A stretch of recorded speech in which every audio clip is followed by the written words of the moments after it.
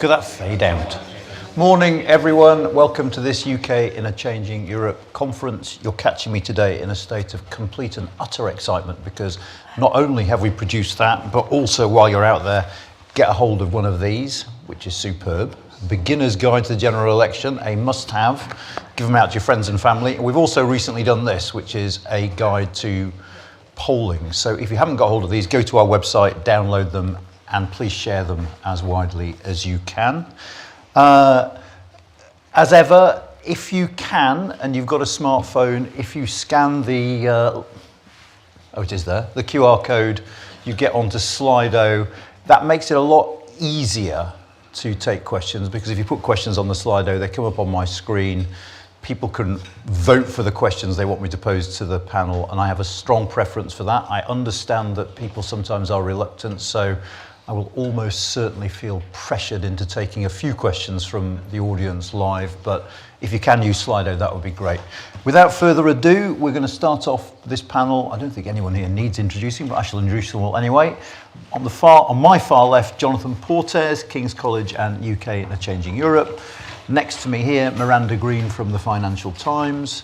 Madeleine Sumption, Director of the Migration Observatory at the University of Oxford. And on my far right, geographically at least, is Professor Rob Ford, University of Manchester and UK in a Changing Europe. And Jonathan, you're going to kick us off.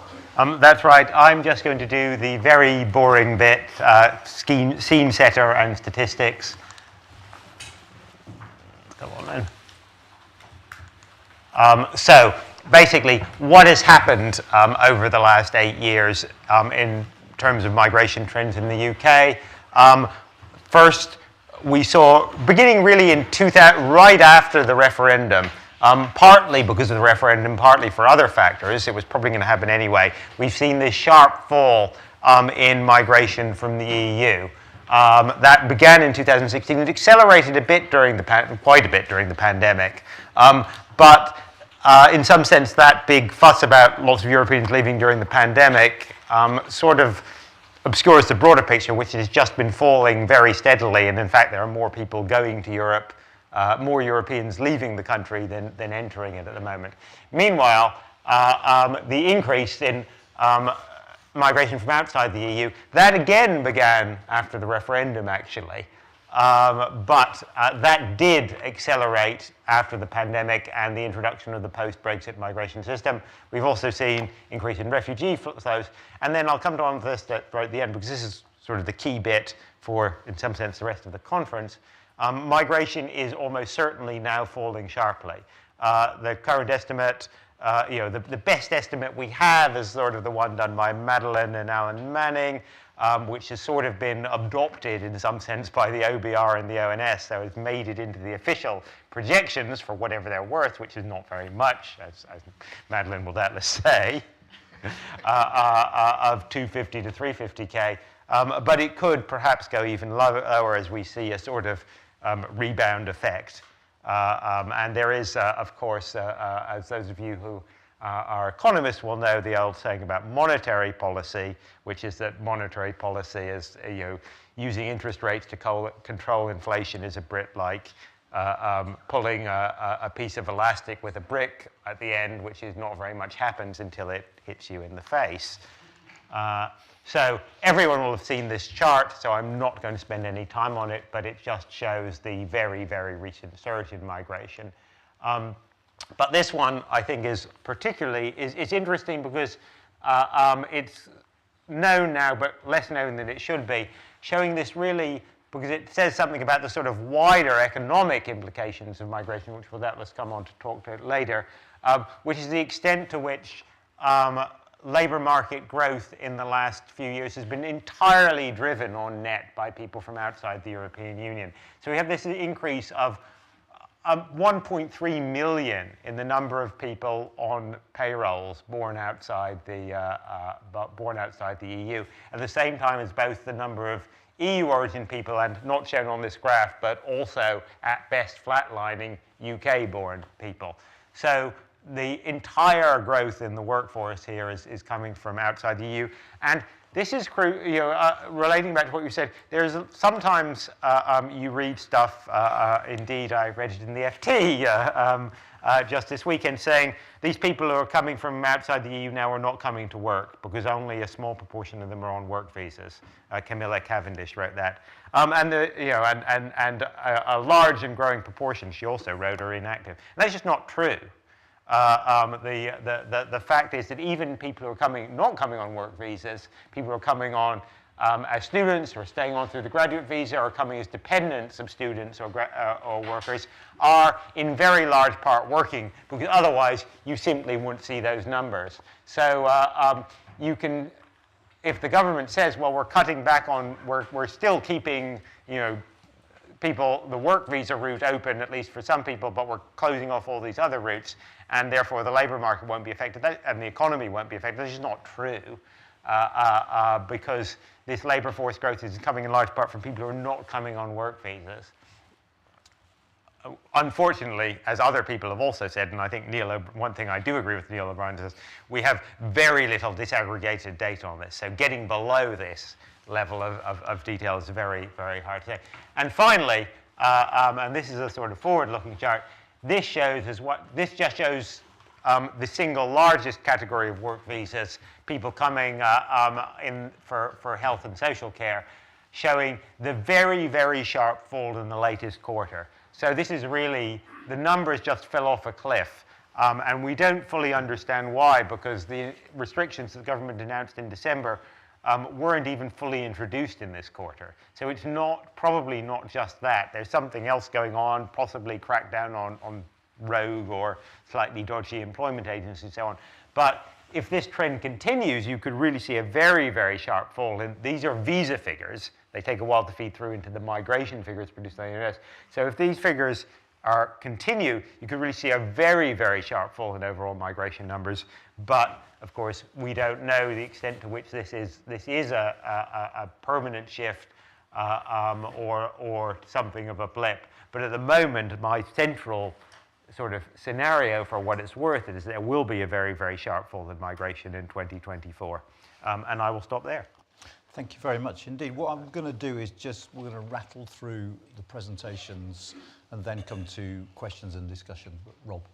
Oh, Rob's standing up. I'm going to stand up because I like to stand up and wave my arms around. I'm going to give you a very quick whistle-stop tour through some of the key points on public opinion about migration. We're about 3 weeks away from a general election. Migration is featured in it a lot, and there's a dominant narrative about what's happened with migration since Brexit, which can be summed up as one of the reasons that we decided to leave the EU is that people were very unhappy with high migration levels. Then they were more happy because they expected migration to be controlled. Then migration wasn't controlled, and now they're unhappy again. That's the narrative. And like many political narratives, it contains a grain of truth, but a lot of things that are inaccurate. And the true story is both more complicated and more interesting. So point number one, were people unhappy about immigration before Brexit? Yes, they were. That's the red lines here. Net negative views of the economic impact of immigration and of the cultural impact of immigration. Did they become happier about immigration after Brexit? Yes, they did. Even though migration did not fall in this period, the share of people who said immigration was positive rose sharply. Have they become unhappy again in recent years? Yes, they have, but not anywhere near as unhappy as they used to be. People still regard immigration positively now in the most recent data than we have, even though we're seeing very sharp increases in the overall level of migration. So when you hear politicians say everyone is as angry now as they were before Brexit, it's simply not true. They aren't. They are angrier than they were 2 or 3 years ago, but they're not as angry as they were in 2010 to 14. In fact, there are a lot more people who are happy with immigration than unhappy about immigration. Second point, are people really worked up about immigration? Well, yes and no. Yes, in the sense that they're more worked up about it than they were in the middle of a global pandemic, but no, in the sense that they're nowhere near as focused on this issue as they were in the years running up to the EU referendum. 2014, 15, 16, immigration was one of the top 3 issues, month in, month out, year in, year out, every single survey, there it was, often very much at the top. Now, it's in the top 4. It's number 1 if you're a Conservative voter, but not in the top 5 if you're a Labour voter, a point I will return to. But it is nowhere near the intensity of concern we saw before, even though, as Jonathan has just shown you, the level of immigration we're talking about now is much higher than it was back then. Point 3, we are being told by some of the people arguing in the campaign for immigration control that people are really very unhappy about the very large numbers of migrants coming into the labour force. Well, not really. Most of the largest groups of migrants in the labour force come over here, and in all the cases that you see here, doctors, nurses, care workers, fruit pickers, construction workers, and even, God forbid, academics, all get net positive ratings from the public. There is only one group, in fact, that the public want to see less migration into, and that's the banking sector. We have indeed had enough of bankers. Something else we're told regularly in campaigning about, in the sort of mythology of Brexit, is that people were really, really unhappy about EU migration. And if you look at the polling from back then, that is true. It was a very divisive and polarising phenomenon. So I decided to say, well, how do people look at it now? Looking back on it from the perspective of having left. So I asked them, what do you think about EU migration over the past 20 years? And what you find is that now a majority of people regard it as a positive phenomenon. They see it as roughly as positive as immigration. Today, maybe that means it's not really that distinctive an attitude, but there are some differences. In particular, they think the economic impact is more positive on net, but the cultural impact slightly less so. Perhaps because Polish cuisine is not quite as nice as Indian cuisine, as Anna will tell you, and so forth. But Poles are wonderfully hard workers, as my wife will tell you. So the point here is, though, that looked at backwards, people now say, you know what, free movement migration, it wasn't such a bad thing after all. And here's a contentious finding. If you ask people, would you bring free movement back, a majority now say, yes, we would. A majority of, net support overall of 34%, with 56% overall saying they would bring it back.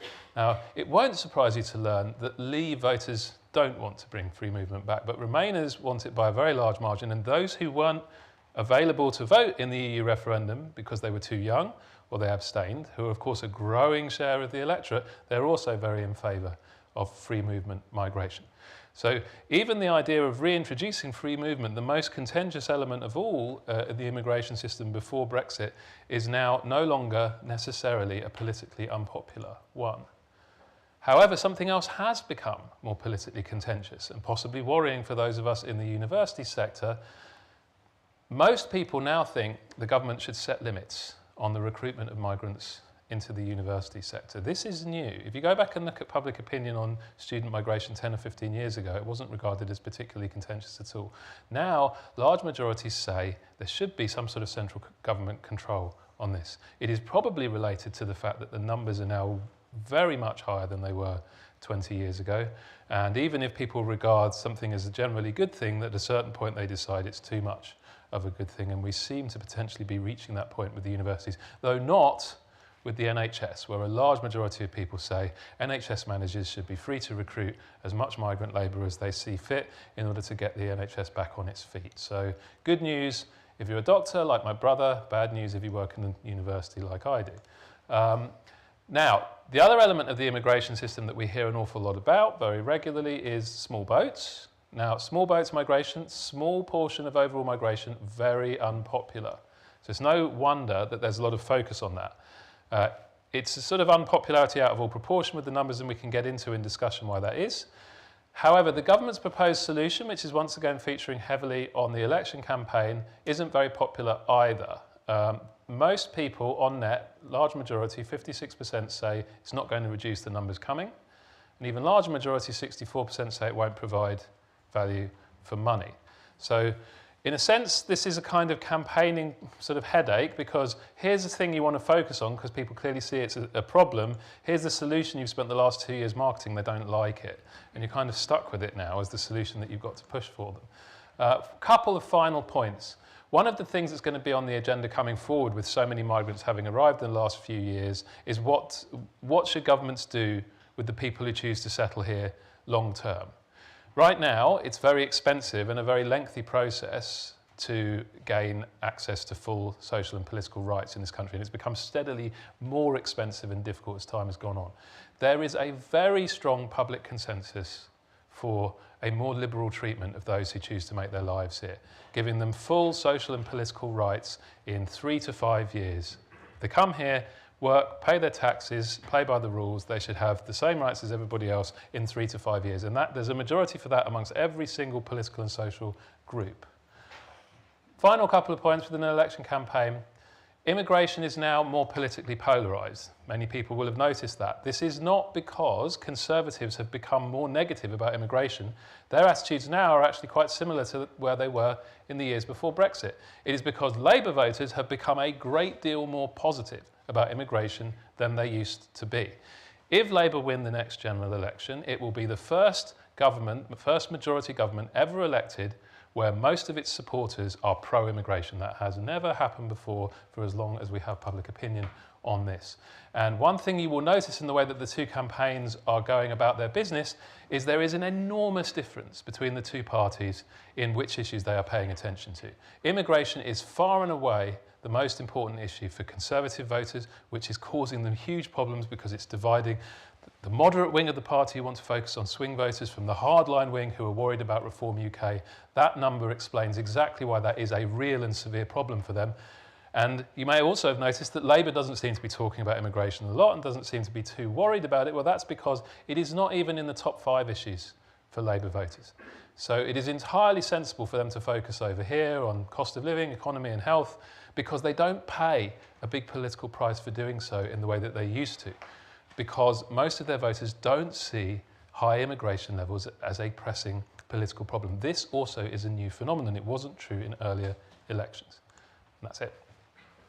Thank you very much. There's some excellent PR for the University of Chester in the bottom right of your slides there, which I found like. But for those of you who are struggling to take photos because you're getting the top of my head, all those charts are in here, so you can get them online. Madeline.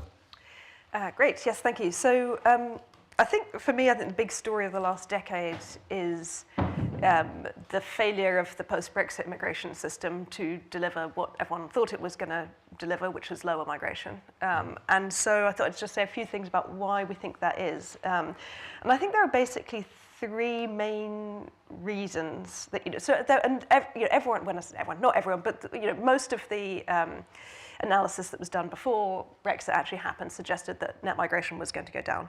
And I think the reason it didn't is a combination of some of the choices that the government made, basically liberalising choices, some other things going on outside of immigration policy, in the NHS and universities and so forth, and then just miscalculation, basically mistakes. I think that if the government had realised what was going to happen to the migration figures, I don't think they would have made all of the choices that they did, but I think it wasn't necessarily easy for them to predict what the consequences were going to be.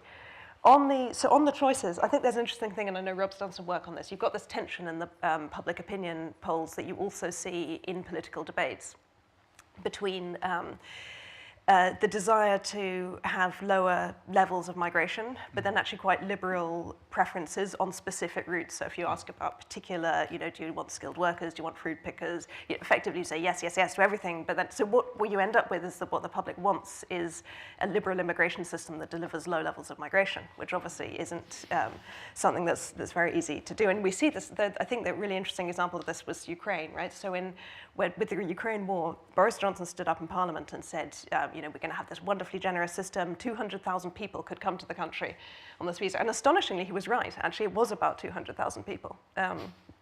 And everyone said, great, yeah, what a good idea. And then 9 months later, the immigration figures came out, and it was, whoa, hang on, why did we let in all those people? And he literally stood up in Parliament and said that he was going to do it. And so I think that we just see this tension that you get a lot of sort of positive, positive discussion about the specific routes, but then they will add up to a number that people don't like. So just a couple of other things. I think On the miscalculation point, I think that not everything, it's easy now to look back and say, oh, it's obvious why these things happened, right? So, we introduced post-study work. It made the UK a lot more attractive to international students. Hence, we have a lot of international students. So it sort of looks obvious in hindsight. I actually think it wasn't that obvious in the sense that we had a broadly similar regime about 15 years ago for post-study work with nowhere near the number of students. So other things had changed in the meantime, including the fact that universities' finances had deteriorated, and they were also going out more actively abroad trying to recruit students. Similarly, I don't think it was necessarily predictable that students would start bringing loads of family members in a way that they had just never done in the past. I don't think it was necessarily obvious that the Home Office, which is sort of known for its suspicion towards applicants, would be handing out visas, care visas, to apparently almost anyone who asked for them. So I think some of these things, with hindsight, they may seem obvious, but they weren't necessarily obvious at the time. One thing that was obvious actually was this issue of exploitation that we've seen in the care sector. There were many people, including myself, writing well before Brexit about the fact that if you end free movement, a system that has a lot of rights, and instead introduce people on visas that tie them to their employers, where people have a lot fewer rights and are going to be more dependent on recruitment agencies, then that is going to lead to problems of exploitation, and it has. Thank you. I do sometimes wonder if our political debate on immigration is uniquely bad. I mean, is it worse than it is on other issues? We might be able to get back to that, but I mean, it's very, very striking, isn't it, how there seems to be this mismatch between a lot of the rhetoric and the reality of what's going on. But anyway, Miranda. Well, yes, thank you very much for this great report. And I guess as a member of the feral beasts of the media, I'm here to lower the tone slightly from this excellent and informative debate so far, because there is a general election going on. And it's nice to be here for a couple of hours away from it. It's interesting, this topic, because, when you sit in a media newsroom, if you're the FT, we have the great luxury of being able to say, let's phone Madeline, for example, or, let's phone any of you guys and, check what the real situation is. But most of the national debate doesn't take place in that environment. It probably takes place much more tailored to a completely different sort of newsroom. So this point about salience, I think, is really interesting. Because, in the same way that for playwrights, conflict equals drama, disruption equals news, and whether that disruption is the government has made a miscalculation and all of a sudden the numbers are not what they thought they were going to be, or whether that disruption is Nigel Farage, leaping onto the stage from stage right to change the dynamics of a very important, potentially historic election campaign. That's where the oxygen is drawn to, So thank you very much, I suppose I'm saying, for doing this, elaborately rational exercise. But obviously the debate isn't very rational. But what I think is really interesting, looking at particularly the graphs on public opinion, is that I sort of think one of the things that's happening is that the emotions are now more finely balanced than they were a few years ago. Partly I say that because I sit before you not just as a journalist, but also as the daughter of elderly parents who need daily care from social care, and an intensive user myself of the healthcare system, and watching how the personnel on the wards has changed, right? And, a mother of two teenagers who would like to go to a university, well, at least one of them, I think, would like to go to university, but, I hope the universities are still there for them and can take home students, So do you know what I mean? I think the sort of self-interest of the voter has changed a bit since the Brexit years. And I think that's reflected in Rob's charts. And, therefore, the kind of, the emotional reaction to what seems like an enormous net figure is, I think, for a lot of people in the public now balanced by a much better understanding of what immigration contributes to the infrastructure that we all rely on. And that's before you even get into discussions about the economy and the degree to which employers are complaining about how a net migration cap actually distorts things. Obviously at the FT we are subject to many daily sort of complaints from businesses and employers about how constricted the environment is because of immigration hostility from the government. And that is a serious problem. The conversation, I know you have a session later to sort of throw it forward to the challenges of the next government, but this topic of where is economic growth going to come from is where all the sort of intelligent political energy is at the moment. And so I think the conversation about immigration is going to have to change politically because of that as well. You have to look at the post-Brexit settlement now in the context of the fact that you have an incoming government that's pledging to raise no taxes apparently, but to fund a rescue of audibly creaking public services and infrastructure. Some of that's obviously going to come from trying to find some policy proposals that don't cost anything at all, but some of it's going to have to come from trying to get growth into the economy, and you have to look at immigration as part of that, a set of solutions. So I think the political conversation is going to change a bit there. Just to come back to what Madeleine said, I think this question of sort of caps versus people seeing the argument for the individual groups is absolutely crucial, and the more that we can get away from a political conversation around caps and net figures, the better for all of us.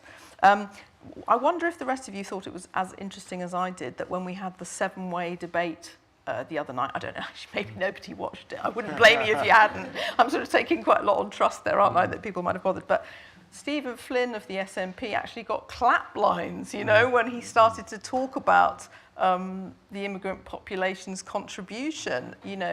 The Lib Dems have, unapologetically said we should have welcomed the EU's offer on youth free movement, which is something that neither the two main parties felt able to do politically in the run-up to an election, but maybe Labour will feel happy to be more warm about post an election. So I think it's quite interesting. I mean, obviously the game that the smaller parties are in an election is completely different from Labour, but I thought that chart on how the change in Labour voters' views is absolutely fascinating, because 6 months to a year ago, if you'd had a conversation with indeed Rachel Reeves, whose seat is slap bang in Leave territory, or even other members of the shadow cabinet, they would have said, absolutely no way, this is not a conversation we want to have. Maybe that will change. Just one other thing, short. We've done pretty well in this country, but we had a very interesting, in terms of sort of integration and acceptance and multiculturalism. The attacks on multiculturalism sort of failing to land and just kind of, petering out. We had a very interesting piece earlier this week, which I recommend to everyone, by John Kampfner about Canada, where they've had very, very successful pro-immigration stance with a lot of public consultation inbuilt. And I wonder if that's one of the ways forward. But even there, they've come up against objections now because of lack of public infrastructure to support the numbers. And I do think that is something that we have done very badly here. Schools, public services and housing. And like everything else in the political conversation in the UK, a lot of this comes back to housing shortages. Well, as if by magic we have the Canadian expert on immigration in the audience. So Randall, if you want to come back on that at any point, then do. But just, there's a couple of things. I mean, firstly, I remember at that moment when Stephen Flynn made those comments, and I was sort of thinking, oh my God, the BBC have got the news quiz audience rather than a politically represented, because it was very, very striking. Yeah. But on that question of growth, I mean, Madeleine, you said the government slightly miscalculated, but actually, did they? Because if we didn't have these levels of immigration, we would have even less growth than we have now, wouldn't we? Isn't that the case? I mean, yes.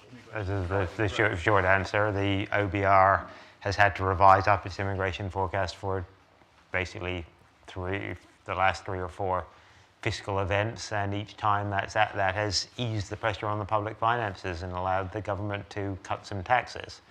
I think, without, again, wishing to preempt the discussion later, there's then a very interesting question. So we've seen what happened so far, which is when immigration is revised up, the government says, and indeed the opposition says, this is terrible, it shouldn't be happening, we've got to do something about it. Oh, and by the way, here are some tax cuts paid for by that increased immigration, but of course we are not going to draw that connection. We'll leave it to the occasional random economist to do so. So fine, we know that's what happens. The question is, what happens when that goes into reverse, i.e. immigration, because the government does indeed get immigration falling, then the OBR starts revising down the numbers and makes the fiscal position worse. Does that change the dynamic of both the public debate and policy? And the answer is, of course, we don't know because it hasn't happened yet, but it's going to happen. My central scenario is that it starts happening quite soon. While we're at it and while we have you, I mean, one of the arguments made is that, but you shouldn't be looking at GDP, you should be looking at GDP per capita, and there the story is slightly different. Do you want to address that? Well, no, I think it's a short answer, because the whole question of what is the impact on GDP per capita is a really contested, difficult economic analysis. My view is that on balance, it's mildly positive over the medium to long run, because, particularly when we have a migration system that is basically bringing in people who are A, working, or B, contributing to universities, and they're not dependent on public funds, and we have no reason to believe their long-run outcomes aren't reasonably positive. So all the evidence, to my mind, is that overall, it clearly isn't, on its own, it doesn't magically guarantee huge rise in GDP per capita, because we've had high immigration without that. So it's not the answer. But the idea that it depresses GDP per capita has no evidence, and that it's probably mildly positive is, I think, what the evidence shows. But there's plenty of room for argument on that. But, I think the point is that you can argue about that and discuss that, and it's an important debate. But wherever you are, it doesn't change the sort of brute fact of we have a fiscal rule, and we are going to continue to have a fiscal rule that binds over the next 5 years, because that is what fiscal rules do. And while Reeves will, I hope, change the fiscal rule if she gets in, it'll still be binding in some way over 5 years. And over 5 years, higher migration is unequivocally significantly positive for public finances. There's no one argues about that, or no one serious argues about that. I just chip on that. I think there's an interesting piece in the OBR report earlier this year that, on the public finances point, that they showed that, we have, broadly speaking, migrants pay in enough tax to provide additional services that then they will use. One of the challenges that we've seen is that effectively that tax revenue has come in, but then the government hasn't necessarily actually spent it on the public services that migrants are going to use. So they've sort of taken the tax revenue, but then effectively kind of watered down per capita spending on public services, which is obviously something that can't be sustained long term as a way of getting revenues out of migration. I remember us having these conversations during the referendum itself when we went to places like Spalding, and the question was why some of those tax revenues from these EU nationals coming here weren't spent in the places that felt they were suffering. The obvious question from your presentation for me, Rob, is why is the government talking about this so much? Given where public opinion is, it's slightly odd, isn't it? Well, I think there's actually two parts to that. Why is the government Conservatives talking about it so much, and why are Labour talking about it so little, given that you would think, based on this data, that they could make a positive case for it that would actually get the kind of applause lines that Stephen Flynn got? I think on the first part, it's because the Conservatives now have within their coalition the problem that both parties had, say, in 2010. This issue did split Labour and Conservative electoral coalitions in 2010, so it caused both parties a lot of trouble, opened up the route for UKIP. Now, it really doesn't split the Labour Party to any significant degree, but it still divides the Conservatives now, just as it did then. You've got roughly half of the voters that the Conservatives are losing are going to Reform UK, and when you ask them what are the most important issues on the agenda, they nearly all say immigration, either top or in top three. And then another half is going to Labour, and if you ask them if immigration is a top issue on the agenda, it's fourth or fifth or sixth. They're talking about public services and cost of living. Now, they cannot afford to lose either of those groups. So they feel they have to talk about immigration. But if they talk about it too much, they end up looking out of touch with the other half. And of course, out of touch is the single most common complaint made about the government at the moment. It looks like they're talking to one segment of the electorate and not everyone else, because a lot of the time they are talking to one segment of the electorate and not everyone else. But then why is Labour not talking about this? And I think what you said about Rachel Reeves is very revealing on that. I think, for understandable reasons, Labour are very, very shaped in their behaviour by the electoral traumas they've had in the last decade. And many of them cut their teeth in politics in the mid-2000s, the early 2010s. They remember how polarising this issue was, how volatile this issue was, how much of a nightmare it was to try and find a tenable position on this that meant they could change the subject back to the things that matter to them. If you look at the 2015 election and you look at the voters who said austerity had failed, you could split them into two groups. The group that said immigration was a top issue, who went to UKIP, and the group that said it wasn't a top issue, who went to Labour. If the first group hadn't been so big, then maybe it would have been an Ed Miliband government. So they think, if immigration isn't being talked about, great. Don't spoil that. Very, very Ming vase. Don't drop that vase. It's great. As long as the public are not talking about it, great. We don't want to talk about it either. But once they're in government, with immigration, as Jonathan has shown, being such a central part of all sorts of aspects of the political economy, the plan for growth, the plan for fixing the NHS, the universities, they're not going to be able to not talk about it once they're the government. So it's a problem deferred, but it's not a problem solved for them. Can I just, Yeah, absolutely. Can I just say one other thing on that? As a kind of veteran of covering the education beat last time Labour were in power, you know, one of the only ways in which the shadow cabinet and shadow ministers more widely are actually allowed to talk about immigration at the moment is if they talk about immigration and then rapidly turn the subject to skills, to the skills agenda. And, you know, well, we should be using our own workforce, you know, we want young people to get blah, blah. That's all very well, but, you know, I sat there and read these huge reports, as you all did, on, you know, how to improve the skills levels of the UK domestic workforce. And, you know, this is like a project of a generation or more to turn around the skills issue. And so the kind of attempt by the Labour Party to sort of, you know, rhetorically yoke the two conversations together to get off the immigration topic because of this paranoia that Rob talks about the recent electoral traumas, I think is absolutely spot on and very revealing. And can we I mean, you showed that graph that showed the salience of this issue rising. Is there any way to tease out of that how much of that is small boats concern and how much of that is visa route concern? I mean, can you go into that a little bit? There are a couple of ways you can get into it. I mean, if you, for example, ask people to say in their own words what aspects of immigration lead them to say immigration is a big problem, then the spontaneous answers you get very much focus on small boats and illegal immigration, even though it's a small part of the overall problem.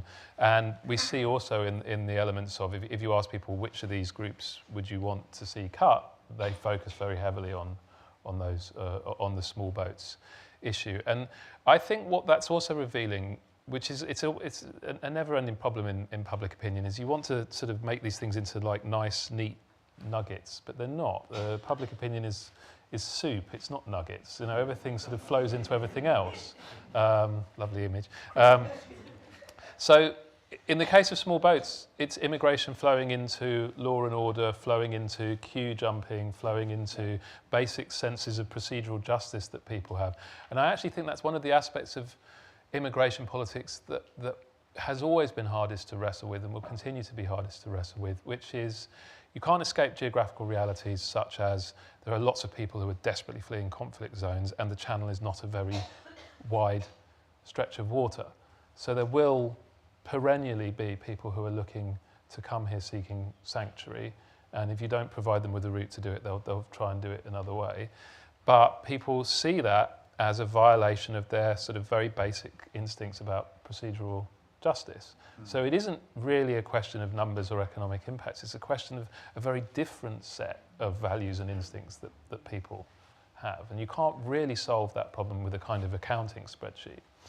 So, I mean, you probably won't be able to answer this, but it sort of just occurs to me. So if we had safe and legal routes for essentially the same numbers of people to come here without the videos of them getting in boats and coming over here, is there a sense in which the public would find that more acceptable because it's deliberate? I think that we know that the same numbers arriving, or much larger numbers arriving via safe and legal routes, don't cause any public ruction because it's happened. It happened with Ukraine, and it happened with B&Os from Hong Kong, and nobody even noticed, and particularly in the case of the latter group, and certainly no one was bothered. But the problem is that won't ever be it. There will always be people who can't meet the criteria for those routes, and they're still going to want to come here. And so there is a kind of basic enforcement, and it's a clash of values. There will be liberals who say it is just wrong to send these people back to places that are unsafe, and there will be people who say it is just wrong that they get to jump the queue, quote unquote, and there's no answer that can satisfy both groups. That's where politicians have to be brave, which they don't like being, because they're going to have to let somebody down and anger somebody in making a decision on that. Okay, I mean, just before I come to the audience questions, it's just, I mean, one of the things that really strikes me reading the report is a sense that we might be at some kind of inflection point now, that actually, given trends in public opinion, given some of the economic pressures, given the fact that numbers are moving, we might actually be in a position where we can have a more honest, heaven forbid, debate about immigration and priorities under a new government than has been possible for a while. Is that a hideously naive reading, do you think? Or I would say one thing about this. If you look at the last 3 change of government elections, immigration has had a different role in each of them and a different role to the role it has now. So in 1979, it was the tail end of a 30-year discussion about immigration and empire, which Randall Hansen in the audience wrote so brilliantly about. Immigration wasn't an economic issue then. It was a foreign policy issue. It was an imperial legacy issue. In 1997, it didn't exist as an issue. I wanted to go back and look at public opinion about the government's performance on immigration in 1997. I couldn't find any data on it because no one asked, because it was just not there at all in that election. And then in 2010, it was an issue that was deeply intertwined already with the issue of the European Union. So first empire, then nothing, then European Union. Now we have a system for managing immigration that is entirely our own and disentangled from the European Union. And maybe that means we can, and disentangled from empire, mostly, though not entirely, as we see with Hong Kong. Maybe that is an opportunity to have a debate about immigration that is much more focused on what we want from the immigration system rather than on how the immigration system is constrained by other things that we want. anyone else want to come in on this? Yeah, I suppose I would, agree that I would hope for such an outcome. I think on the small boats issue, there is just an element that we've left out of the discussion, which is just the horror at the humanitarian disaster of people drowning off our shores, day in, day out. And, as Rob said, we have to have a solution to that because that's not acceptable. That's also a reason why people are very upset about it, genuinely. And so, there does have to be some sort of enforcement element to any solution to stop people dying, Though, you've got to be a bit careful, haven't you? Because the way in which stop the gangs has become a cipher for stop the immigrants. It's a slightly more sort of respectable way of saying it, isn't it? Well, I'm not sure I believe that, actually. Really? I think that's, how can I say this? I think that's a bit of a bien pensant way of responding to people's genuine horror at the humanitarian disaster. So, again, in terms of our relations with our former EU partners, there has to be some sort of solution to this that stops the daily pictures. Jonathan, do you want to? I mean, is it I always get a bit annoyed when people talk about misuse inflection point as an ex-mathematician, but leaving that aside, I mean, I think, I've been working in this for 25 years now, and there is no, much as we would like it, we never transition to a period of sort of stability and general sensibleness. We just lurch from one thing to another, and I'm sure that will continue. I do, of course, hope that that this election and what follows it and what the current trend does provide an opportunity, at least for a time, to go to some degree of stability, and we'll talk about this later, of course, stability in policy and a more sensible debate. And I'm, to some extent, cautiously optimistic about that. But medium to longer term, I'd be surprised if we get to anything that's like stability. The big picture sort of still remains that economic and for Europe, and we are part of Europe for these purposes, we have a fertility rate of 1.5 and falling. We have an aging population, and this is not the case for very large parts of sub-Saharan Africa. So, one way or another, those pressures are going to make themselves felt, and they're going to make themselves felt in the political and social debate here and in the rest of Europe. It is very easy to see a bad equilibrium relating to what was said about small boats. The bad equilibrium is people don't like irregular migration, they don't like queue jumpers, they don't like all this stuff. Political reaction, therefore, leads to a general reaction against migration, which reduces reduces legal and regular migration for work and other routes. That, in turn, aggravates the economic and labor shortages issue, which increases, of course, the incentive to irregular and illegal migration, which, of course, you can never fully eliminate. And the cycle continues of restrictive policies towards legal migration, which incentivize irregular migration, which drive the politics even further towards restrictive policies on legal migration. That is the doom loop. And the challenge is, how do you get out of it? To which I, of course, do not have the answer. So I can shut up.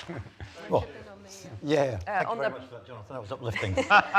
On the point about the state of the debate, I think one of the things that would be quite nice was if we could have a bit more discussion about some of the trade-offs. That we often discuss immigration purely in its own terms without talking about the links to other areas of immigration policy. But the last few years have just shown us how deep some of those links are, looking at things like the financing of higher education, which relies really heavily on international students. It doesn't necessarily have to be that way, but currently it is. Similarly, the care sector.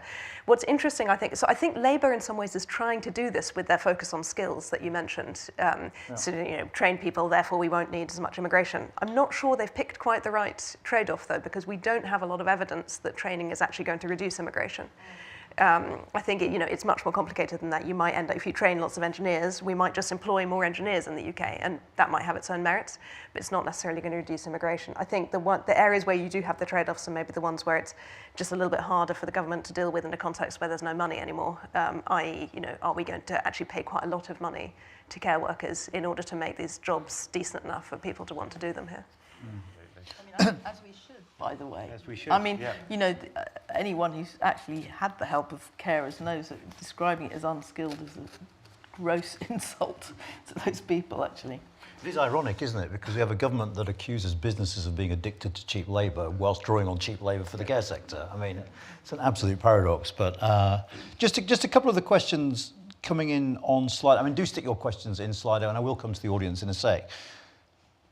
Given technology and remote working, do we really need as many migrants as we're having now? And are there technological ways of doing this differently, is one question. No, not for social care. We've seen it in the IT sector, though. So before the pandemic, we had loads of people coming on these intra-company transfer visas, mostly from India, mostly in IT jobs. And then that collapsed during the pandemic, as everything else did, but it never really picked up again in the way the other. So I think that there was a sort of realization that actually a lot of the stuff can be done remotely, and having these expensive, expat packages for Indian IT workers was not necessarily a model that needed to persist. I think it's harder in a lot of other jobs where there is still quite a lot of face-to-face. No, I mean, careful. I mean, obviously, yeah. If you look at I was being a little bit facetious, but actually if you look at the largest flows, social care, that can't be done remotely. Medicine, that can't be done remotely.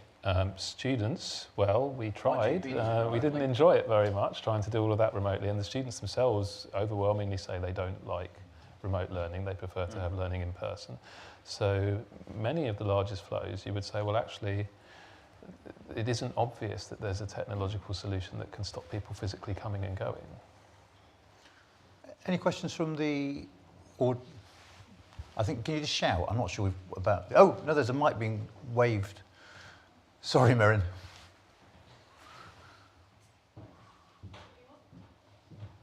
I like to keep our team active. I can project as well. That's for the online people. That'll be captured for posterity if you do that. Thank you. I would be more than happy to use the Slido, but I just wonder if there's a public Wi-Fi. But in the meantime, hi, Zoe Gardner. Thank you, everyone. A really technical question for you, Robert. I see a lot of these charts that say Tory voters don't like immigrants, Labour voters do. Is that people who voted Tory last time, or is that people who say they're voting Tory this time? Because that's a very different scale of people. Yeah, thanks.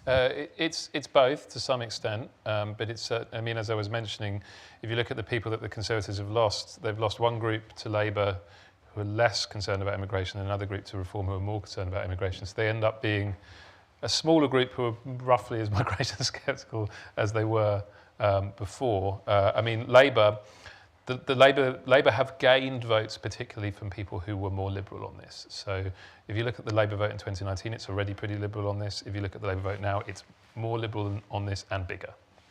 Does that answer the question? Yes. So it is a small current Tory vote that is saying that they really care. Yeah, the 2019 Tory vote is relatively migration sceptical as well. Yeah. Okay, but they've gone elsewhere. Yeah, they've gone elsewhere. Hi, my name's Obi. I have a question. So if you go to a certain section of Twitter, you'll see this argument, and I want to pick on the phrase "jump in the queue," where they say, "Oh, the migrants that are coming with dependents, their dependents get access to, free education and I think free education and housing, so they're reducing the stock." So in terms of migrant contribution and this argument, whether there are any merits to the argument, on balance, are migrants a net positive based on these two factors? I think Jonathan can answer on the economic figures, but one point I would make is that this argument, which I also see on Twitter quite a lot, is based on a fundamental misunderstanding of most of the visas migrants come on. They cannot claim free healthcare. They actually have to pay a big surcharge to use healthcare. They cannot, there's a no recourse to public funds clause in their visas. They cannot claim anything at all. And in fact, a number of politicians who really ought to know better have been supporting and promoting this claim, even though it has no basis, in fact, whatsoever for the vast majority of migrants in terms of their visas, including all dependents. Jonathan or Madeline, do you want to? I'd just second Rob on that. So in the, people who come here on work and study visas, well, yeah, so that is definitely a cost to the UK, in that people who come here with children, child dependents, get free education, and that is a cost which you have to set against the tax revenues.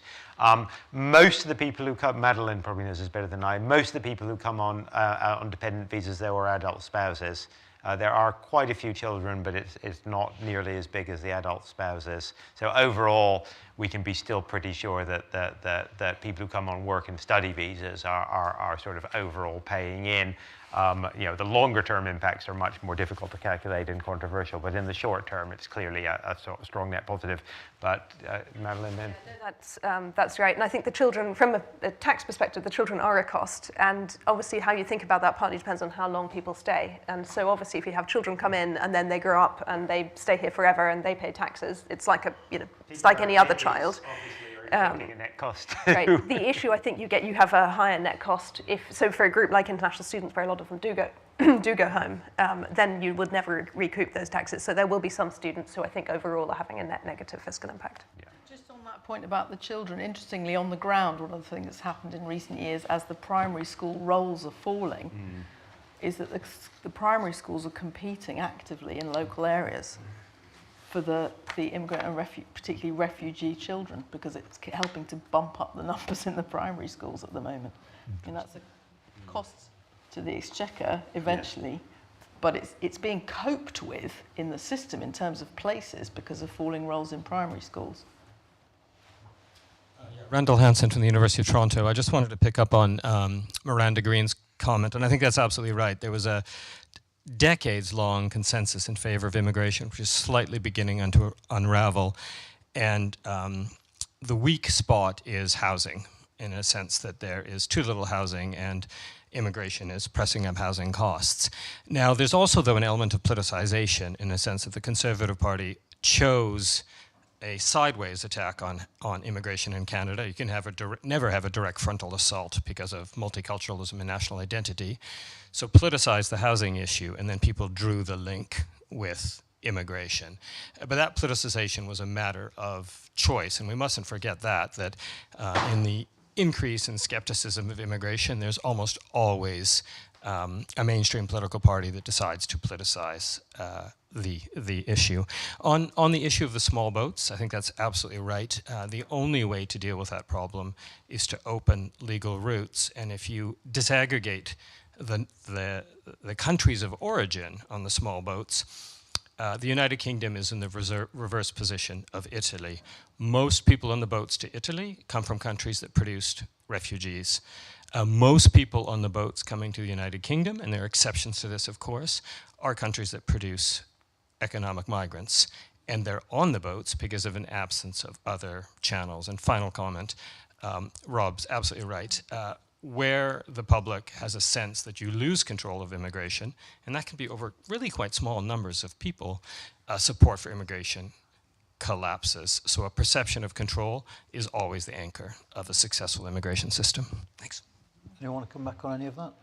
Yeah, I don't totally agree on the point about the people crossing the Med versus people crossing to the UK. In some ways, it's the other way around, that you have a lot of, for example, people from Nigeria crossing the Med, whereas here it's primarily, we had this period where there was this very unusual period where we had a lot of people coming from Albania who were very unlikely to qualify for refugee status. But otherwise, the top countries coming here have been groups that have a majority acceptance,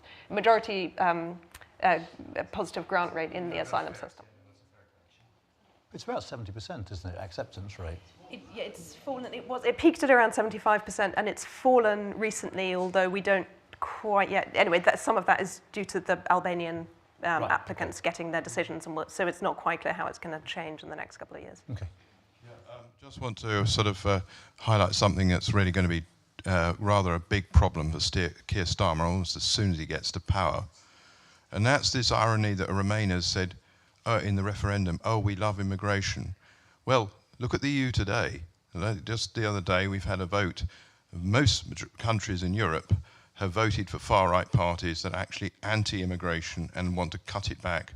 So within the EU itself, it's not looking very pretty. Now, coming to the details on this, France is likely, to, according to the BBC, vote in... the questions. I want to yeah, sure. The question is, what will Starmer do if we get a Front National government in France, which could happen, and more migrants will flood in through the boats, even more than now, on a much greater scale, fleeing a government that's very hostile to immigrants that are coming to France initially? It's going to be a problem for a new Labour government, isn't it? And how are they going to deal with it? It's kind of hypothetical on hypothetical there, I'd say, though. For what it's worth, of course, most Europeans didn't vote for the far right or even close to it. There's still a strong, Rob knows this better than I do, and Anne knows it better than I do, but just to get that on the record. But, I mean, the second point is, yeah, well, maybe, but, a Front National, an RN government in France would pose significant problems, in my view, for Starmer's agenda of rebuilding links with Europe. Yeah. This would be one, but probably not the most important aspect of that. It would make things marginally more difficult, but actually I think there'd be a lot of things that you'd be very worried about already. But in any case, of course, if you still have Macron as president for the next couple of years. I could also just add a couple of points. Firstly, yes, there isn't a far-right majority really anywhere in Europe, and there wasn't a rise in the far-right everywhere in Europe either. There were a number of countries where it fell. That said, there is a large far-right vote in Europe, but it isn't...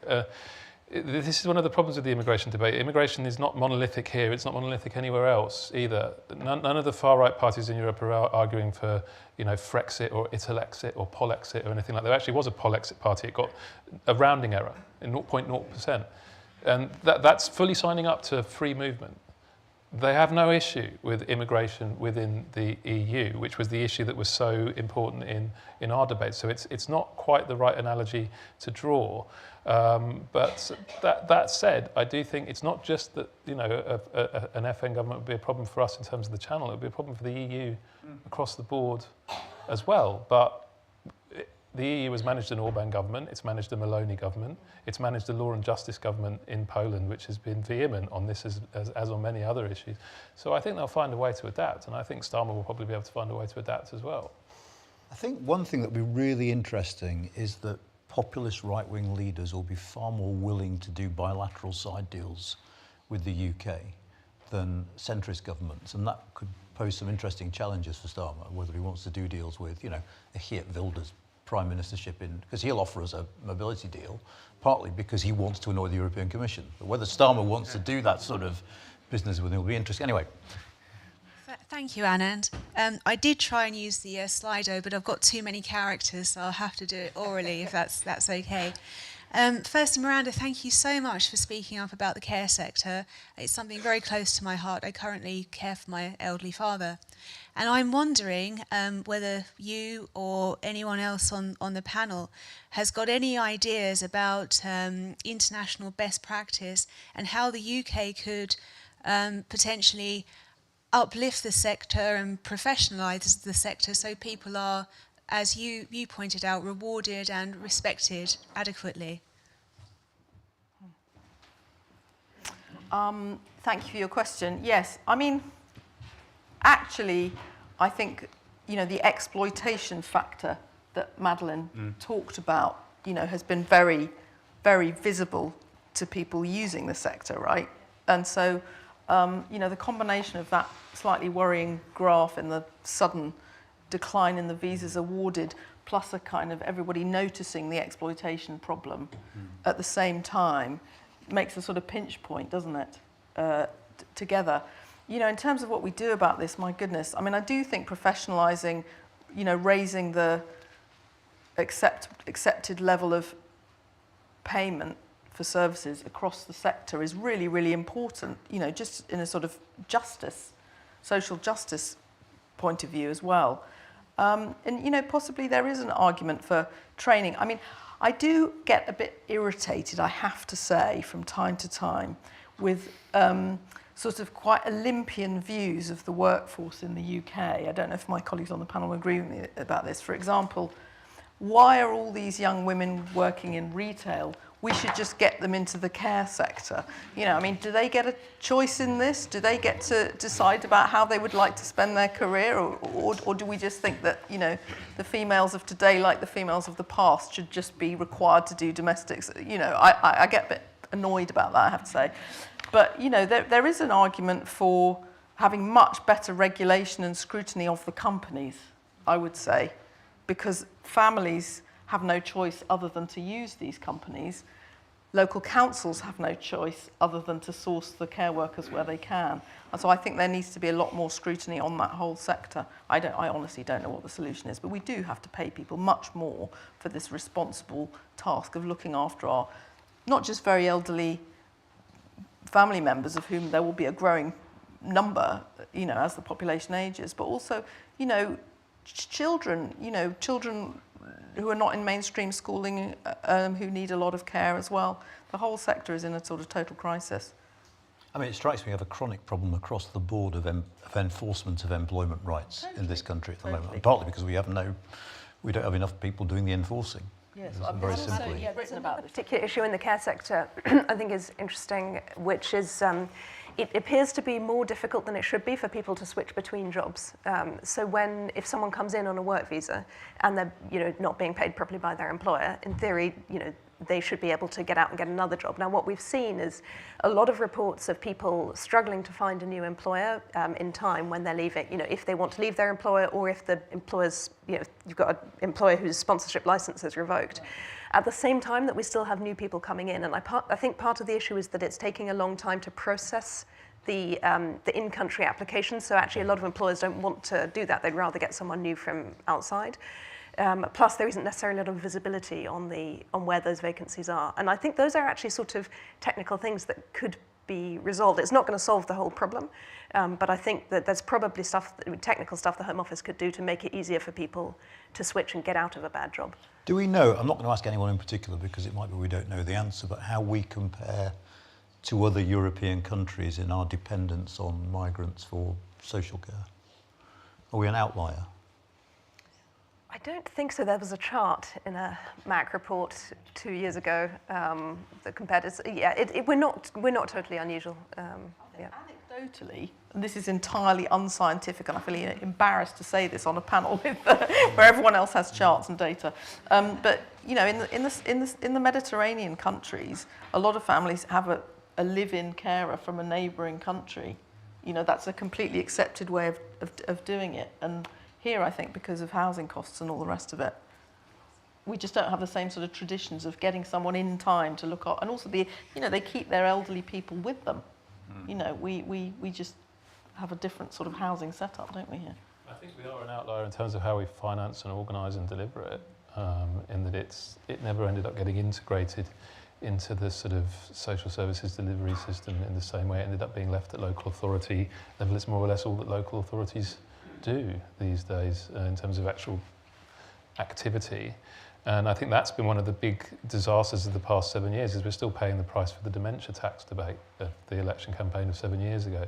And the death tax of 2010. Yeah, yes, Andy Burnham. So 15 years of politicians occasionally saying, you know what, this system doesn't work and we're going to have to reform it. And if you want a good care system, you're going to have to pay for it. And that argument not going down well, and then retreating from it. And I don't think the problem will be solved until there's a complete reorganisation, because it doesn't. It's a chaotic mess, isn't it? It's not properly organised or set up, and the migration problems feed into that as a kind of sticking plaster. But I think until you integrate it into like proper public service delivery, and until you finance it properly and centrally, and that's going to mean quite a lot of people ponying up quite a lot of money, I don't see it getting any better, actually. Oh, what a fantastic way on which to end. Yeah, We have run out of time, I'm afraid, and because we're very generous, you're getting yet another cup of tea and some more cakes now, but we'll start again at 11 o'clock. In the meantime, can you just thank the panel? I thought that was really, really interesting. Thank you.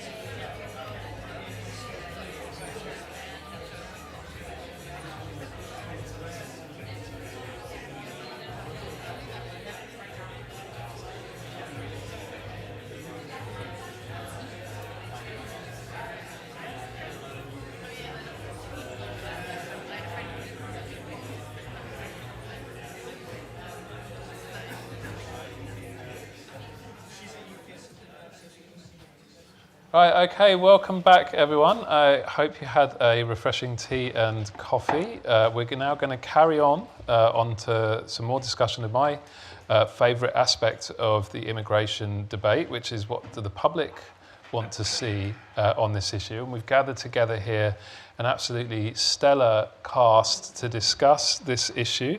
On my far left, we have James Kanang-Saurian from Focal Data. On my immediate left, we have Sophie Stowers from the UK Interchanging Europe. On my right, we have Patrick English of YouGov, and on my far right, we have James Blagden from More in Common. So a wonderful panel of polling nerds, I suppose would be the best word for them, to take us through where the public are on this issue. As in the previous session, if you have questions, if you could use the Slido, there's a QR code up there to put them on there. If you're in the room and you have questions, if you could put your hand up once I ask on that, and we have a microphone that will find its way to you gradually. So I'm going to kick things off by literally asking the question that is on the slide right there to each of our panelists who spend all of their time thinking about what the public want on everything. So, firstly to you, James, what do the public want on immigration?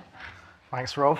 And very nice to be here today. It's the most collegiate panel I think I've ever been on, where we all know each other and we're friends. So hopefully we can disagree and make it interesting.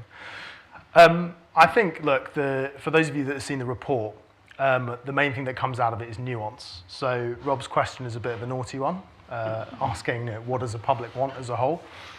I mean, broadly, I think I'm quite clear on what that is, which is, the first is, in regards to kind of net migration numbers this year, on balance, the public think that's probably a bit too high as of this year.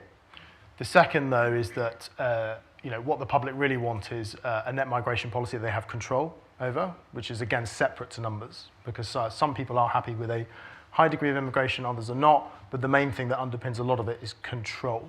So my third thing, I think, is a differentiated policy on immigration. So the public do not see all groups as the same, whether that's students, whether that's care workers, that's already been discussed in previous panels, whether that's doctors. Are we talking about dependents, or are we talking about the people themselves? Are we talking about the difference between asylum seekers or, for example, people in small boats, work visas? The public is actually very nuanced on all of these different topics. And actually what I think people are looking for is a combination of that differentiation, control, and then overall a lower level of net migration probably this year. But we don't actually know what the public are happy with on an ongoing basis. Okay, we don't know. It's a good starter. Sophie, can you improve on? It's nuanced, but we don't know. Probably not, to be honest. I think the fact that this question is so much more difficult to answer than it was, say, in 2015, speaks volumes about how much sort of the debate around immigration and how much the public's views have changed. This isn't just a situation where the easy answer is to just cut numbers and assume that the public will be happy with that. It's a lot more complicated, a lot more nuanced than that. And I think it's quite hard to think about public opinion on this issue in particular as kind of there's one solid answer that satisfies everyone, because we know that probably more than ever, particularly more than pre-Brexit anyway, that public opinion on immigration is really varied, not just by kind of your political voting intentions or your political leanings, but by demographic factors like age and education, and it's changing quite rapidly. But I think what we do know is that the public probably have a bit more of a pragmatic approach to immigration than they did a few years ago.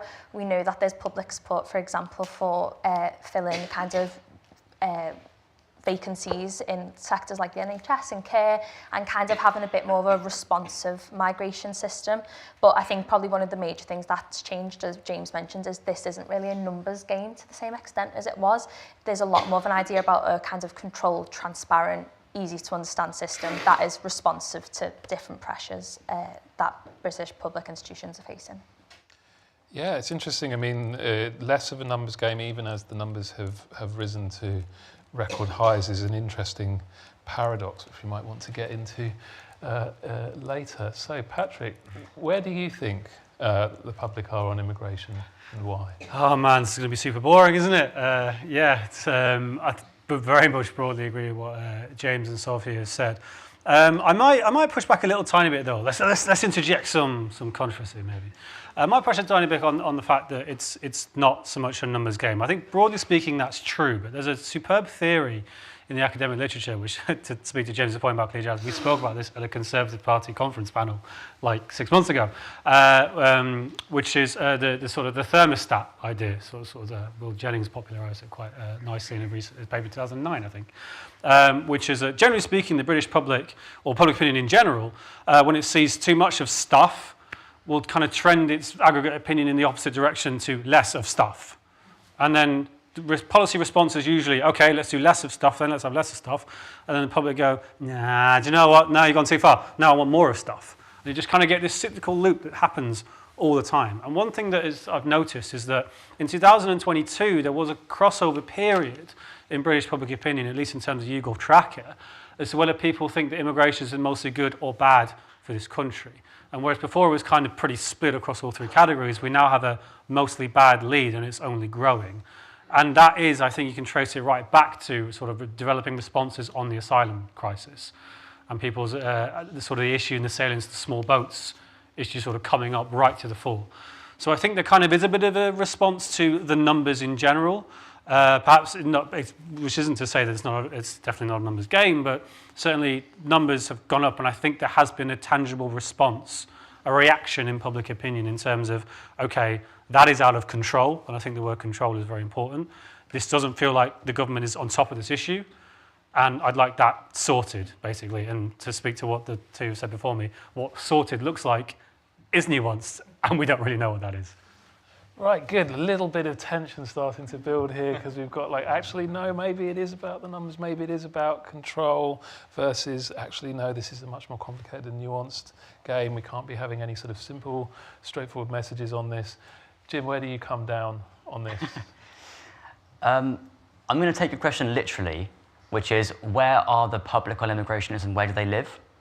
Because we've run this question through an MRP to predict where the most sceptical parts of the country are, where are the most liberal parts of the country. And although the question we asked, this was about a year ago now, I think a bit more than that, was which statement comes closer to your view? Has immigration enriched culture and society or undermined it? And the public split roughly half and half on that question. But when you look at constituencies, I think it was about 75% of constituencies have the majority opinion being anti, as in the majority think that immigration has undermined culture and society. So that poses some very interesting questions for politics, because although you've got a country that splits half and half, you have to win seats. So you've got 75% of seats that are skeptical, and is kind of matches, in many ways matches the distribution of votes for and against leaving the EU, where your electoral coalition is very efficient if you're an anti-immigration political party. So basically what you're saying is that although the public as a whole might be at a relatively liberal point on immigration, the median voter in the median seat is a good deal to the more sort of controlling immigration sceptical end. Yeah, all the Liberals live in about a quarter of seats. So we need to those who want a pro-migration policy position need to find a way to bus lots of Liberals out to other seats. Exactly. Well, that's great, because that also gets us into another discussion I wanted to have. We have like some of the people here who are like really on the cutting edge of public opinion methodology, and I know that they've all done really interesting work in the past few years to try and get under the surface of what is going on with public opinion on immigration. So I was going to come to the three of you, James, Patrick and Jim, and ask what you've been doing recently in the past few years to try and understand this issue better and what you've learned. And then I'll come to Sophie to react and decide who's got the coolest new idea. She can be like the dragon on Dragon's Den here. So we'll start with you, James. What have you been doing in this space in the last few years, and what have you learned? Oh, thanks, Rob. Well, if you turn to the fourth last chapter of the report written by Sam Friedman, I'm the Chief Research Officer at Focal Data, and one of the things that we try and innovate in is using kind of artificial intelligence techniques to understand public opinion better. One of the tools that we've developed is basically a co-working agent, which is basically a chatbot that can have a conversation with someone. So to mimic basically a focus group. So the person that they're talking to is real, but the person who's doing the questioning is not. And one of the things we did with Sam, and one of the things we've done now across campaigns, actually across the world, is deploy this, because people who charge focus groups charge you £5,000 and you talk to 10 people and it's really great and there are videos and the media love it. The alternative is, instead of talking to 5 or 10 people, you talk to 1,000. And you do so in the course of the night, and you analyze their findings with AI. And Sam kind of had a dip into this tool to understand immigration attitudes. And I think for me, it's really interesting. You lose something from not being in a room and talking to someone and looking at the stimulus, but you can get really honest opinions. Think about everyone here. Where are you more honest, on your WhatsApp or a dinner party? And I think what you get is less of a projected self, and what you get is people's really raw responses. And on immigration, we had to blank out a few of the answers that came through. But broadly, what we saw was really instinctive opinion that really cut to the heart of the issue. And in some ways, it was really helpful to triangulate versus public opinion polling. So we looked at 100 2019 Conservative voters. Roughly 80% of them thought that immigration was too high, versus some other public polls that suggested 90. But the key was the language that they used, which was really nuanced, really textured. It wasn't just about numbers, it was about the fairness, it was about control, it was about who was coming. People understood the difference between small boats, and they understood the difference between student visas and people working for care visas. And I thought it was just, for me, it's an incredible tool because of its scale. Like, if you think on a campaign, you think about a political party, those political parties will be running a focus group a night, two focus groups a night. So they'll be talking to 10 people. So over the course of a week, they'll be talking to 70. Over the course of a campaign, that'll be, 420 people. We now have the capability of talking to 100 times the number of people that have ever been talked to during a campaign. Now, does the increased scale give you something different? Well, I think there's a rate of return that after a while you don't get much more. But the key thing is you can get people's real responses. A lot of these campaign slogans and great ideas that you get in politics are actually just a playback from people, because actually people have their own brilliant language to describe where they are. And for me, as a researcher, one of the things that we struggle with is this kind of binary between quantitative research and qualitative research. Quant gives you the what, and often qual gives you the why. Quant is about substantive, quantified truth, whereas we do focus groups because they can really tell us the emotional impulse. The idea that you can merge these categories, I think, this is not a product show, but, but you've made it into one. But the idea that you can merge these categories is incredibly exciting, and we trialed it out in America for working for a Democrat campaign last month in Chicago. And I was a bit scared. I was an AI optimist before. Now I'm not. Because we packed 6 people's work in that would have taken 3 months into 1 week, and 1 person. So there you go. Well, it isn't a product show, but I'm very enthusiastic about these products myself, so I'm going to allow that. But I did have a couple of follow-up questions. So, as you mentioned, the quantitative data often gives you the landscape, but the qualitative data gives you the map to understand it. It gives you the narratives, the explanatory frameworks that people are using to understand a complex issue.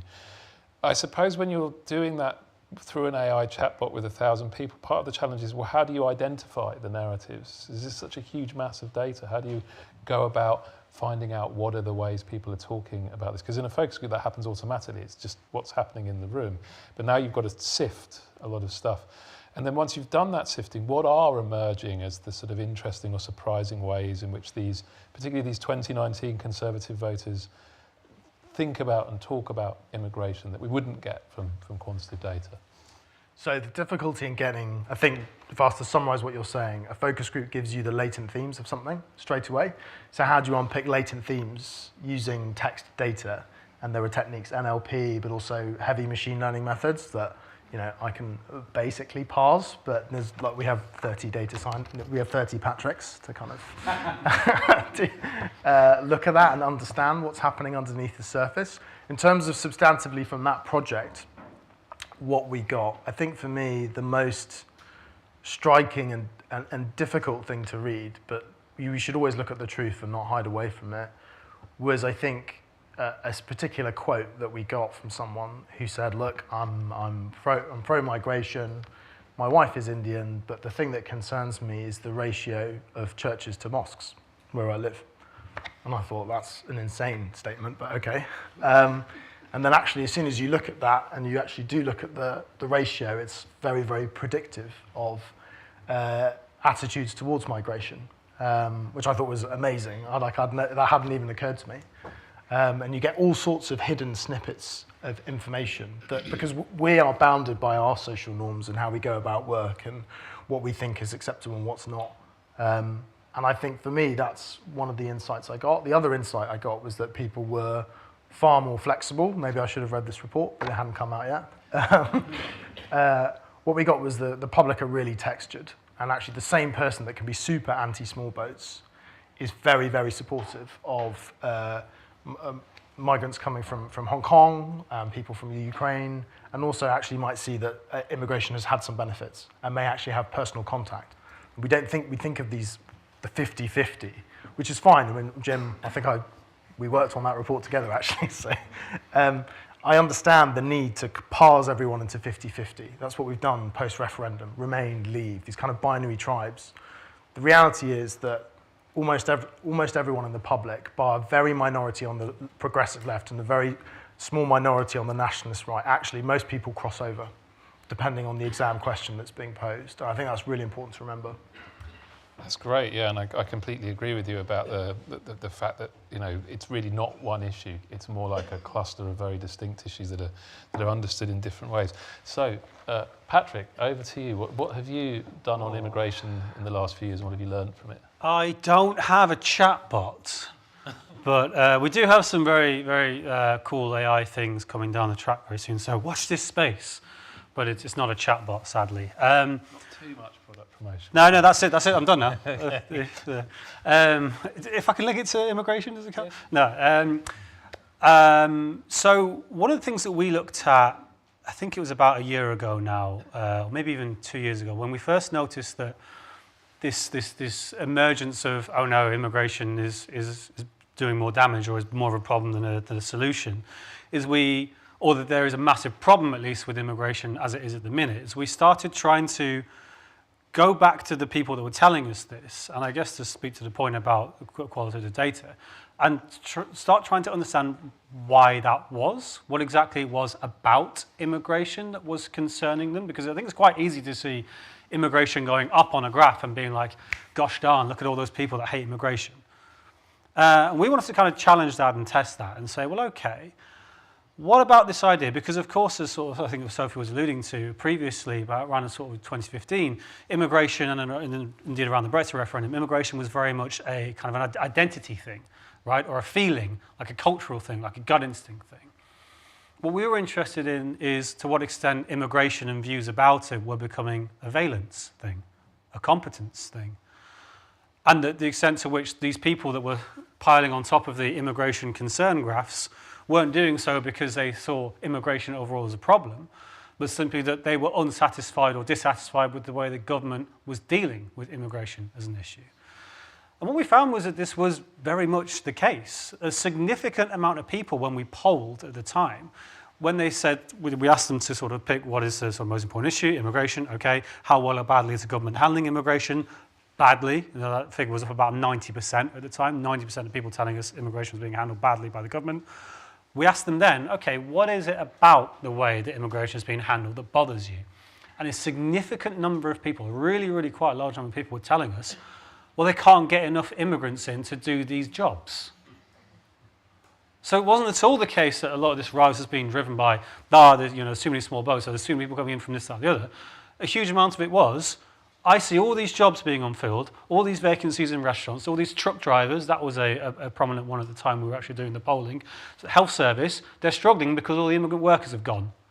And that's a problem the government needs to address and get that sorted out as quickly as possible. So for me, one of the most interesting things I've learned and continue to observe in the way that public opinion about immigration has evolved is that it is now a mixture of identity and cultural sort of projections, I guess, or concerns, but it's also a valence issue. And a lot of people look at immigration now, and as has been said, it's not that they're anti-immigration, they're just anti-immigration policy as it is now. And their solutions to that, or the things that really get them het up about it, are very diverse within that. And I think it's super important to contextualize that and contextualize what people are thinking and saying when they say, I'm concerned about immigration. I'm glad you mentioned that. I was teeing up that I hoped you would talk about that exact study, because when I first started working on immigration public opinion years and years ago now, I looked at those most important problem questions, and the BES, British Electoral Study, and Ipsos Mori had gathered qualitative comments in the same sort of way. In fact, David Butler, the late David Butler, once told me they had to add that question because people were so eager to talk to the survey interviewers about the various ways in which they were worked up about immigration, that they felt they had to capture this information, because it didn't happen on any other issues. The people didn't want to expand, but on this they were really eager to talk about it. And you go through that qualitative data, which you can still get in the archives now, and it is eyebrow raising. I mean, James, you would find a lot of those kinds of comments were being made back in the 60s and 70s too, and in the 2000s when UKIP was first rising. And the sentiment that you were seeing in those comments was uniformly negative. It was entirely, here are the reasons immigration has to come down. And what I think is really interesting about what you did in the recent years is that actually, for the first time probably in British history, you've got a chunk of people who are saying immigration is an important problem on the agenda for me, but what they mean is not enough of it, or the wrong kinds of it, or not where it's needed. Yep. And that we haven't seen before. And I think we're so used to looking at it as immigration scores this level on important problem, we just assume that's all people who want it reduced, but that isn't necessarily the same now. So that's really interesting stuff. Jim, what have you been doing on immigration in recent years, and what have you learned? You've kind of done your MIP already, so yeah. think of something else. So also haven't got a chatbot, but FT Chat is really cool. You should use it, it's very good. But I'm going to talk a bit about some survey experiments that we've run recently. The first is testing language around immigration and immigrants. We asked a general question, has immigration been good or bad for the country? And then the same, but we switch out immigration for immigrants. To test whether or not people are more optimistic about the impact when it's about people rather than systems. And it makes a small impact, but it's still net negative, which is interesting because the kind of assumption we had is it would make quite a large difference from the qualitative research we do, focus groups, talking to voters across the country. People are very reluctant to blame individuals for the negative impacts of immigration as they see it. But in that survey experiment, didn't find a very large effect. The second was a conjoint we ran to look at what people prioritize. Could you explain for the audience a little bit what a conjoint is? Apologies. We give people you see a screen, and there's option A, option B, and you pick one of those two options. Each of these two options, A and B, describes a kind of migrant that might come to the country. And we included things like the country they come from, the salary they expect to earn when they're in the UK, the job they'll be doing, those kind of things, whether they speak English or not. So different characteristics. And then you get shown a series of options, you pick A or B each time, and from that we can infer which characteristics are the most important in determining which kind of migrant a person prefers. Is it about the occupation they'll be filling when they're in the UK? Is it about where they come from? Is it economics or culture? Was the idea we're trying to test. And we found that by a long way, the real thing that determines whether which sort of migrant somebody prefers is their occupation and their expected salary. So by far and away, most popular, you might imagine, doctors, and the least popular occupation, I think it was warehouse workers from the list we had. And then also on income was fascinating. So the most popular option was a migrant coming to the UK and earning about the same as UK workers, followed closely by, well, not closely, sorry, second by a migrant who comes and earns a bit more than the UK average. And then lastly is a migrant that comes and earns less, like far less than the UK average. So that, like, the takeaway there is that people want, it's this sense of, I think, equality and fairness that that migrants aren't out-earning people in the UK. There's a kind of sense of envy can come in there. But also that they're not undercutting wages for those in the UK. That comes out quite strong in that question as well. That's really interesting because a lot of the rhetoric you hear on the sort of control side is often, you know, the best and the brightest. Noah Bryan talks about, you know, Britain being the grammar school of the world, which would suggest focusing on the highest earning migrants. But when you actually sort of test this out in an experiment, it's not the high earners who do best. People are not keen on that. It's the UK average. Do you think that's because they have in mind a kind of sort of jet-setting global elite driving around in Land Rovers and buying up all the houses? Or? Maybe. I think it's the idea that possibly, I think I used the word envy a minute ago, possibly envy, or I think it plays a little bit into this sense that sometimes with immigration, people are taking advantage of the system and getting unfair benefits. In some of the qual work we've done, one thing that comes through quite strongly is this sense that people are kind of taking the mick, let's say, to use that phrase, and not playing by the rules, kind of getting unfair advantages, taking out more than they put in. And that, I think, is why in the conjoint experiment we ran, for migrants earning more than the UK average was less popular than earning at the UK average. Right, so it's again coming back to those ideas. It's not just control, it's fairness and equality. If the people who, you know, one rule for the rich and one rule for the poor, that's another one of those survey items where 80% of people agree. So people are just assuming that this is a group that aren't necessarily going to be the same as the rest of us, and they don't like that. That's really, really interesting. So, Sophie, you are not a pollster, so you won't have a product to sell us, I believe. But what have you learned in recent years from all the public, you know, you're a big consumer of polling, of course, as part of UKIS. What have you learned from, about public opinion on immigration in recent years, either from these guys or elsewhere, that has surprised you? Yeah. Well, I mean, I use all these guys' work to write all our reports and stuff, so thank you. And if you want to give me all the data that you've just been talking about, that would be amazing. Thank you very much.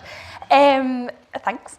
I think the fact that we've got all these different types of projects and all these different types of methodologies that have all just been talked about, I think gets to the heart of actually how complicated trying to get a good sense of public opinion on immigration actually is, because, as we sort of hinted at earlier, it is so complicated and it does vary across different types of migration, different patterns at different times and so on. And I think what really kind of drove that home for me recently was we were trying to, at UKIS, we were trying to piece together how the salience of immigration has changed over time. So we went back and we found some, I think it was Ipsos, polling on like what's the most important issue facing the country back to 2000. And we were really struggling to find it and we couldn't work out why. And we figured out it was because up until about 2005, 2006, I think it was immigration, asylum and race relations were all grouped as one category. And they weren't separated out until much later. I think until about 2009, they weren't all completely separated out as issues of public concern. And I think you couldn't really ask that same question and group all public opinion on those issues together in the same way now, because it fluctuates so much. And public opinion is so complicated for all the reasons that we've just been discussing, and that, you know, public opinion isn't necessarily negative on net migration, because they want it cut, they might want more. It's a completely different assumption to what we probably were making just a few years ago. So yeah, I think just how much it varies, and also how difficult it can be asked to ask a good question on public opinion on immigration. Actually, you know, that decision of how much context you give to a person who you're asking a question on numbers, because a number like 100,000 might sound huge to someone, but if you put it in context, their opinion completely switches. So just all that kind of debate about what is the best way to get to the heart of public views on this issue, and I think all the different kinds of methods we were just talking about shows how difficult that can be. Yeah, absolutely. I mean, I also think one thing that's remarkably under-discussed in the current discussion about migration, Jonathan Portes sort of made passing reference to it in the first presentation, is we've gone from a situation where a substantial majority of migration to Britain was coming from within Europe to a situation where the vast majority of migration is now coming from outside the EU, primarily from India and Nigeria and other sort of Commonwealth countries. When that was last the case in the 1960s and 1970s, it was politically explosive in a way that it simply isn't to anywhere near the same extent now. We haven't seen a big shift against migration because of a shift in the origin countries that the migration is coming from, which I think if you'd have transported someone in the DeLorean from 1968 in the world of Enoch Powell, they would have been very surprised to see that this shift did not seem to have a very substantial impact. Got a question here on the Slido that I was very interested to put to the panel. Getting on to specifics now. What do you think the public would make of a guest worker program if we were to propose migrants aged in the sort of core working years? There's a lot of discussion about migration as a solution for labour market shortages and so on. Student migration is of course often sold as they come in for a few years and they leave. This was the sort of original logic of the guest worker program. Would this be something that could potentially be a way of squaring those concerns about numbers versus economic contribution? James? Great question. I think you mentioned students, so let's use that as a case study and then see how that might kind of transplant to guest workers. So I think in the report, we see that actually where the public have moved to a very sceptical position, I think, is on students. I don't think through the fault of higher education, which were told to go out and recruit lots of foreign students to help their finances, and it was marketized. But the reality is that has led, I think, to 70,000 student visas in 2023 with a huge number of dependents. That's led to basically a collapse in public support for the ability for universities to go out and basically recruit from overseas. So 70% of the public are against that versus 30% who are fine with universities to have that freedom. And I think the key here is dependence, because guest workers, what happens to their families, what's the timeline? Again, you're probably all a bit tired of hearing the four of us be like, it's complicated, sorry, we can't really tell you. And you've basically heard that for the last 40 minutes. But terms are everything, details are everything. I think we're moving out of an era of politics where you can just govern with stuff and slogans. And we're now going to head into an era where it's all about the detail and the implementation. And I can imagine a version of a guest worker policy being popular and would entirely depend on the conditions, entirely depend on how dependents depend on the sector. But I think the use of the word guest is an interesting and probably a helpful one if someone wanted to implement that, which I think it really gets to the heart of this sense that having citizenship and belonging to Britain is not something that happens the moment that you set foot in the country. It's a process. And I think recognising that in terms of the British public is very helpful, and the conditionality around that. I can imagine a guest worker process being helpful, but again, the devil's in the details. Well, yeah, and the point about citizenship illustrates exactly one way how, in fact. A big difference between, say, a guest worker program where it's like initially you can only stay for 5 years, but it could be extended and then you could be put on a path to citizenship where it was like you're absolutely locked out. So the degree to which there's flexibility about whether or not you can extend and stay is probably very crucial for how that policy goes down with the public, but also how it operates. Sophie, what do you think? Guest workers? I would just basically repeat everything James said, to be honest. And I think the thing about sector is really important. I think that's one of the things that comes across in the report, actually, is that how much public support kind of varies between these different types of professions. And I think one of the big changes, actually, is how kind of dislocated that is from skill level as well, in a way that it wasn't maybe kind of pre-Brexit. Obviously the public love high skill workers to come here, like doctors and nurses and so on, but actually it's more about kind of filling the gap. So I think was it fruit pickers had really quite high public support, I think one of the chapters in the report shows. So I think it's all about kind of the utility that the public places on the sectors that these people will be coming to work in, with the caveat that it's not just that they want them to go and work in these high skill, very professionalised sectors. It's more just kind of wherever they would be most useful. Yeah, and fruit pickers are interesting because that's probably the closest thing we do have to a guest worker program right now. The seasonal agricultural worker scheme been massively expanded under the current government, and at the same time the public have become more supportive of the idea of people coming in under that scheme than they were a few years ago. So Patrick, guest workers, what do you think? So imagine a scenario in, let's say, 3-4 years' time. There's a Daily Mail headline and it says, UK government gave out 600,000 guest worker visas last year. Do we think that the public would respond better to that than a Daily Mail headline that says net migration 600,000 last year? I personally don't think so, and for the reasons that have already been expressed, it's in the detail. Now, I can imagine a situation where the Daily Mail headline is government gave out 5,000 doctors' visas last year, and the public will look at that and go, great, sounds fantastic. Can't wait for all these new GPs to be down in my surgery. Government gave out 20,000 seasonal workers' visas. Government gave out this, that, and the other. To speak to the kind of the theme of the panel, I guess, it would work if it's nuanced and it's complex. And it looks as though the government or whoever is acting this is actually addressing the concerns of people who say they are concerned about immigration. I think if you take one label off it and stick another one on, that doesn't send out the signal, perhaps, that that is what the government is doing. However, if it's packaged, sold, and processed in a way that says, well, look, yes, we have responded to this, the fact that you probably don't want this, but you do want this, and that this is a problem and this isn't, by having these very specific set pathways for these specific set types of immigrants and workers, and these are the numbers on how many came in, could even turn into a net positive.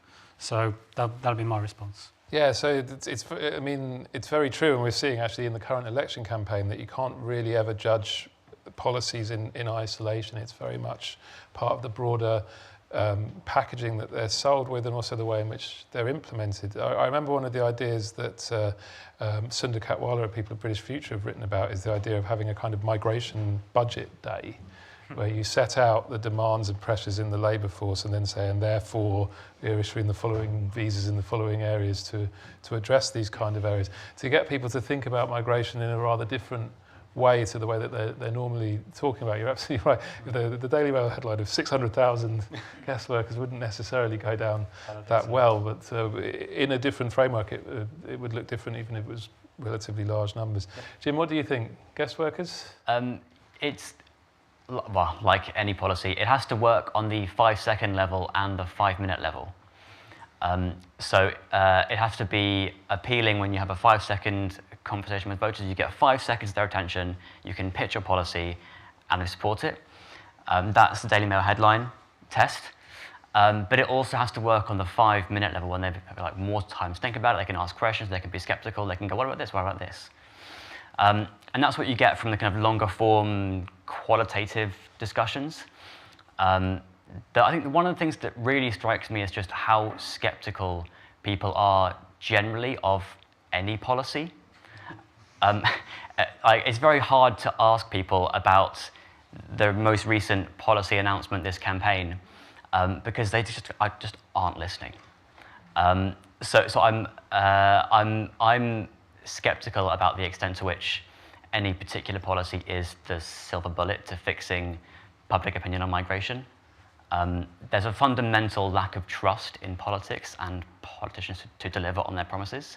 And until you fix that, it's very hard to say, here's a great policy that'll just solve the opinion gap on immigration. It's a great point, and it's something I often think of because there were a number of stories a little while ago about how Labour had taken the lead on delivering on immigration for the first time in sort of public opinion polling history. But when you actually went and looked at the detail of those polling, it would be sort of Labour 15%, Conservative 12%, none of the above 65%. So it wasn't a great lead to have in some respects. So I guess that's the question I want to ask following up on this, is, you know, any policy, guest worker policy, anything else, requires the public to actually trust you to deliver. And currently the two big parties of government just aren't trusted in this area. So that's going to make any policy framework hard to deliver. So what could the political parties do about that? If you could offer them advice about how could you actually get that number up from the dismally low level it is now to something that makes it possible to have a good conversation with the public, how would you do that? I'll start with you, Sophie, this time. I think, not to be too pessimistic, but I think it's so difficult because voters are incredibly split on what they want from immigration policy. So I think one of the things that the report goes into is that there's this balance between compassion and control, and the extent to which voters prioritise one on the other varies quite a lot between, you know, Labour voters, Conservative voters, and everything in between. And so realistically, by pursuing a policy that kind of pleases one group, you're going to inherently displease the other group because you're not following their preferences and what they think is more important.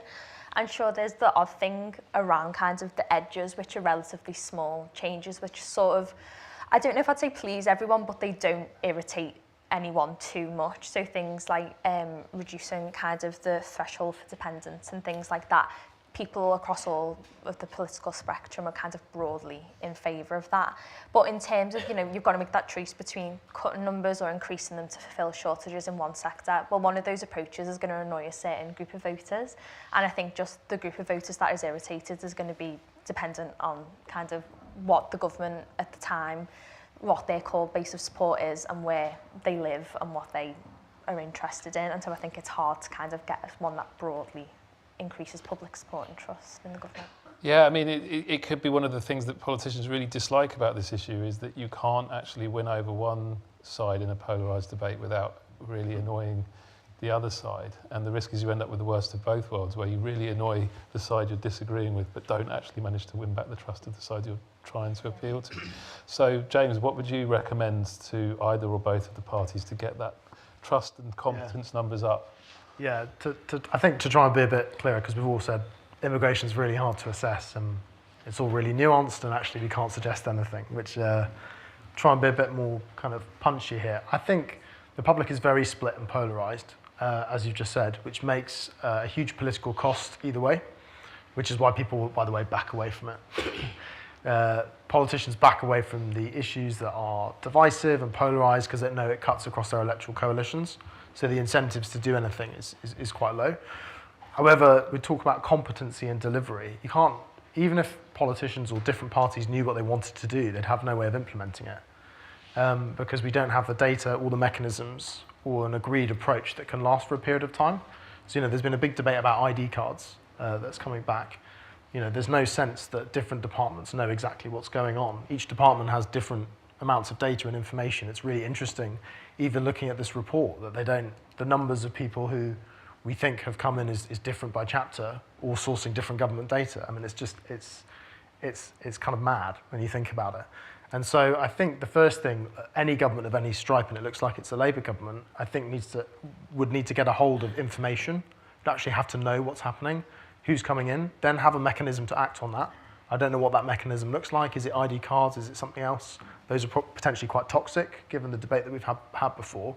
And then, once you know what's going on and what the feedback loop is between the numbers and then public opinion, and then the economy, which we haven't really talked about, then you can take an actual decision. But at the minute, it's all campaigning and slogans and sentiment, because no one, even if they wanted to do anything, couldn't do anything. That's very optimistic. Patrick, can you be more optimistic, or is it all doom or I'll give it a go. So at the risk of sounding like I've just walked out of the thick of it, I'd be very interested, given that we think, well, we know that obviously parties are disincentivised to really tackle this issue because, as James says, it cuts across the electoral coalition, and as Sophie and Robert said, it's an issue that polarises people, and the political risks of actually doing stuff actively on it for a party in government are incredibly high. It's better for them to back away from it. I'd be super interested in a solution where you actively try to depoliticise it. If parties and governments are the problem, take them out of it. We did that with inflation, right, and with the Bank of England. So, fun idea, why not a, I don't know, office for immigration that actually is responsible for tracking statistics, that actually knows how many people are coming in and coming out, that actually just knows what the visas are, what the requirements are for the number of doctors, the number of fruit pickers, what have you, that set those limits, that negotiate them, that manage them, that deals with the various civil service departments that actually have to engage with immigration on a day-to-day basis, Home Office, Border Force, whatever, et cetera, et cetera, et cetera.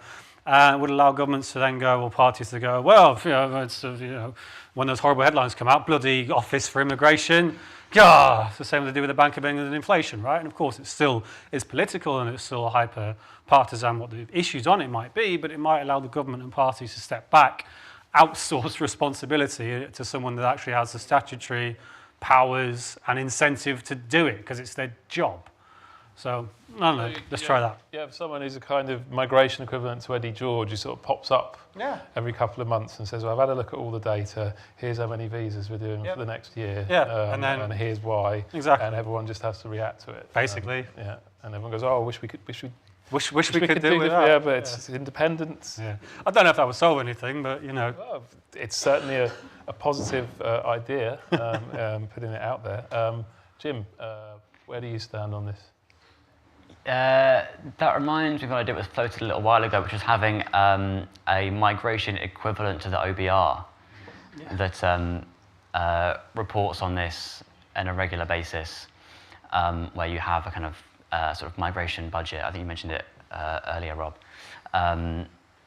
That feels like it might be able to get around some of the issues, and it would, I think, depends, but could potentially come across to voters as the government taking things, kind of taking it seriously, having a flexible policy that's designed to maximize the benefits to ordinary people.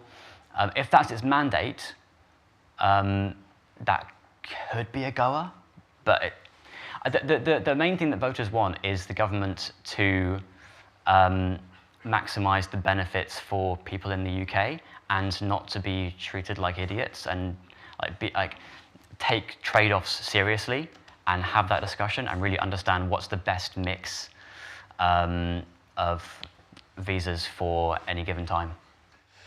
I agree. I mean, I'm going to throw my own thoughts into this kind of live public focus group that we're doing here. I mean, I think I've always thought the idea of a kind of migration budget day is a really interesting one, not just because it's treating the public no longer like fools, but engaging with them seriously about the issues, but also because it's actually finally getting to grips with the reality that migration now is really a central part of the story of so many areas of public policy that you can't really have a proper debate about the overall state of the public finances, as Jonathan Porter has illustrated. The fiscal headroom that we always talk about is actually very, very heavily dependent on the migration level. We can't talk about the NHS without talking about migration. We can't talk about social care. And then on the other side of the ledger, we can't talk about the pressures on housing and schools and so on without talking about migration as well. And just as a budget is an event that's designed to show everybody, here's the state of the public landscape as a whole, here's where the pressures are, here's what we do, money affects everything. Well, these days, immigration affects so many things as well, but there's a kind of need to have a big heuristic overview of it all. And, the public are kind of there in many respects, so meeting them halfway might be a better way to have a constructive debate. Whether we hive it off to Eddie George or whoever his equivalent would be, I don't know, but I think it's interesting. You, wouldn't it? It definitely wouldn't be me. I do not want that job. What was it that guy said? I do not want it, I will refuse it if offered, or that. The president guy, one of the generals said that. Yeah, that's my view on that. Maybe Jonathan might want to do it. He likes a good fight. I think it's a terrible idea. So he doesn't want it either. Away from the gallery. It's completely unworkable in my view. So that's a hard no from Jonathan for being the migration Eddie George, and a hard no from me, so it's going to end up being you, Pat. Oh, God. I was wondering if there's any questions from the audience. Where's our microphone holder? So it's just over here first. You've got to come running around. Shall I try without a microphone? Because then the YouTube people won't be able to hear you. You'll be lost to posterity, Jill. So when British Future undertook the national conversation on immigration, we found that control, which means different things to different people, contribution, compassion, and local integration were kind of the four kind of public demands that people wanted. The panel said quite a lot about contribution and control, but we haven't said much about you haven't said much about kind of fairness and compassion. Where do the public stand on wanting people to be kind of treated fairly and kindly, and also what are their views on local integration? Great question. So we'll go the opposite way this time. So you'll come to you, Jim, first. On the first one, there's a very strong sense from the public that they want immigration not to work for them and for the UK, but also for migrants themselves. We polled the policy, I think it was where that employers can pay migrants 80% of the UK average wage for that sector, and that polls incredibly badly. People hate the idea that migrants are being taken advantage of and underpaid. So that there's that. And second was on, I think, integration. That, I think, explains a lot of people's view about the overall cultural impact of migration. So the correlation between someone's view on the question, has immigration enriched or undermined society in the UK, is largely a function of their view on whether migrants tend to adopt British customs and values or retain the customs and values of their home cultures. Patrick? Yeah, I think fairness, stuff being fair and what is or isn't fair, kind of underpins a lot of where the average Brit makes their judgment from. Like a lot of this stuff to do with, to kind of pivot the conversation a bit, Partygate was such a big issue because people thought, well, that's not fair. I was stuck inside, we were all stuck inside. I couldn't see my dying relative and they were having parties. That's not fair. So I think fairness is a central part of any solution, be it packaged or sort of managed or otherwise, that you need to make on migration. And as kind of Jim has said, that applies to both fair for Brits and sort of fair for people that are already here, and indeed migrants who are already here, and those who are sort of coming or want to come, that the system is fair. And it has benefits for everybody, and there aren't losers from it, because that would be unfair. So I think by very definition of how the British public sort of reacts to stuff, fairness kind of has to be the centre of whatever offer is made, I think. And it's also about playing by rules, isn't it? Both points, yeah.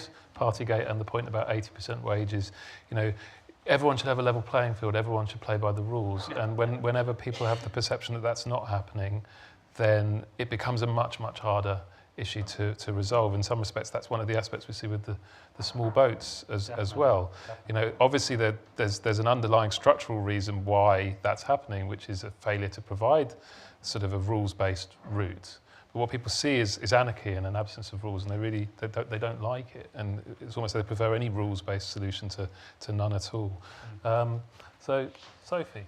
I think the integration question is a really interesting one, actually, because I think it's kind of one of those issues that's maybe decreased in salience a bit, but not through any sort of action of any government to introduce any change or anything. I think because of the kind of shift in migration patterns that we've seen post-Brexit, we've seen people who were coming to the UK are actually going to a very different type of place in the country than they were sort of pre-2016, and that we've got a lot more people working in sectors like academia, IT, professional services, all that kind of thing, moving to places like, London, Manchester, the kind of cosmopolitan, busy cities where, to be blunt about it, probably the people who live there have a lot more kind of positive views of migration anyway, by virtue of the type of people who live in those places and demographic factors that accompany that. And so kind of the salience of integration and how we get different people to kind of live and work side by side has decreased by virtue of that, as opposed to any kind of proactive approach to tackle the issue. And so I think that's quite an interesting question, and how if our patterns of migration change once again to people working in different sectors, going to different parts of the country, whether that issue will flare up once again, because I don't think we've really actually done anything to tackle it. It's a good point, and I mean it's come up a little bit in the Slido, the issue of like how attitudes are affected by local, where you live, the local conditions you live in. And there's a bit of a paradox about it, isn't there, which is that places that haven't experienced a lot of immigration, often more sceptical, they're less used to migrants in their sort of everyday life, but also the institutional challenges, the local levels of government won't be so used to dealing with them. I mean, somewhere like Manchester, all the schools have large migrant populations. I've lived there a long time, I've seen this. And it's just part of everyday life that those problems, everyone's used to it. It's long been a migrant city, so it doesn't really sort of occur to people as an issue or a problem, whereas if you were living in Boston and Skegness in 2004, by 2010 there's a huge Polish population that's arrived more or less overnight. That will be experienced as a much higher level of disruption to your everyday life. So James, where do you come down on this issue of integration? And Well, I think just on your first question, there is a poll stat in the book, I think in the Steve Ballinger's chapter, that answers your specific question, which was whether people had felt support or compassion for people coming on small boats, or whether they didn't. And the break was 49% compassion, 45% none or little.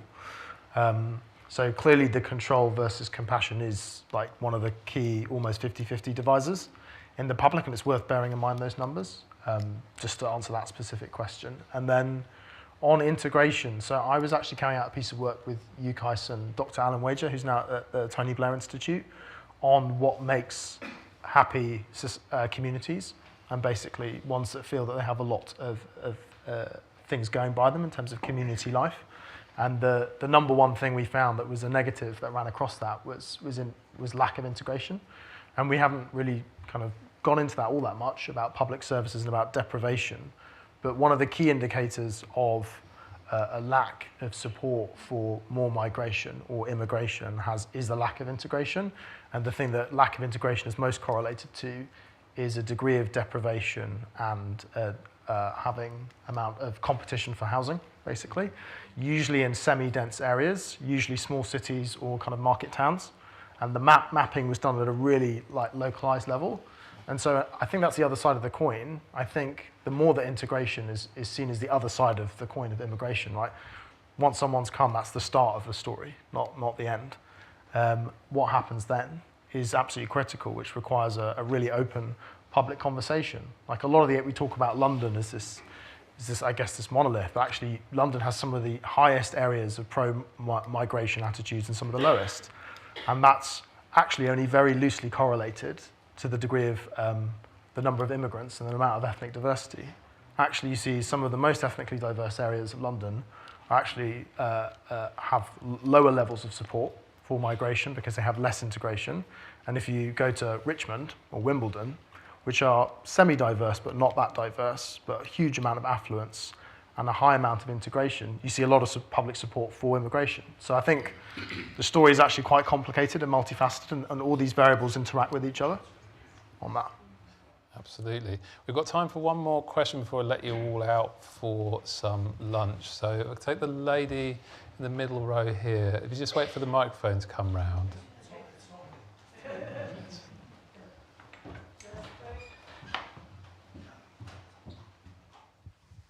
Thank you.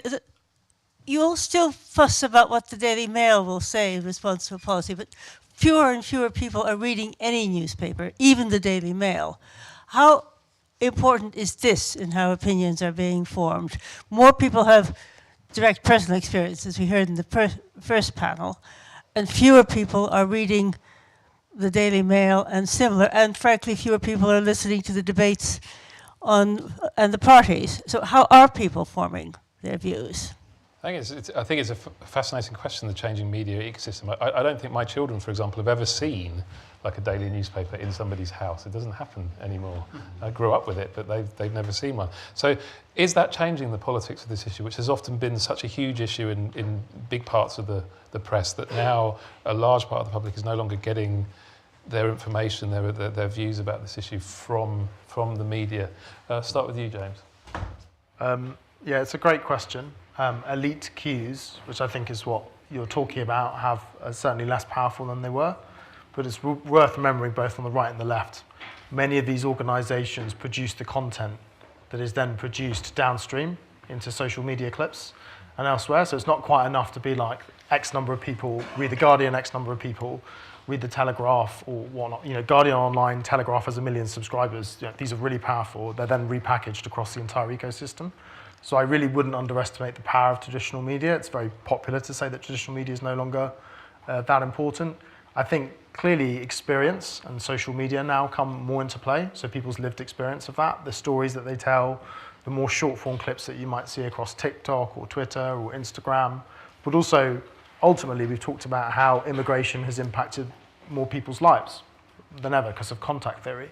So I think, you know, not to, I take the very non-patronizing view of people, which is actually they can make up their own minds, they can see the evidence for themselves, they have their lives, they can understand what's going on.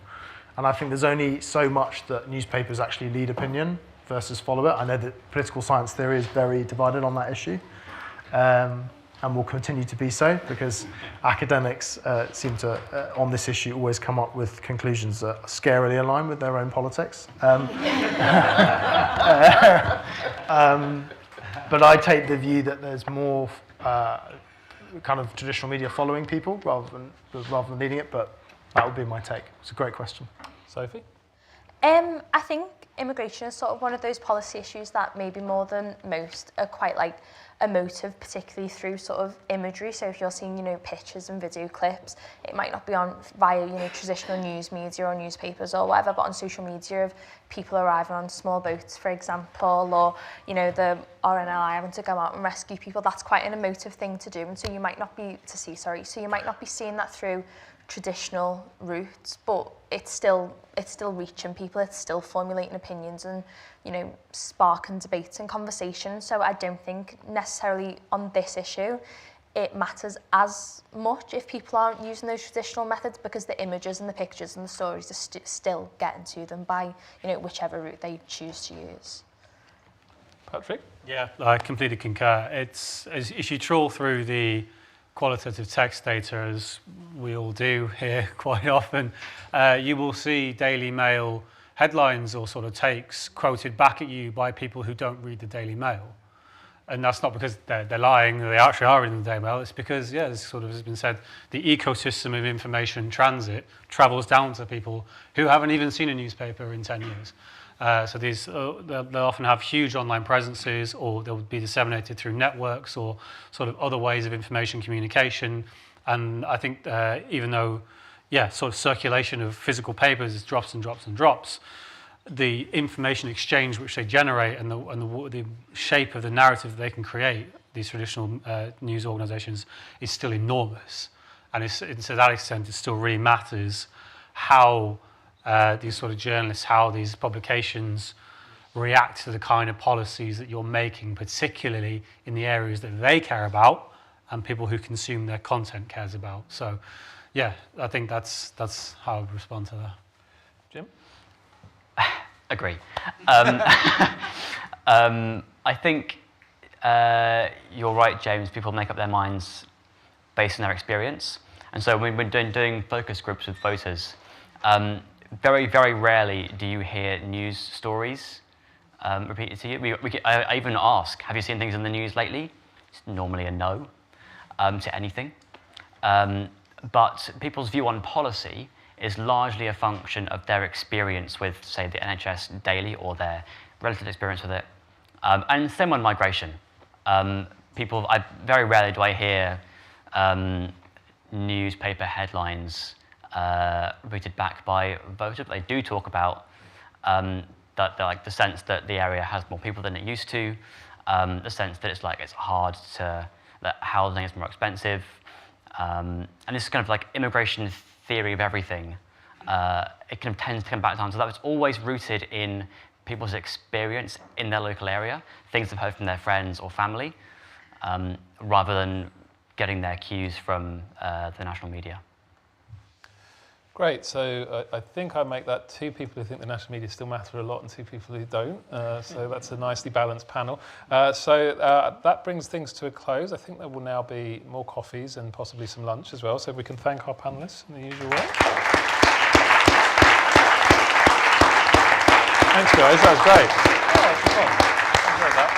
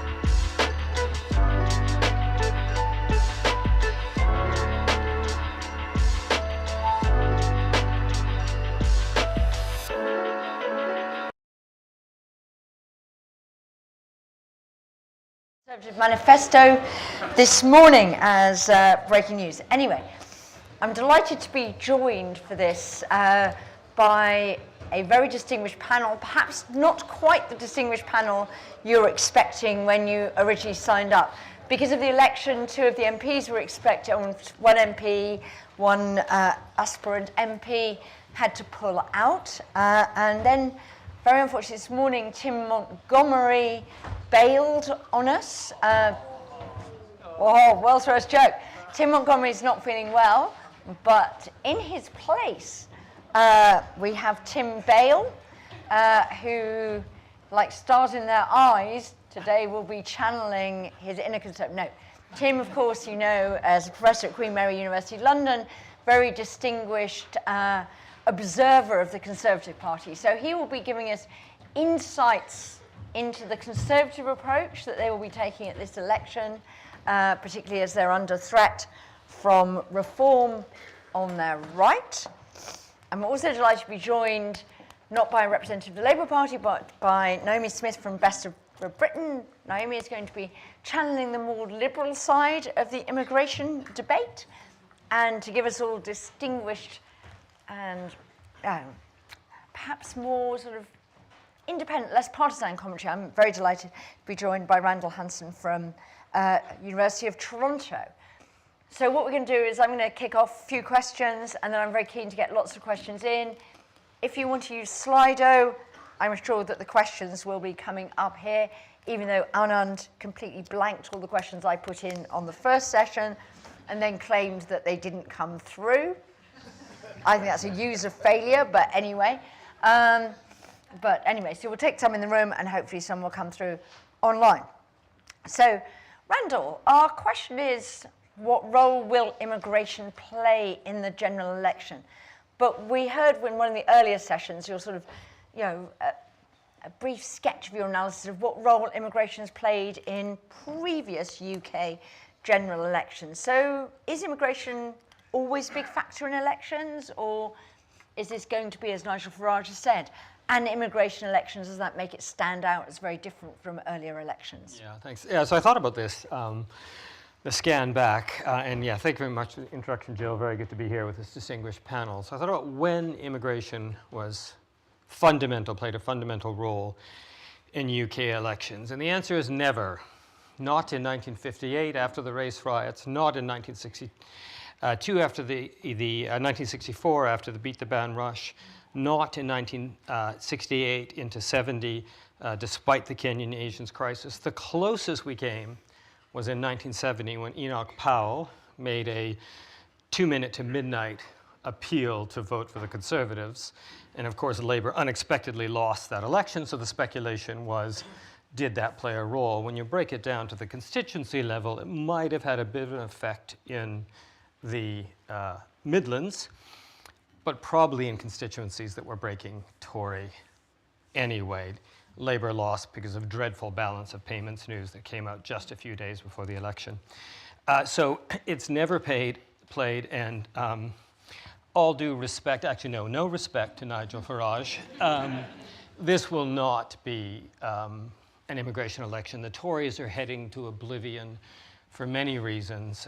Austerity, 15 years of economic stagnation, the disaster that was Brexit. Immigration will have nothing to do with it. Does it not even play, and we heard, I think, from Patrick English in the previous session about how immigration was becoming a valence issue. So even if you maybe share what the government's trying to do on migration, you just think they're incompetent at doing it. And one of the sort of narratives, I think Jane Green's done some work about competence shocks, and we've looked at the fact that Liz Truss lost the economic competence. Have the Conservatives lost competence on migration? Oh no, I think that's absolutely right. I mean, the first manifestation of this panel, and then suggests that I give advice to the political parties on what to do with this immigration, and he clearly decided in the interim that my advice isn't worth listening to, so that was no longer part of my instructions. But had I given that advice, I would have said to Labour, you may attack the Tories for the handling of immigration do not, which he's done, do not promise to reduce immigration as Starmer has done. So yes, I think you're right, but then it's not an issue of immigration, it's an issue of incompetence, and it applies to multiple fields. So Tim, Nigel Farage snapping at the Conservatives' heels, debates about whether we get to that famous crossover moment with reform. Rishi Sunak has now sort of unveiled his pitch. I mean, does he need to make immigration an issue? Is this a helpful issue? And which bits of the Conservative coalition, the broad church, not the Amazon warehouse or whatever, to misquote Robert Buckland, is immigration helpful with? Well, I mean, I think, you know, you can look at the opinion polls and see, as we've already seen, that Conservative voters are far more concerned about immigration than is the case with Labour voters. So there is a natural tendency on the part of the Conservatives, obviously, to pitch to the voters that, you know, they want to hold on to, and boy, do they need to hold on to those voters because they are very worried about them moving to reform. And I think Nigel Farage's entry into the campaign is a real problem for the Tories with regard actually to their pitch on immigration, because so much of it was intended to try and pull those voters who were tempted to go to reform back to the Conservatives. And now he's in it, it's very difficult to see that that is going to work. Now, that presents the Tories with a dilemma. Do they try and move even further onto that reform territory, which strikes me as you know, unlikely to be particularly successful, or do they somehow kind of pivot, you know, reset and dial down the rhetoric on migration? I think you can actually see in some ways, when you look at the Tory manifesto that's just come out, that they haven't been tempted to go as far as some people on the, if you like, populist radical right in the Conservative Party would like them to go on this particular issue. They haven't, for example, news to some of you perhaps, promised to get out of the European Convention on Human Rights, which is one possibility and something that a lot of Conservative MPs have called for. They have, in the manifesto that's just been released, suggested that they want some kind of international summit or conference in which they try and you know, rearrange the international rules, but that's a very vague promise. The only other things in the Conservative manifesto that strike me as new, we've heard about most of them, including the one that they foreground in the manifesto, which is this new cap on migration, which is going to be apparently advised upon by the Migration Advisory Council and then voted on every year by Parliament. But the only new thing I can see in there actually that I didn't know about is health checks for migrants, which, you know, goes back a very long way, plays into, and I know we've got James Hampshire here at Sussex University who's written about this quite a long time ago, but plays into this idea that migrants are a kind of threat, if you like, to the health of the body politic in the literal as well as the metaphorical sense. So I don't think Rishi Sunak, in other words, is going to go much further than he already has. You know, it's the cap, it's Rwanda, it's increasing visa fees, and, you know, the health surcharge for migrants. Because, you know, there's no way he can outdo Farage, in other words. You know, you can't out Nigel on this front. I mean, I was just going to go through, I mean, we've got some stuff on illegal migration. As Tim said, proposal for an international summit on rewriting asylum treaties, and we've got a 5-point plan. We will introduce a binding legal cap set on work and family visas so public services are protected while we bring in the skills our business and the NHS needs. Cap will be set at a level that explicitly takes into account costs and benefits. Cap will fall every year of the next Parliament. We will give Parliament an annual vote. Unlike Labour, we won't allow any form of free movement to return. Do you have sort of any grasp of what a sort of sensible cap might look like? Because you know, I mean, capping net migration is always one of David Cameron's big problems, is that net's a difference between two numbers and we don't control outward migration. So I think this goes back to the conversation that if you were here this morning, people were talking about, as it were, depoliticising migration and the idea that it will be some sort of OBR for migration. And I think in some ways the idea of the cap is to make the MAC function in that way, in other words, to get the MAC to decide what the cap would be. But I don't suppose that many people, either on the MAC or who know a lot about the MAC, would be very comfortable with them doing that, because it's just, you know, an almost impossible task. And it always strikes me as interesting about the Conservative Party, which for so long, certainly since the 1970s, is condemned in the economic sphere the idea that you can pick winners, seems to think that when it comes to migration, you can do exactly that. So in other words, you can tell who and with what skills, you know, people should come in order to benefit your economy, when it's actually very, very difficult to do that. As somebody wrote, I think it was last week, you know, if we'd looked at that in the 1950s or something, we would have said, oh, well, let's bring in more miners or something. But that wouldn't have been a great idea for the long-term future of the British economy. Okay, so we're centrally planning the labour force here, which is quite an interesting idea, though some of us were sort of yelping in the earlier session that the OBR just judges whether the government meets its own fiscal rules, and the MPC is set an inflation target by the government, so it doesn't necessarily get you out of the big policy question there. Naomi, we've got the accusation here from the Conservatives that Labour would allow a return to some form of free movement. Would they? I wish.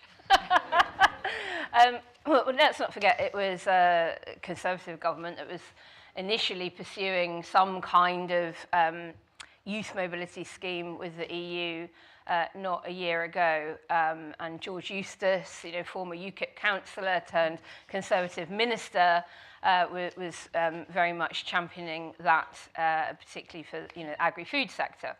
So there's that.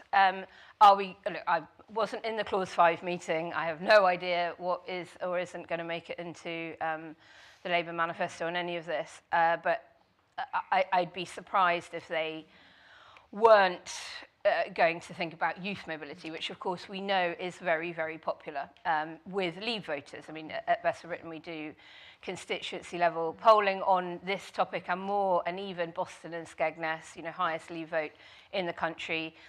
Leave voters there perfectly comfortable with 18 to 35-year-olds having visa-free access for a 5-year limit. And of course we have similar schemes for lots of other countries around the world, so it would make business sense. Business certainly needs it, university sector needs it, and nobody seems to have too much of a problem with it. In terms of the question posed to our panel today, I think the answer is very little until Farage entered the race, and now a little bit more.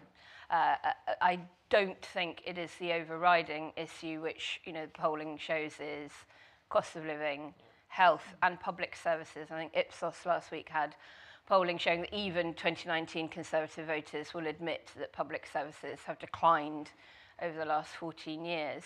So the extent to which those voters will make any kind of causal link between immigration either exacerbating the public service problem, or, you know, because there are too many migrants using the NHS, or whether they come at it from the other angle of insufficient number of migrants to keep our public services going, I don't know. But. So one of the issues that is sort of very foregrounded, though, in the election appears to be housing as quite an interesting battleground, and pressure on housing and home ownership. And I think we're hearing about that being a reason perhaps for changing attitudes to immigration in Canada that we were mentioning earlier. One of the people mentioned, I think interviewed by Sam Friedman and James's chatbot, did actually make that link. You know, there is huge big population increases, we're not building very many houses, put the two together, and immigration is actually one of the reasons why there are a lot of homeless people, or why my children can't afford or can't get a house. I mean, do you think that's a danger area for Labour? Well, certainly when you look at shortage occupation, construction's right up there in terms of needing more people to come here and help us build those homes. Without question, successive governments of you know, all coalition, Labour and Conservative have failed.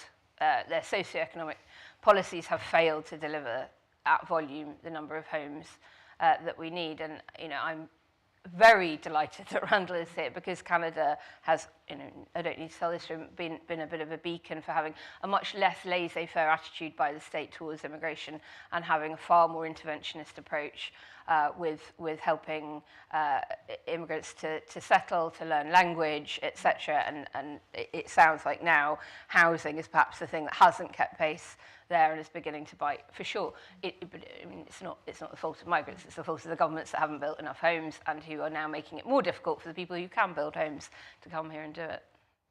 Randall, do you want to, is housing a sort of way in for people to raise the migrant issue? Well, yeah, again, it's, as I said from the floor this morning, it was in Canada, and two things surprised me. One, that for so long no one in Canada made the link between immigration and housing on the right. You bring 300,000 people a year to the country, 100,000 of them end up in the greater Toronto area, playing the same economic role as London. That is going to create a housing issue.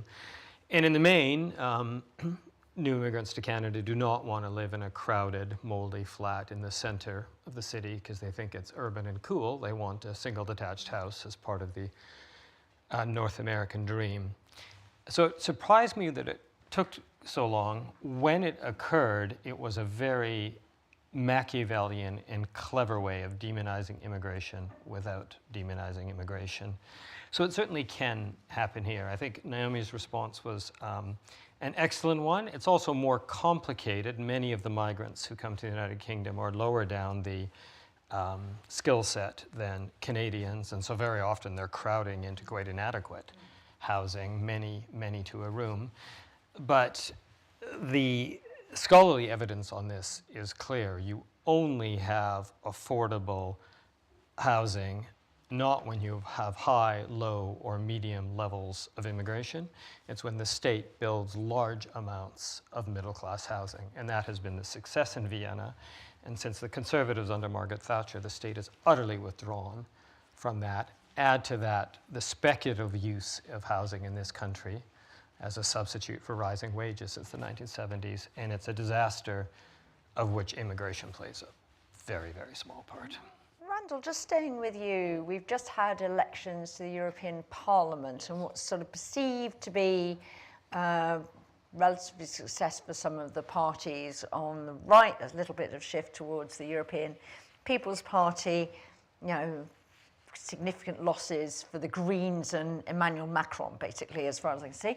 To what extent has, concerns about migration played that role? One of the most sort of, anti-immigrant prime ministers, Giorgia Meloni, seems to be a relative winner despite incumbency in it. Is that playing a big role in European politics at the moment? Oh, it's huge. It's one of the anchors of the far-right success.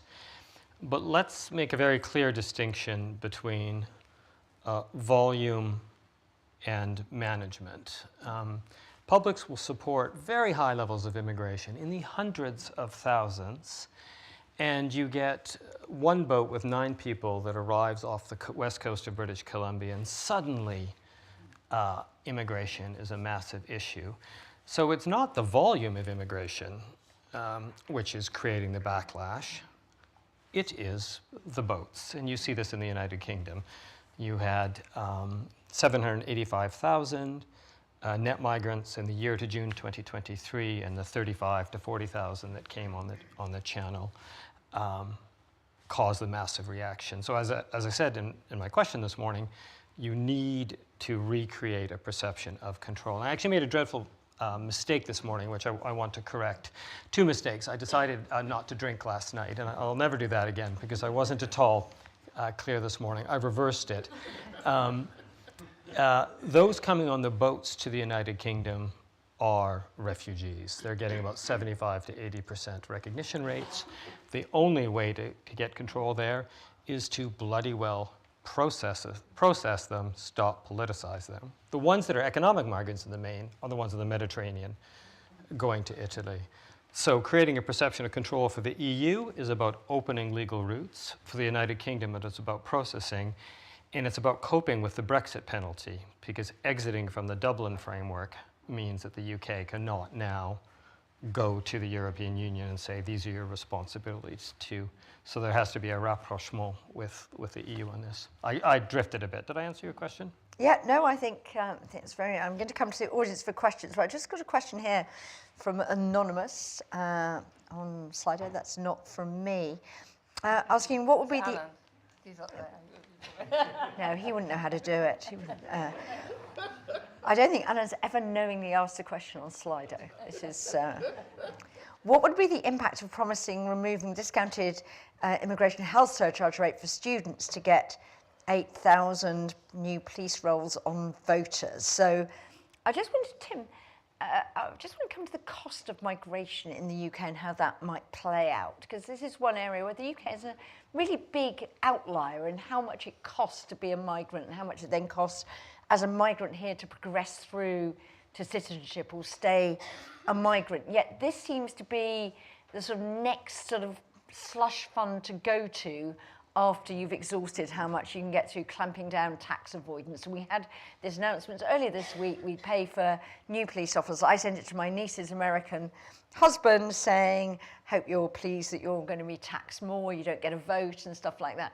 You know, do the Conservatives really just regard this as absolute free hit territory that you can just go on charging more and more, you know, and they'll never complain, or, you know? Yeah, I mean, economists in the room will know better whether, you know, it actually brings in much revenue. I mean, maybe it does, but I mean, I think it's more a rhetorical device than a revenue-raising plan. I mean, the fact that they're, as it were, you know, trading off between, you know, police numbers on the one hand and the sort of surcharge and the visa costs on the other, I think is just very kind of simplistic, you know, politics. It's just saying, well, this is a thing that you think is really bad, lots of people coming to the UK. This is a thing that you think is really good, lots of bobbies on the beat, to quote the Telegraph yesterday. So, you know, we'll put those two things together. Hey presto, that's a great policy for the people we're aiming at. But I don't think it's really any more serious than that, to be honest. I do think, however, that given that we are in a kind of global competition for what the Conservatives actually still in their manifesto insist on calling the brightest and the best, I think it is slightly problematic to make it more difficult and more expensive for people who, you know, if they are skilled, have got a choice between various countries, to make it perhaps, you know, more costly to come to Britain than it is to come to other places. I'm guessing we're relying on the fact that our language is such a huge advantage that people are prepared, for example, to pay more to come to the UK than they would be, for example, to go to Germany. But, you know, it's a risk, I think. Maybe they think it's reassuringly expensive. Naomi, when I was chairing an event a few years ago on migration, Conservative and Labour Party conferences, at the Conservative Party conference, not a single person in the audience mentioned the costs of the migration system. At Labour, that was almost the only question we got from the audience, was people complaining about the costs on, you know, relatively low-paid migrants, won't call them low-skilled, relatively low-paid migrants, and the cost of the progression through to citizenship and things like that as being a real sort of barrier to integration.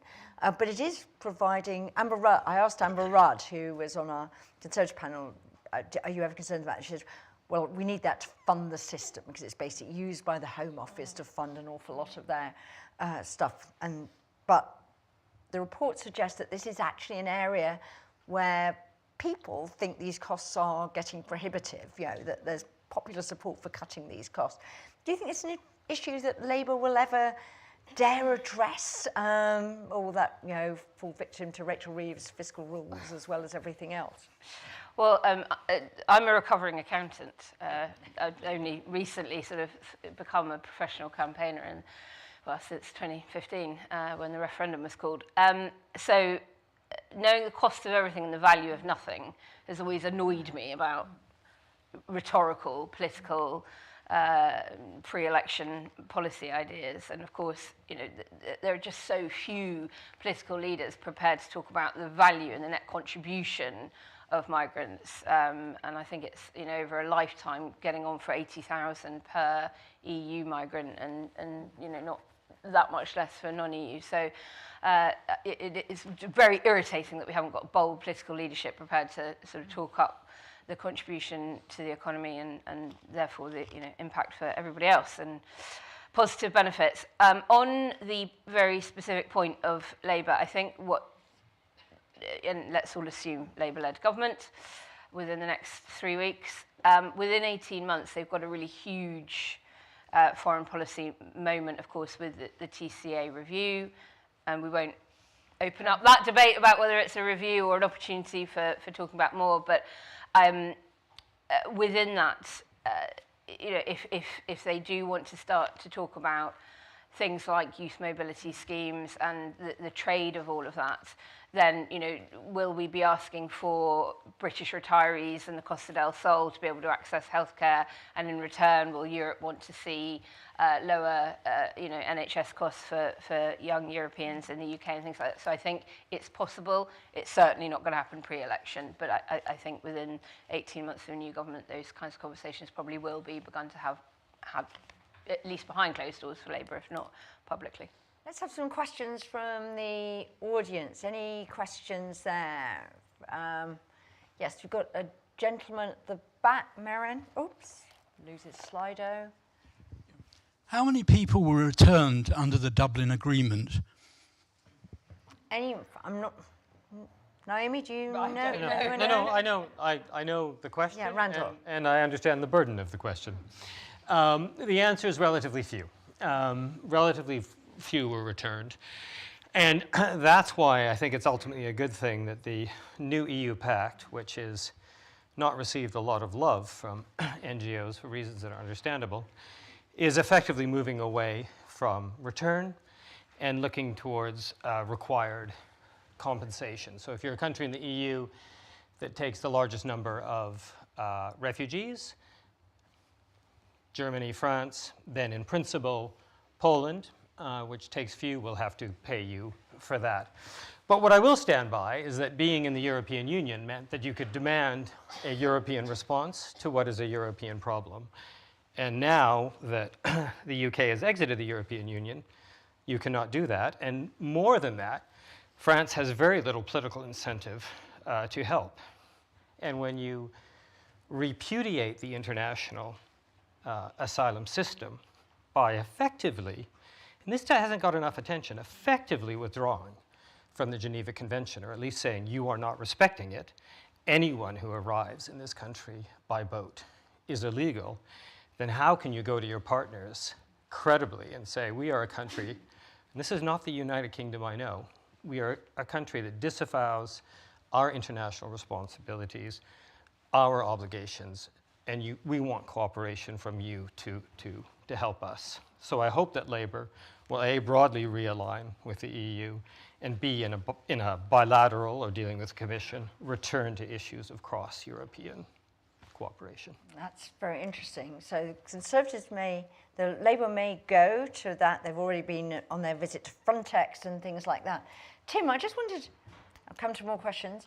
Tim, I just wondered, Rishi Sunak hasn't gone full withdrawal from the ECHR in the manifesto, but if on Naomi's premise that perhaps he's not leader after the election, how do we expect to see this play out? We're even threatened that there might be a rebel manifesto launched next week by Suella Braverman, because this actually isn't an area of unity even on what we'd regard as the right of the Conservative Party, is it? Because that Truss Braverman argument about net migration was quite interesting during Liz Truss's brief premiership. How do you think that might play out? The situation at the moment, I was talking to Rob Ford about this morning, reminds me of 1997 and the run-up to that election, when you had Conservative MPs individually in their election addresses coming out against a single currency. And you will probably get, I would have thought, a lot of Conservative MPs talking about getting out of the ECHR and making a kind of personal pledge on that, even though obviously the party has decided not to do so. Now that might get a boost if Jenrick and Braverman, as they've sort of suggested in the last couple of days, come out with a kind of mini manifesto on the grounds that Rishi Sunak and the official manifesto hadn't been hard enough. I mean, it will be interesting to see whether that in fact happens. But as to what happens after the election, should the Conservatives lose it, I mean, I don't imagine that Rishi Sunak will stay around very long, so there will be a leadership election. And it is very difficult for me to see, but there may be others in the room who disagree with this, how anyone wins that leadership election without promising that the Conservative Party will get the UK out of the European Convention and promise to do so at the next election. I just think that that will be, you know, the kind of price of entry, if you like, into the leadership contest. There will be many MPs who are uncomfortable with that, it's true. You know, particularly people who are sort of styled as One Nation or moderate Conservatives. But if we know anything about the history of the Conservative Party over the last 5 years, we know that that group of MPs stays, to some extent, infuriatingly silent, while the more vocal minority, if you like, in the parliamentary party seems to make all the running on the issue of migration and various other matters as well. So you know, if the future plays out like the past, I would expect probably those MPs that I've just talked about to keep their heads down and, you know, to put someone into the second round of the leadership contest, which involves the members voting, who, you know, will promise to pull out of the ECHR, and that will be, you know, as far as the membership is concerned, a very kind of sexy promise, and they will, I would assume, vote for someone who does that. And this is all assuming, of course, that Nigel Farage doesn't become the Conservative Party's leader, at least at the next leadership contest, maybe the one after that. Tim, I was just going to ask you a quick question on the potential rebel manifesto. To what extent is that a pitch for the leadership versus trying to get Reform UK to back off? Because when you've got them on 17%, Tories on 19% as of last week, that could even narrow this week. Is it to try and just keep their seat? I think that is a really good question. I mean, I think Braverman, you know, does actually believe this stuff. You know, I think like many Conservatives, she is obsessed with the threat from reform. You know, to the detriment actually of the party's electoral performance, because, you know, as many people have said, they're actually losing the same amount, if not more, votes to the Liberal Democrats and the Labour Party. You know, so I think she does actually believe that, you know, there is an electoral incentive to do this.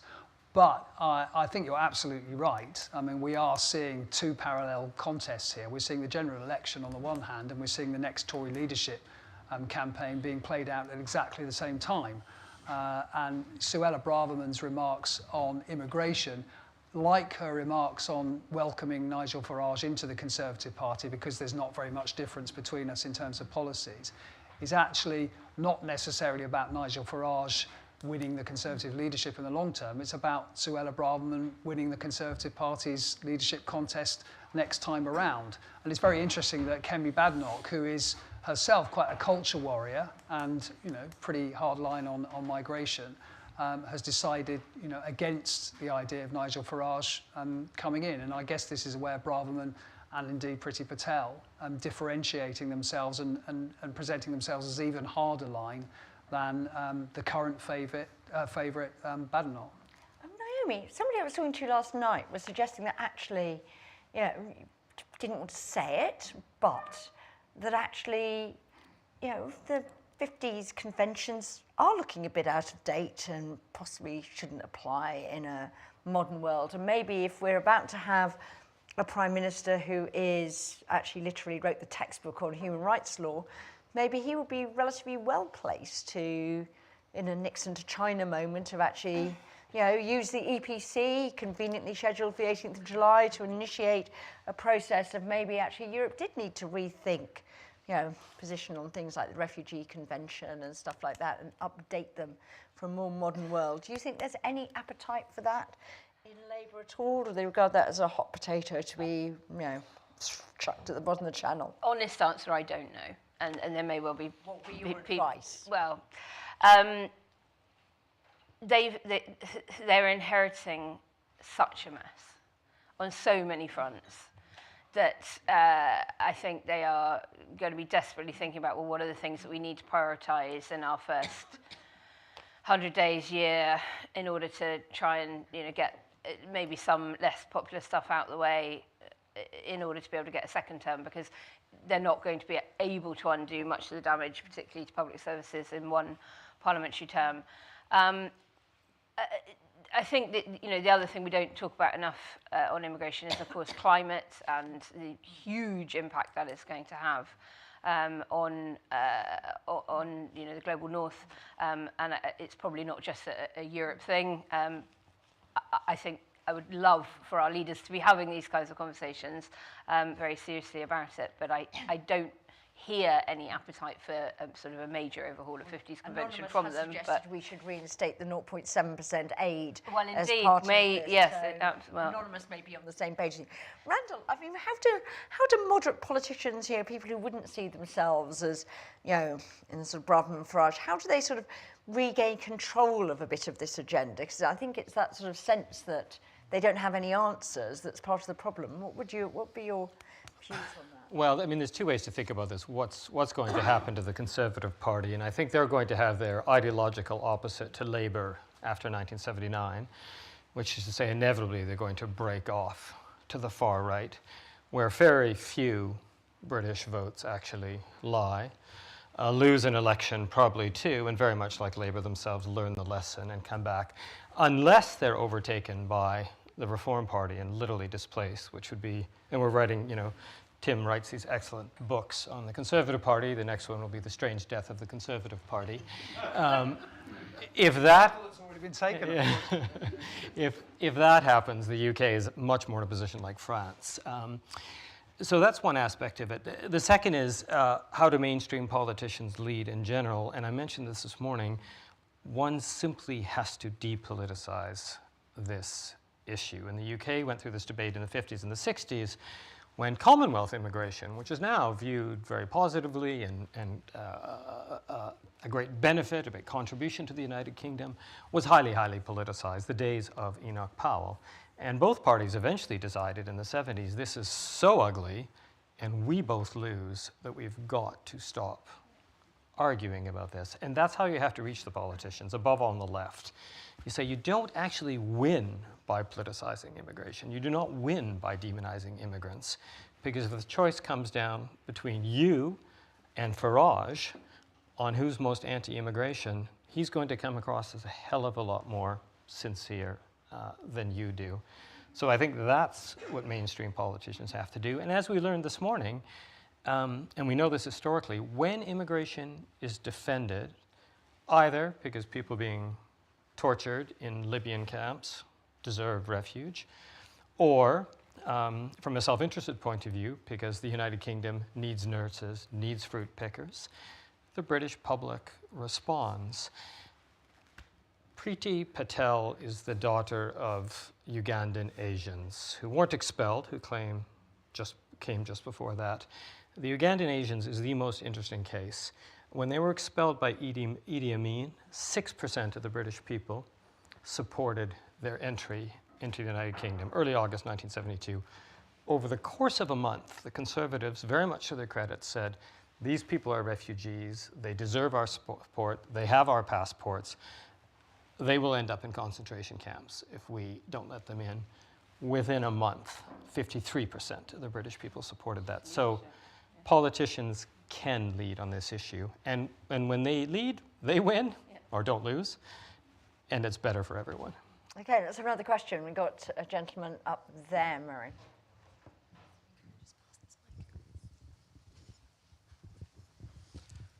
Hi. When you say what role will immigration play, I mean, just pure arithmetic. If the Reform Party take 5 to 10% of the Conservative Party in a lot of constituencies, which is looking likely, the size of the Conservative Party could be very, very small after the election, and that has, you've been talking about it, profound effects for many years to come.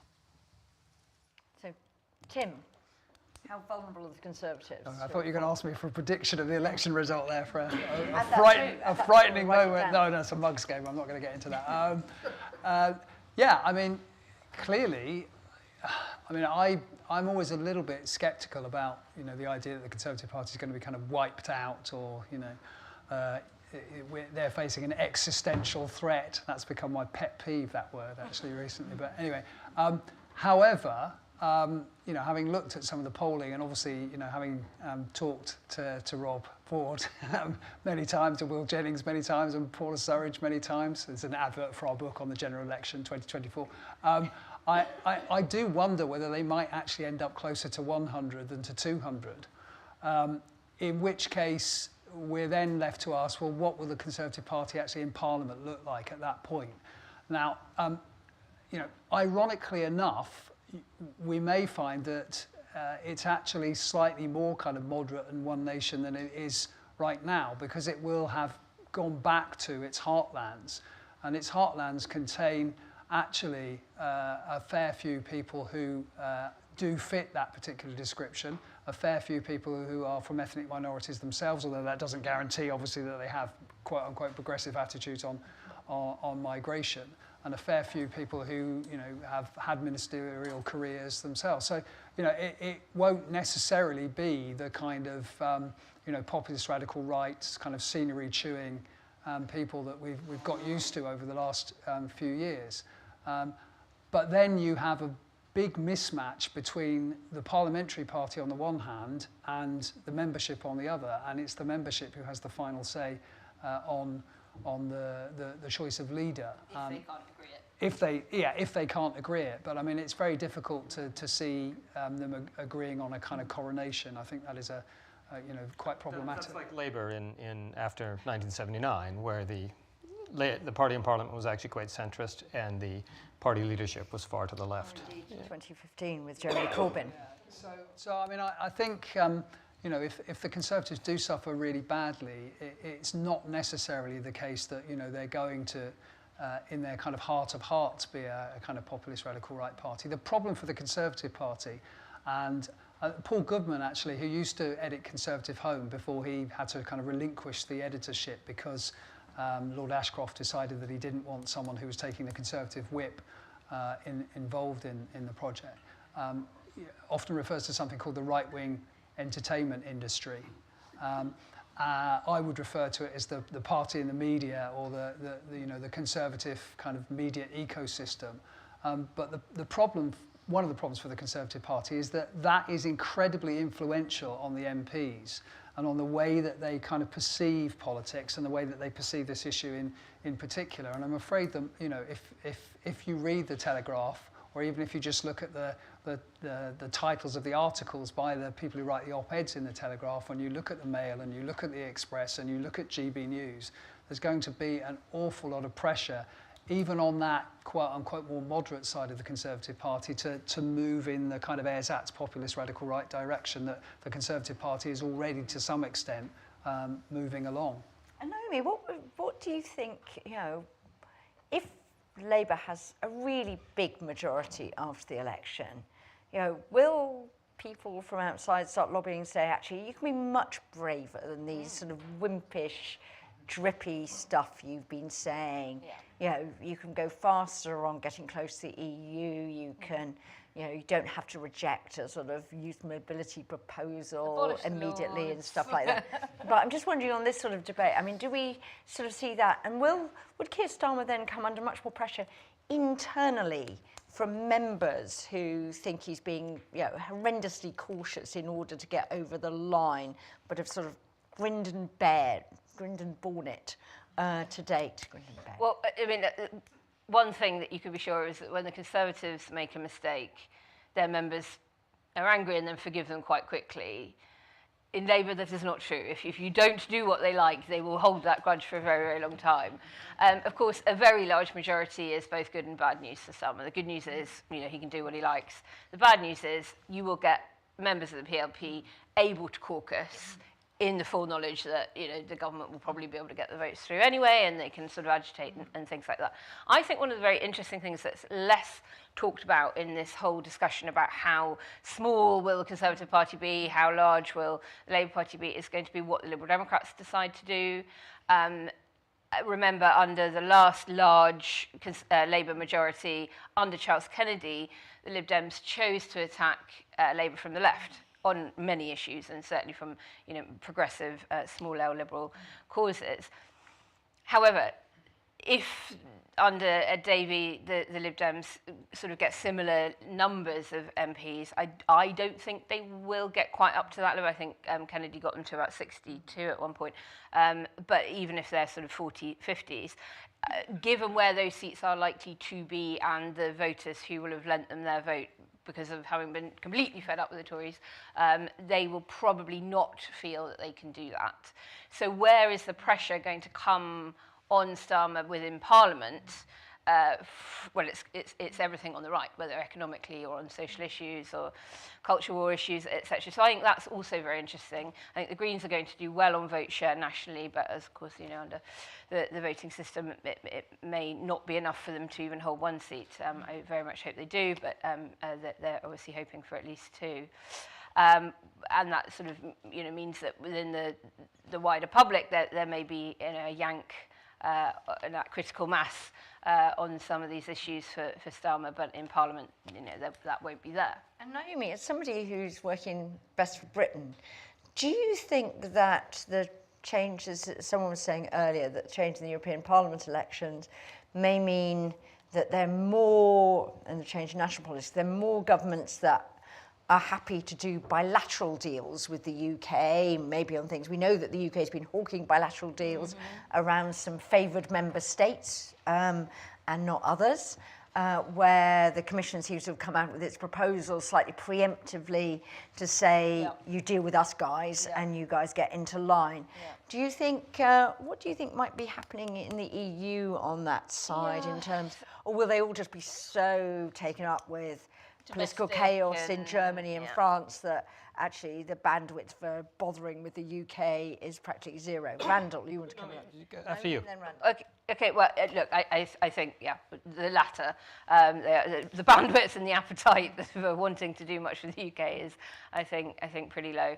And cherry picking is just such a no-no, whether that is on a bilateral youth mobility thing or on a sector-by-sector thing, that I think they probably will hang together and say it's you know, it's a multilateral thing. Who will want to deliberately throw cherry? Maybe, but I think what we've seen over the weekend is, you know, parties doing well that actually domestically fight each other tooth and nail. So even though they may be big, you know, part of a now larger caucus within Brussels, I can't see it. Yeah, I mean, I agree with that. Firstly, it was said this morning, it was 25%, which is 25% too high for the far right, but nothing near a majority. And there's great divisions within them. The alternative for Germany is too right-wing for Rassemblement National, imagine that. But the idea of bilateral deals, I disagree with what was said this morning. That was the delusion of the Brexit negotiations, is that you could go capital to capital, and the EU completely hang together over something for which the stakes were much higher on both sides. Budapest did not deal with London bilaterally then. It won't do so now. Okay. Yes, let's go over here. Yeah. Mike coming down. Yeah, I want to speak to the Randall Hansen. You talk about Canada's situation with migration. Now, I've worked in Canada. Canada is about 50 times the size of the UK. It's got so much land, you could probably have 1 million people come in a year, you wouldn't notice. It's not comparable to the UK or any European country. Second largest country on earth. And like the United States, especially during the question is, how can you apply that when we've got 750,000 people coming in net each year now, and that's the size of Manchester as a city if you want to build the houses for them.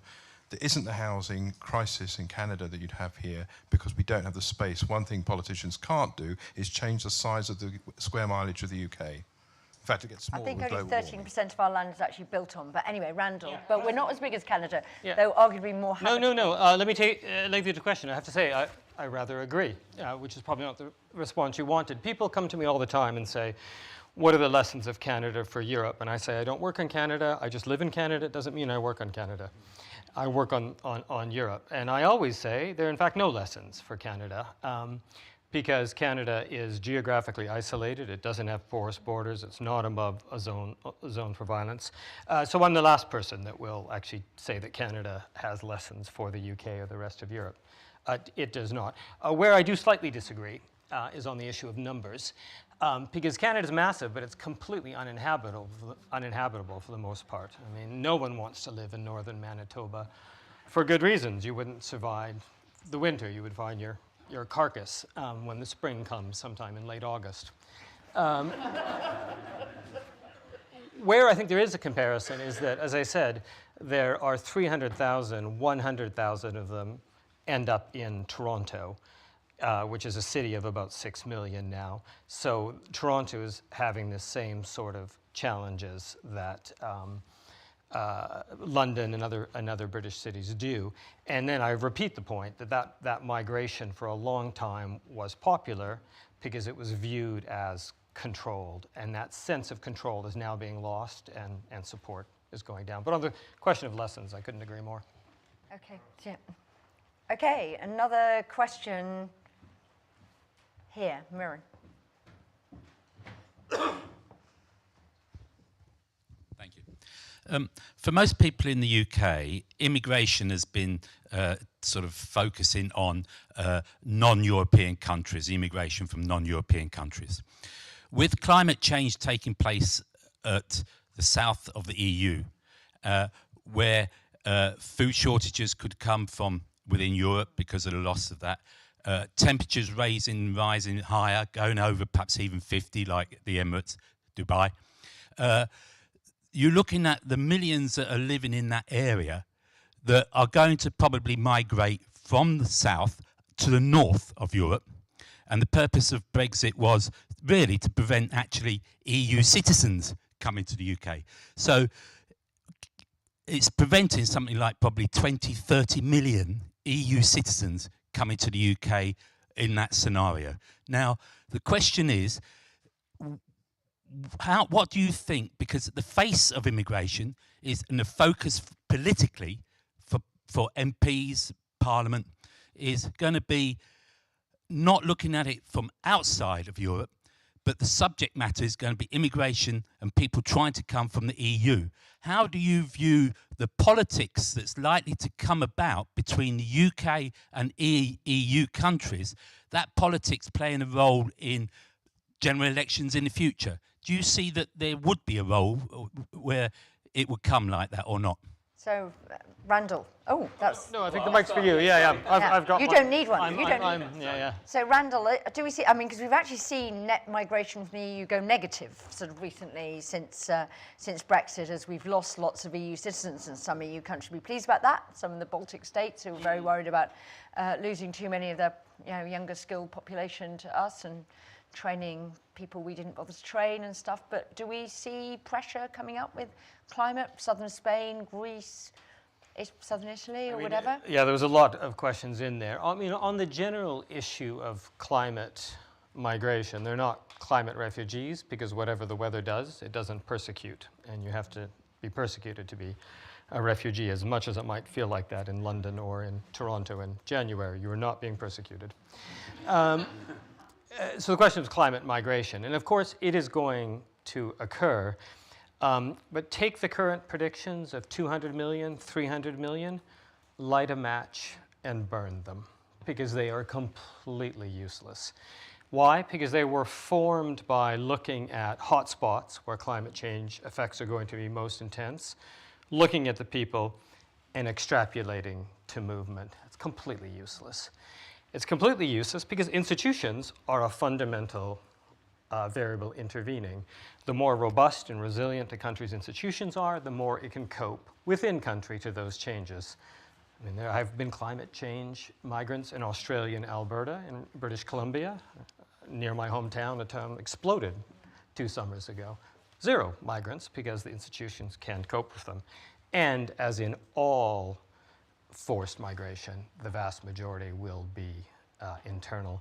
My view, I hadn't actually thought of this question, but my view is I really don't think it's going to be much of an issue for the United Kingdom of Southern Europeans moving north. The country is no longer part of the European Union, so there's a free movement, and I don't think many of them are going to move anyway. It's a politics, Yeah, though, of no. it between UK and EU countries. I mean, there are lots of other places in the EU that people could move to as well, which is you could go to and- Germany, Sweden. I mean, there was the whatever. most ludicrous article in a Canadian paper that Paris is going to be abandoned because of heat. Yes, the French are going to abandon Paris. That's going to happen. So all sorts of adaptive changes are going to be made. I just wanted to ask a question that none of you may be capable of answering, so this may be very unfair. But a few weeks ago, I went to a citizenship ceremony of someone who, long-standing EU citizen, lived here, had been hacked off. He didn't get to vote in the referendum, so decided to take out British citizenship, so he could vote, deliberately, so he could vote in this election. We've also seen, so we've got EU citizens who've maybe seen their interests adversely affected by not having British citizenship, maybe taking it on. We've seen an influx as well of Indian, Nigerian, whatever, who automatically have voting rights as Commonwealth citizens. Do we expect them to play any sort of role in the UK election? Yeah, only locally, the Commonwealth. No, citizens. Commonwealth citizens can vote in national elections. Oh, you're right. Yeah, you're right. I stand corrected. Yeah. Move here, Randall. No, I should know that. 'Cause Even Canadians. I know I voted as one. I've been here for 13 years. Yeah, my mistake. Yeah. Is this going to have any impacts on this? Or is it at the margins? We're told huge numbers of Indians and Nigerians have come in. Well, individual constituencies may be, yes. So, I mean, it depends on where they settle. It's all a matter of political geography, really.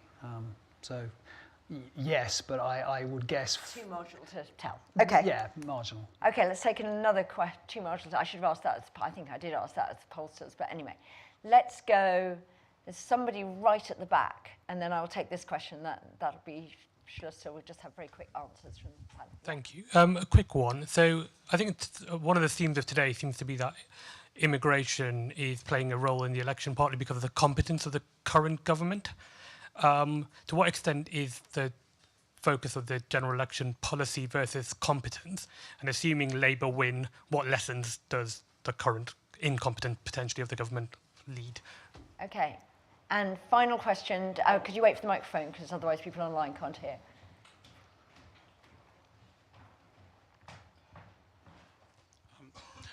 I'm interested in the disconnect between what I hear from friends and family to do with mixed race and intermarriage, where so many people now, are, especially at extended family level, have direct experience of migration, the rules, the competency that doesn't seem to be part of the national narrative, yet my sense is a lot of people will make their voting decisions based on the lived experience. Okay, right, so I'm going to go down the panel. So comment on, it's basically you've got two parties, one of which is saying we'll do much the same policies as the other mob, but we'll do it more competently, including on migration. The other one about how many people are actually sort of personally touched by some of these things, which I think is one reason why so many people are worried about costs and barriers to, actually doing it. Randall's thoughts about, these 2 points, either of them? Well, let me take the competence versus immigration. I think that's partly how the debate is rolling out. But what's depressing about this is that you have the two main parties both claiming they're going to reduce immigration. That's tactically wise on the part of Starmer because it's going to fall. And so if you promise to reduce immigration that's going to fall anyway, then it's an easy promise to deliver. But it's depressing insofar as it doesn't address the fundamental issue, which is that there's a massive structural dependence in the United Kingdom on low-skilled labor because of the way in which the Conservatives completely destroyed and then won on the back of it in 2019, depressingly enough, well-paid industrial jobs in this country, 2 million of which disappeared between 1971 and 1983, the largest figure in any world. And as I say, the UK is the largest low-paid sector in Western Europe, and that is going to suck in immigrants whether you want them or not. When I went to the Radisson Hotel before Brexit, every worker there was Polish. This morning when I left the hotel, every single worker was South Asian. They are coming here for work, and that's going to continue, and the country needs it, and as was pointed out this morning, skilling up is going to take a generation. So I wish some politician would address that. It's about control. So British people aren't anti-immigration. They're anti the lack of control over immigration. Some of them, many of them don't care at all. But those that do care, it's about that loss of control. And if a new government can have more perceived competence over how it's controlled, then that will do well for them. And I think the point about upskilling, if young British people and people transitioning from one industry in decline into another, if Labour are seen to be doing more to support that, then I expect they will just be trusted more in handling the whole issue around skills and immigration. Tim, can you come on to the second question about, because it looks to us as though the Conservative Party has its aging ranks. Quite a lot of people with relatively recent personal experience of the migration system. It's one of their great successes, and yet... Strangely enough, some of them are the most anti-immigration MPs. Why the Conservative Party likes them to be the spokesman for that particular line, I'll leave you to contemplate. I mean, you're absolutely right, and in some ways, one of the things that distinguishes the UK from other countries, including the US, I think I'm right, is the rate of so-called mixed marriages, and that's something I think that will have an impact, obviously, on our politics, for a long time to come. I just want to say something about the competence point is important. But also, I think, as far as public opinion is concerned, it's the question of trust is really, really important as well. And the fact is, for the Conservative Party, clearly it's lost the trust of the British people when it comes to migration. And that's why, in some ways, migration is such a double-edged sword for this government, because on the one hand, it has this very hardline rhetoric, but on the other hand, it's clear that it's not delivered on the promises that it's made, and that's cost it very, very dear. And the final thing I'll say, it would be great if politicians going forward could not talk about solving immigration as a problem, but talk about managing immigration as a challenge. I have a question for you, Tim, as the expert in the Conservative Party. Is it the case that you have the most multiracial Conservative Party in history, which is a great achievement, but they're also right-wing, including Badenoch, mixed marriage as well, very good, have a good German name. Is it the case that to make it as a racialized person in the Conservative Party, you have to be more anti-European and more anti-immigration than the mainstream Conservative voter? Because you don't see this in Labour, you just see this in the Tories. Well, to quote a fictional chief whip, you may think that, I couldn't possibly comment. Okay, well, that's a very good point to end, and I'm desperately looking for a sign from, excellent. I now know we're on a break. So before we go to the break, could I just thank my excellent panel, Tim Bale, standing in at the last minute. Thanks, Tim. Naomi and Randall Hansen. Thanks very much for sharing their insights. And come back at 2:30.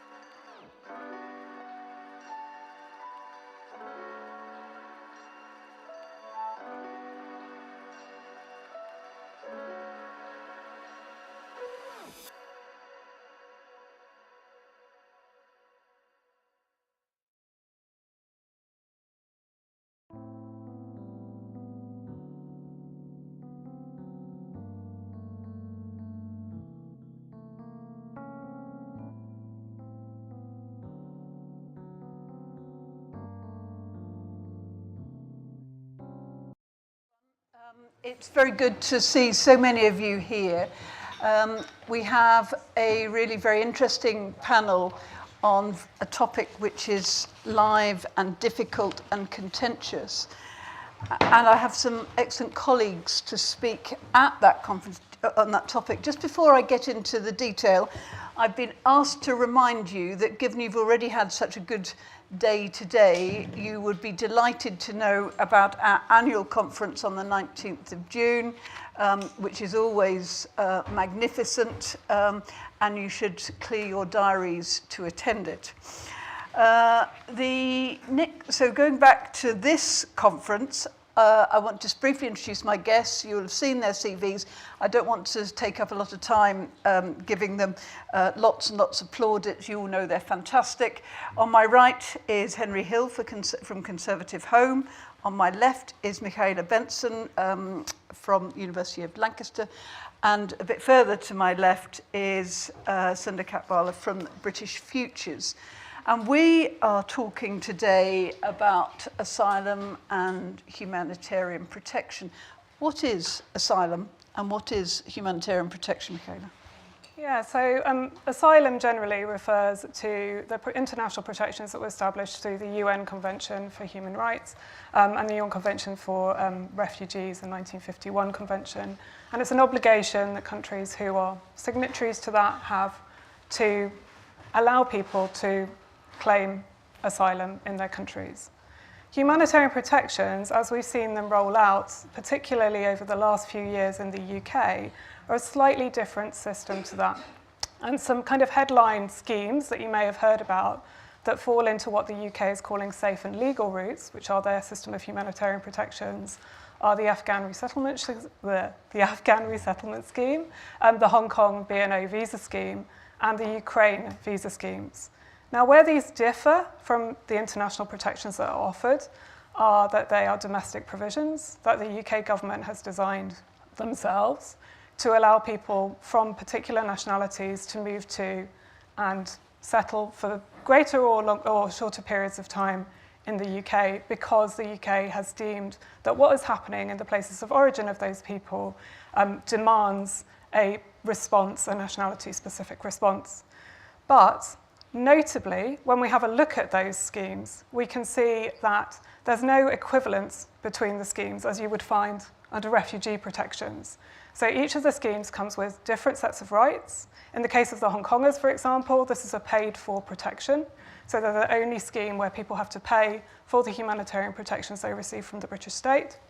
But we also find that there are differences around the routes to settlement people are permitted, as well as access to things like healthcare, education, all kinds of things. So I think what we're seeing in the way that these schemes have been mobilized in the last few years is a contrast between the international system, the asylum system, that was a form of multilateral protection, and we've moved towards a system in the UK where they're kind of championing, I would say, a unilateral approach. So thank you, that's really very helpful. Just on the question of asylum, is it the case that you've got to claim asylum in the first safe country you've got to? Are you asking me again? Yeah. So I think that that is generally what is understood, and that's what has been behind a lot of the returns policies agreements. But I don't think that you have to do that. Okay. Thank you. And what about numbers? Okay, so when we're talking about asylum, in terms of the overall numbers of people who come to the UK, we think it's around 6% of the overall numbers of people who come. When we're talking about humanitarian protections, just to put it in the context of some of the discussions that have been going on around net migration and gross migration today, since their launch, the Hong Kong B&O and the Ukraine visa schemes have accounted for at least 355,000 people arriving in the UK. And so the Hong Kong B&O visa scheme was the first one to be announced after the Brexit transition period. It launched on the 31st of January 2021. So you can see this is in a very, very short period of time. And if I could just link back to some of the things that were said in the previous session, what was absolutely extraordinary about this scheme when it was proposed in the Houses of Parliament was, with perhaps only one exception, there was cross-party, cross-house support for that scheme. Thank you. That's immensely helpful. So we've got an idea of the numbers. So we say asylum's about 6%. So if we come and have a think about the small boats, where does the small boats fit into all of this picture? Well, the small boats are very, very important because that, there could be different debates about, we saw a broad, warming and calming down of attitudes towards immigration generally, and we've seen a slight hardening of that as this report shows. And there would be 2 or 3 reasons that might have been the case. One would be, well, the overall numbers are very high, or the asylum numbers are very high. And another would be, no, it's the visibility of the lack of control of small boats. And I think there's a very strong case that it's primarily the visibility of the lack of control of boats and what that means about borders and about your imagery and sovereignty and so on, that is more important. And therefore, a high latent consensus, but very unknown policy in a way, the Hong Kong policy, which is larger, or the Ukrainian policy, which was popular and visible, much, much larger than the boats, but they are choices. So the question of, what is an effective and sustainable system? What is effective? Are you processing well? Has it all gone wrong domestically? Internationally, is there cooperation or isn't there cooperation? But also a sustainable system is about public confidence and consent for the system you've got. And I think there's no doubt that the visibility of small boats, and people say if you ask them directly, how do most migrants get here? YouGov had a question, do most people come legally or illegally? A slight majority say more people come illegally than legally, i.e. the 4% or the 6% is thought to be bigger than the 94%. And so with those coming on small boats, how many of them go on to claim asylum? It's almost all of the people, and there are sometimes an Albanian group came in and was dealt with, and there's been a rush of Vietnamese, but it's almost 99% of people who come on boats putting in a claim. And then there are different now policies and systems as to the government's in principle the government wishes now to refuse all of the claims that have come in this way, having previously said it might regard people as inadmissible, but will then admit them if it hasn't got a plan. Its policy now is to not admit them even if it hasn't got a plan, until its plan emerges as to where they might go. But that nevertheless, the small boats are coming, and so what happens to those people? Well, that is now the difficult situation for the current government, or for itself if re-elected, or the next government. So, for example, the government wants to have its Rwanda scheme, and it hasn't happened, and it would say, well, if we're re-elected, it will happen. They've got 6,000 people on a list earmarked for Rwanda. The Rwandan scheme probably isn't ever going to take 6,000 people, but it might take 500 people. In reality, it might take nobody, ever. All of the 6,000 people arrived before June 2023. There are then another 60,000 people who arrived since June 23, and the policy is, if they've passed into law, the Home Secretary should refuse those people forever, and they haven't triggered that yet. So in principle, the policy is that none of those people will ever be admitted, but they're not even on the Rwanda list. And then there were another 11,000 people this year. There is almost certainly no either practical or legal option. If you triggered that act, I think the courts would say it might be lawful to remove somebody to a safe country where their claim will be processed. But if you haven't got any such plan for 95% of these people, probably 99% of these people, they're going to have to go into the UK asylum system. That's what's been happening since, I think they've passed the law 3 times now to say we won't have these claims. But unless you've got another plan, you will have to have these claims in the UK system. So in reality, you've got somewhere in the region, if I've got the sums right, sort of 77, 80,000 or so people who are currently in limbo with no possibility of claiming asylum. And there's a difference in principle between the 2 main political parties at this election, which is that Labour's policy is to assess the claims and the Conservative policy is to refuse the claims. But in practice, there probably isn't a difference in practice. In principle, i.e. a government will have to unwillingly accept the claims. And the Conservatives have had their manifesto out this morning, and it says we will implement our Illegal Immigration Act and bring that into force, and we will clear the backlog. And depending on who they mean by the backlog, they're either going to ban themselves from clearing the backlog, or it might be that they would clear the backlog and then introduce the duty. But there is a question for them to answer, which is that what is the plan for the 70,000 people? I'm coming to you. Is there a plan, and was Rwanda it? A plan for asylum in general, or to answer that? Let's deal with that group for the start with, and then more generally. No, as far as I can tell, there isn't really a plan, because the government has fallen into a trap, as it has on an awful lot of issues, where it is simultaneously refusing to own a very liberal regime. In fairness, because a lot of its voters don't want that regime. But on the other hand, it is not prepared to do any of the things required to make an alternative work. So we, every month, have more stories about hotels. We have ministers cracking down on hotels. But if you don't want to store people in hotels, you have to build an asylum estate to put them in. And that would involve asking the Treasury for money, putting something in a Tory MP seat. And so that doesn't happen. And so we get more hotel stories. And at the same time, they don't legislate aggressively enough to clear out the thicket of things that their policy keeps falling over. So Rwanda, I mean, the origin of Rwanda was it was a policy that would take a 5-year parliament to deliver. It would be brought in in a much more gradiated fashion. That would give you time to iron out, as they saw it, all of the kinks, and then at the end of it, you would have a legal model which you could then use as a template both for further deals with Rwanda and for maybe negotiations with other countries, because you could say, look, we've ironed out all the kinks in this process. And instead, because Rishi Sunak became leader in 2022, he needed one thing to sort of buy off Suella Braverman and stop her running for the leadership. And so he went with like the full-fat version of Rwanda, which was never deliverable in 2 years. And so that's why we are where we are. So if the Conservatives were to win the next election, are they going to carry on with the Rwanda scheme? Yeah, I mean, they couldn't abandon it now. It's sunk costs fallacy in a way. I think they've put far too much into it. There's certainly things they could do if they did manage to get a plane off the ground to make it maybe slightly more effective. Like, I think it's absolutely bizarre the way that they've chosen the people who are eligible as people who all arrive before a certain date, because if you want it to be a deterrent, and it is supposed to be a deterrent, it should be the people who are like now, right? It should be that, you know, because if you limited it to people who arrived in the last like month, 2 months, then all of a sudden you, as someone thinking about getting on a boat, that's a lottery with much shorter odds of you getting selected. As it is, even if you've heard of the policy, you know for a fact that you're not eligible to be taken to Rwanda because they've got 6,000 people on the list from 2023.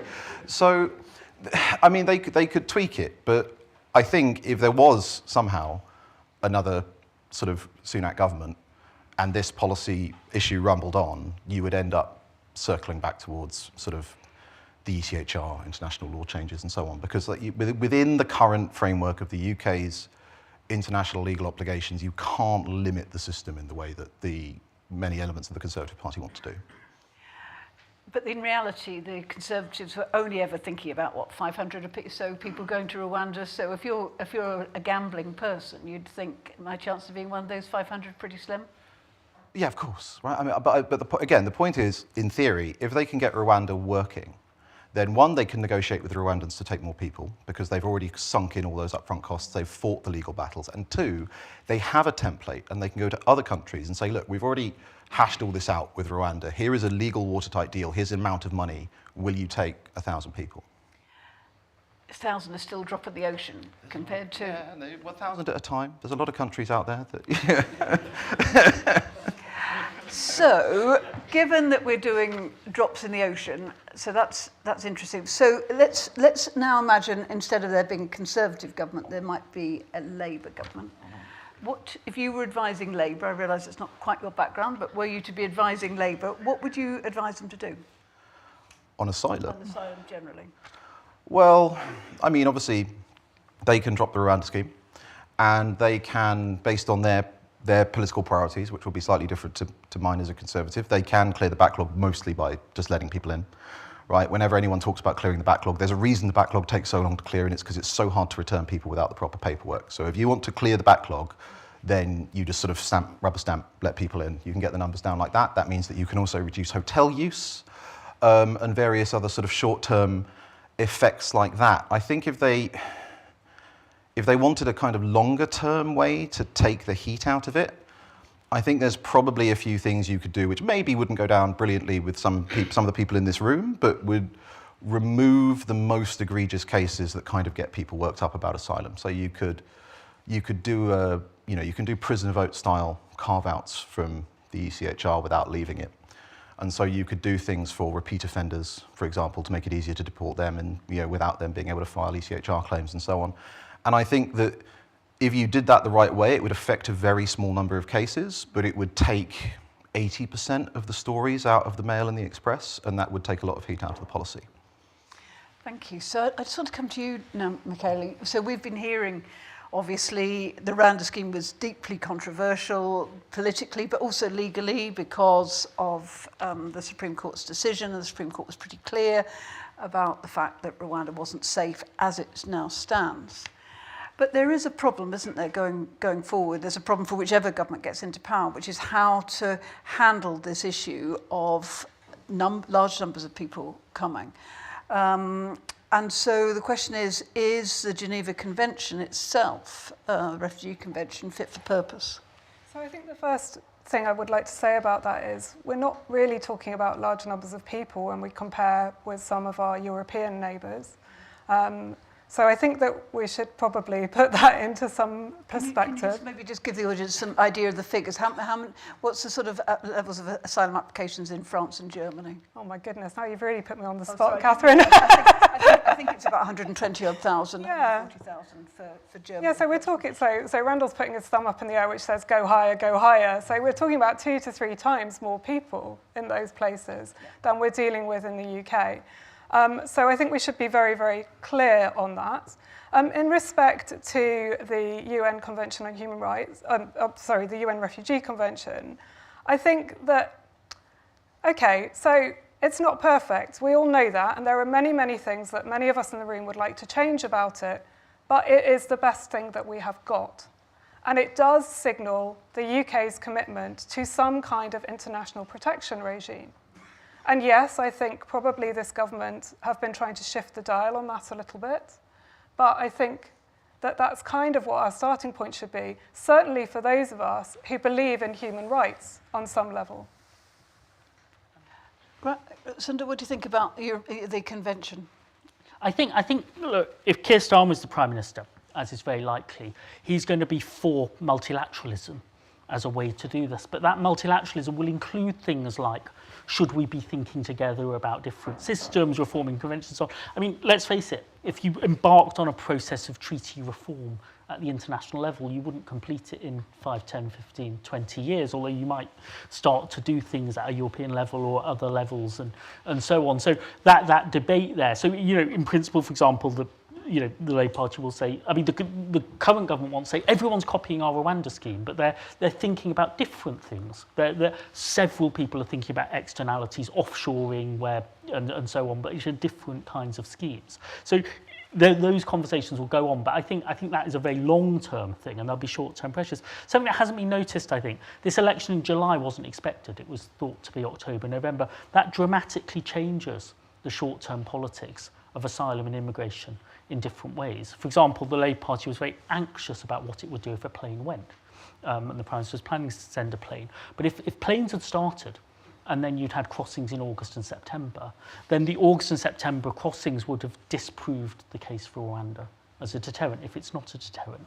Now, the same crossings in August and September might be taken to be proof of what happens if you scrap the Rwanda scheme. They might increase the cost of doing that, even though they couldn't change that. On the other side of the ledger, overall net migration will look high in November. It will look very, very low by spring 2025 because of care change and so on. And so Rishi Sunak has now cut immigration for Keir Starmer, not for himself. And so that might give them some breathing space on overall numbers, but some real pressure on asylum and channel crossings. They had 3 ideas about what to do about this. One was scrap the Rwanda scheme, it's a waste of money, it isn't working. Let's spend it on some other things, talk about border force and so on.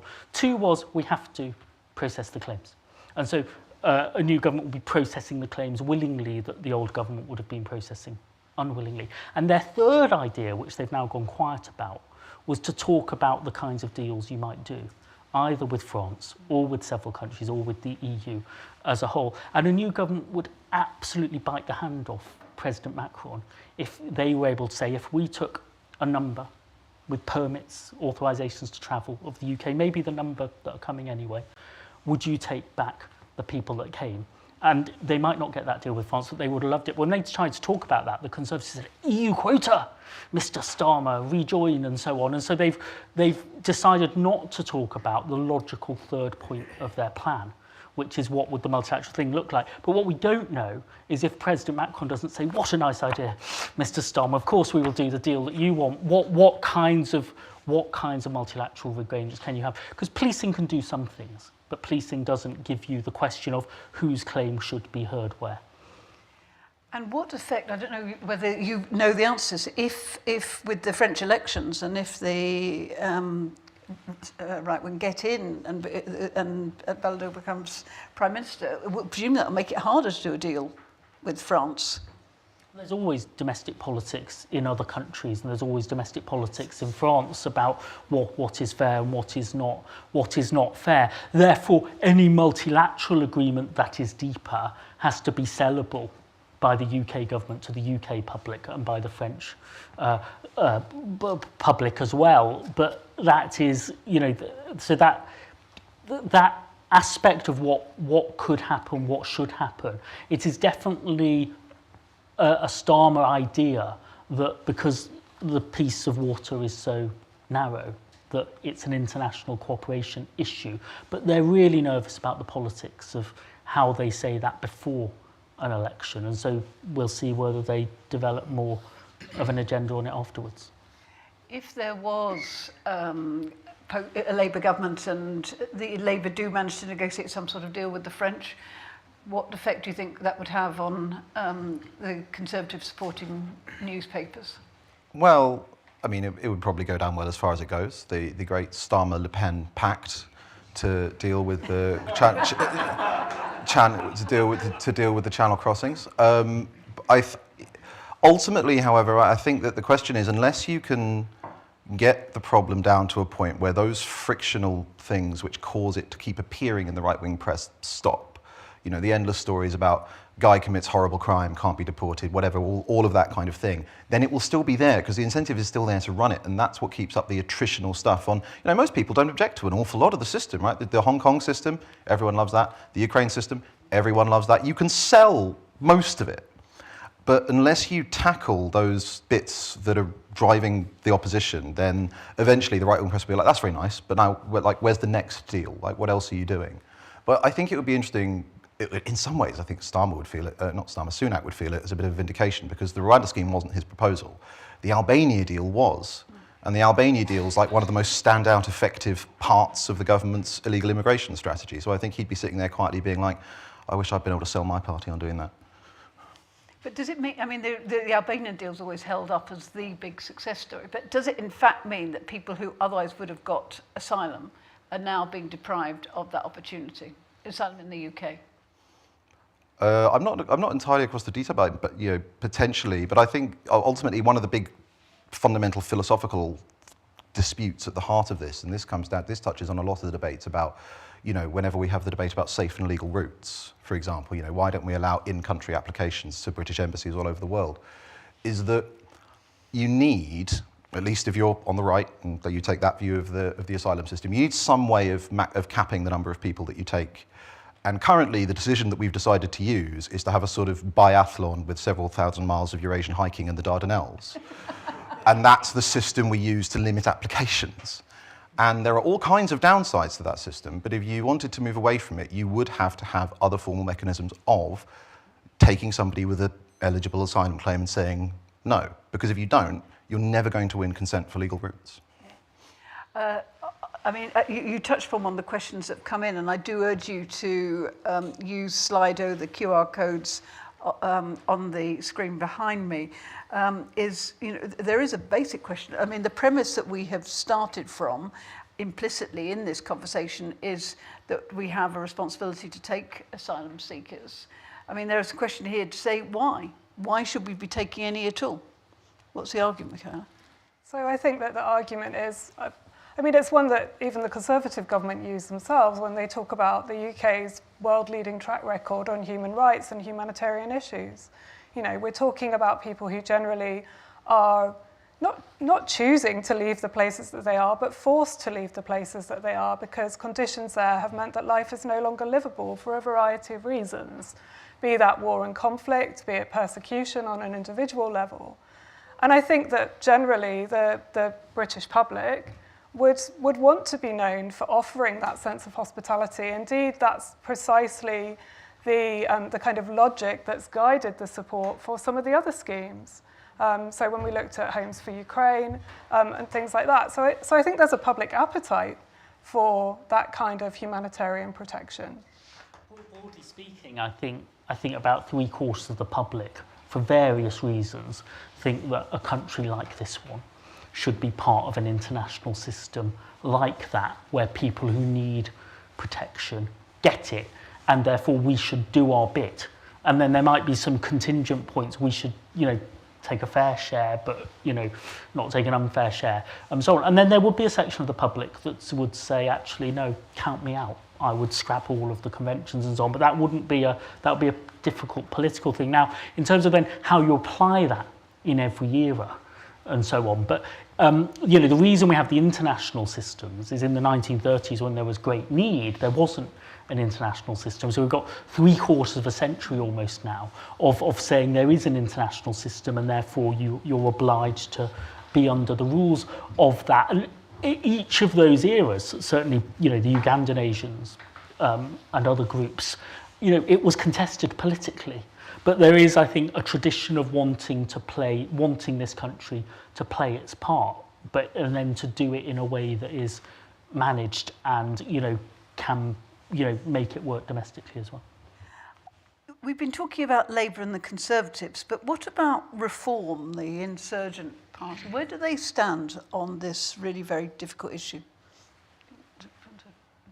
I mean, I'd have to look it up. I mean, otherwise I'm just going to guess some mad stuff. So it's tended to be the case for, say, somebody like Nigel Farage, who is a sort of slightly more mainstream populist who is interested in his respectability credentials in politics. It's tended to be the case that he would say, oh yes, genuine systems or Ukraine and so on, but his vote would be split on that principle. Might be in the tear up all of the treaties, might be in the, well, we should take some genuine people, but I bet most of them aren't genuine, and so on. And so they have a very robust sort of position. I'm sure that they would, have examples where they would do it. But so, they would say that nobody who has been in Europe is an asylum seeker anymore. They might have been an asylum seeker in Syria, but what about France?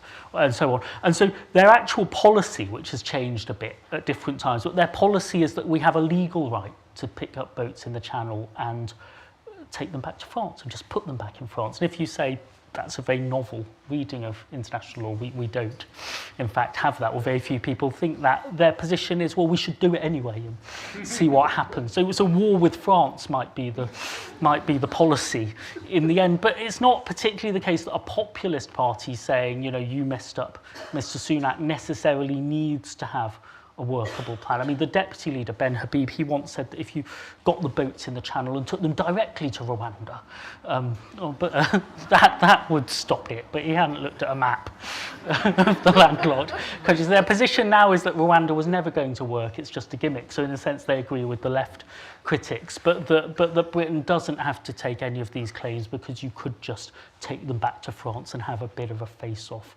Royal Navy versus the French, and see what happens. I mean, as we know, the logistics of actually doing that, it's very easy to say we just take the boats back to France, but boat which has got 100 or so people on it or more. And you've got a responsibility to protect life, but also obviously the British armed services are not going to do things that are not in international law. So this is not a policy that a government that wanted to agree with. I mean, in the end, governing parties can never quite outbid populist parties on things to say on the radio. But I think there are a few other things in there as well, which, I did have a very brief look at the Reform Manifesto this morning, and there's 6 points. They're compressed into a space like this. One of them is still to offshore people to the British overseas territories, but there's also a direct commitment to withdrawing from the ECHR. But I should say, as with the picking up the boats and returning them to France, it's all intended to happen within the first 100 days of their administration. So we've got a set of unworkable points in a very short period of time. So I think what you're pointing to there is partly the politics of narrating it even in those terms. So, yeah. Okay, thank you. What we also know is that there are criminal gangs of people who are facilitating the crossing. What do you think Labour could do to deal with those criminal gangs? We're told that they're going to smash them, but what does that actually mean? How do you actually set about doing that? What smashing the gangs? I mean, it's a fascinating question. I think the problem is that if you do it effectively, it's not just from a political angle. Yeah. If you do it effectively, it's quite boring.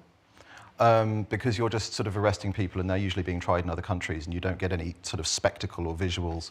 And because the demand is still there and dinghies are cheap, then another criminal gang will start furnishing dinghies pretty quickly. So I might be wrong, but as far as I can see, while there are some international networks making sure that you buy your ticket at the Dardanelles, then they'll maybe promise to get you across Europe, whether they do or not. These aren't difficult things to replicate. Putting people in the back of trucks, furnishing them with boats that aren't fit for sea, and hoping they get halfway across the channel and a British ship finds them.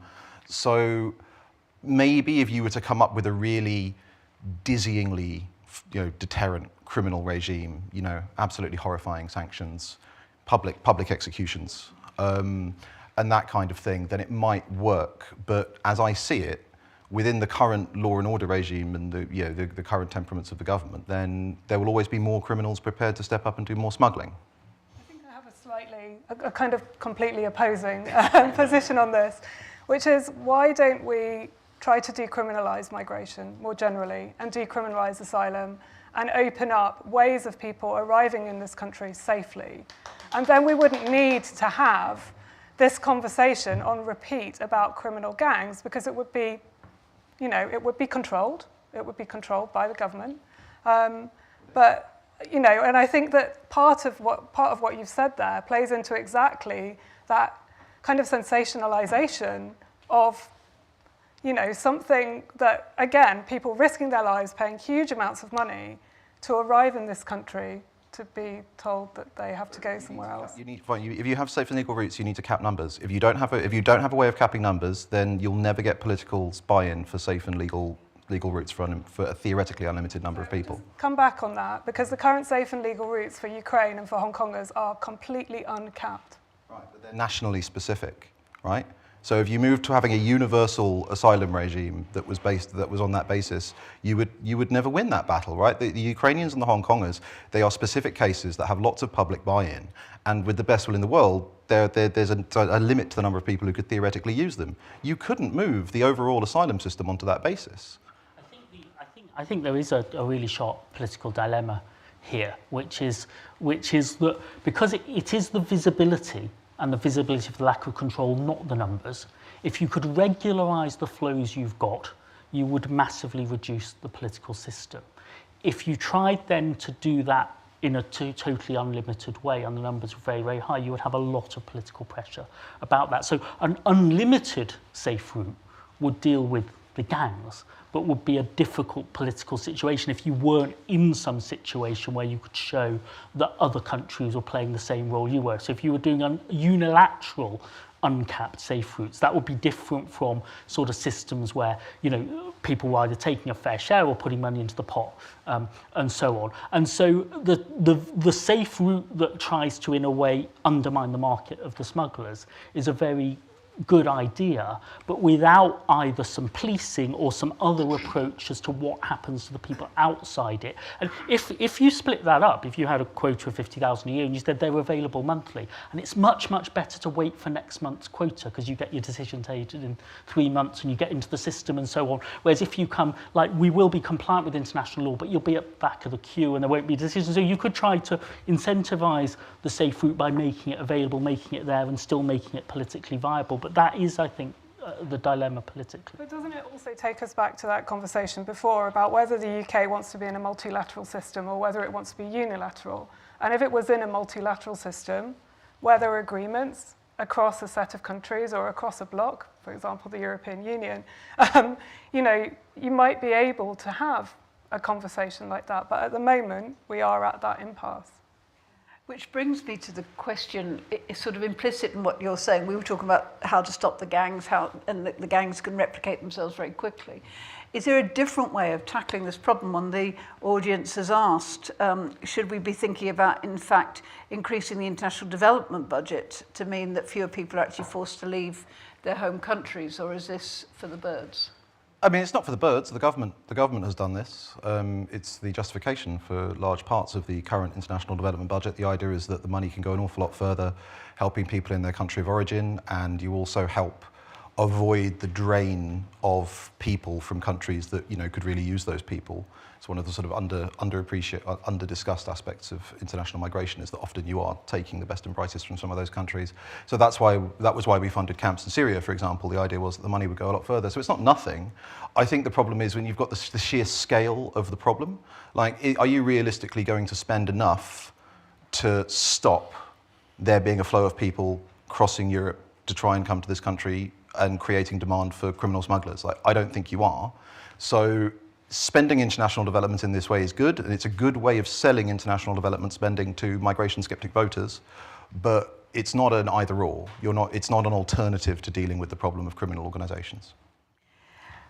Did you want to add anything?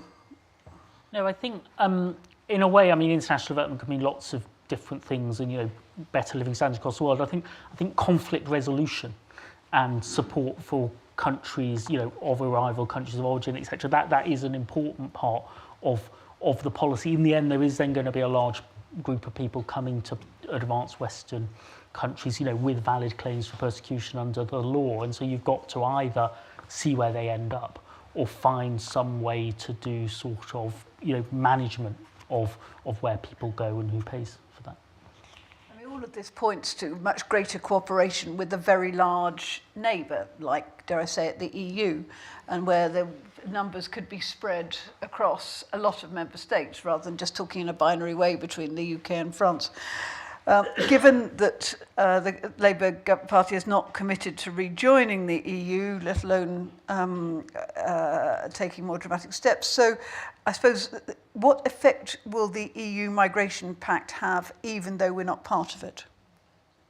That is also obviously contested within the EU. In terms of the post-Brexit relationship, people are exhausted about the debate about, rejoin and so on, and certain aspects of single markets and free movement might do that. In terms of sensible cooperation with countries in Europe, actually people's top of the list for the public across political tribes would be cooperation on security issues, terrorism issues, migration issues, that different parts of the public might have very different ideas about a very liberal way to cooperate or a very securitized way to cooperate, but it wouldn't be difficult to sell the idea of cooperation for particular purposes as a separate point from the political relationship with the EU. The content of that and the negotiability of that and the domestic politics of that across different EU countries, obviously very, very different views within every country.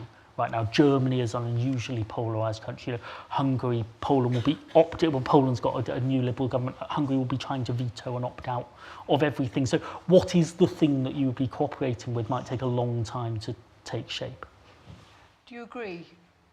Do you think it's possible to have some sort of deal with the EU? Of course, assuming the EU actually wants it. Yeah. I mean, I don't see why not. I think from the perspective, from the perspective of Brexiteers, there were lots of reasons to leave the EU, and for the kind that you're dealing with at the top of the Tory party, it was mostly about the overall constitutional order and Britain's capacity for democratic self-determination. And so for them, actually, their kind of model for how they wanted our relationship with the EU to work was bilateral agreements where we needed them. That was always the point. There were obviously other Brexiteers for whom that was not the case, but they now have a party that's polling 13%. So for the Tories, at least, yeah, I think you can say, look, we've got a deal on security and migration.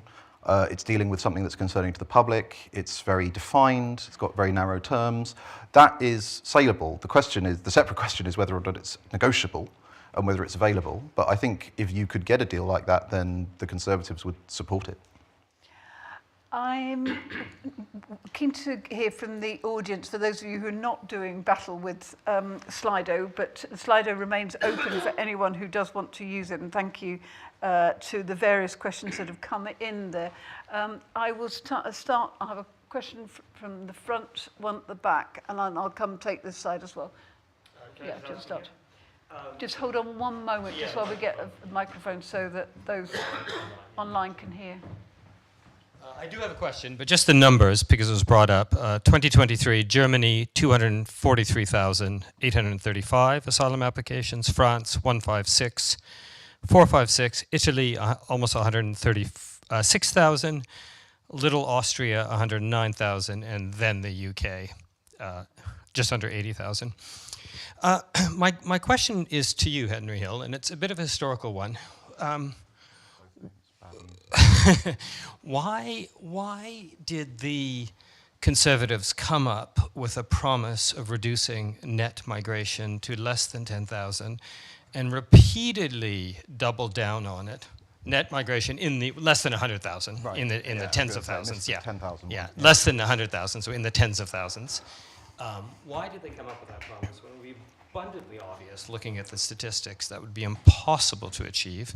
Related questions, why, and this is for everyone, why is net migration always the measure when by definition you can't control it? Because if the British economy changes, then the outflow of Britons will go up and down. And thirdly, why are students included when they are temporary migrants? And it seems to me in the parties there's a massive own goal through definition that could be very, very easily changed. Okay. Yeah, I'm just trying to remember all three of them.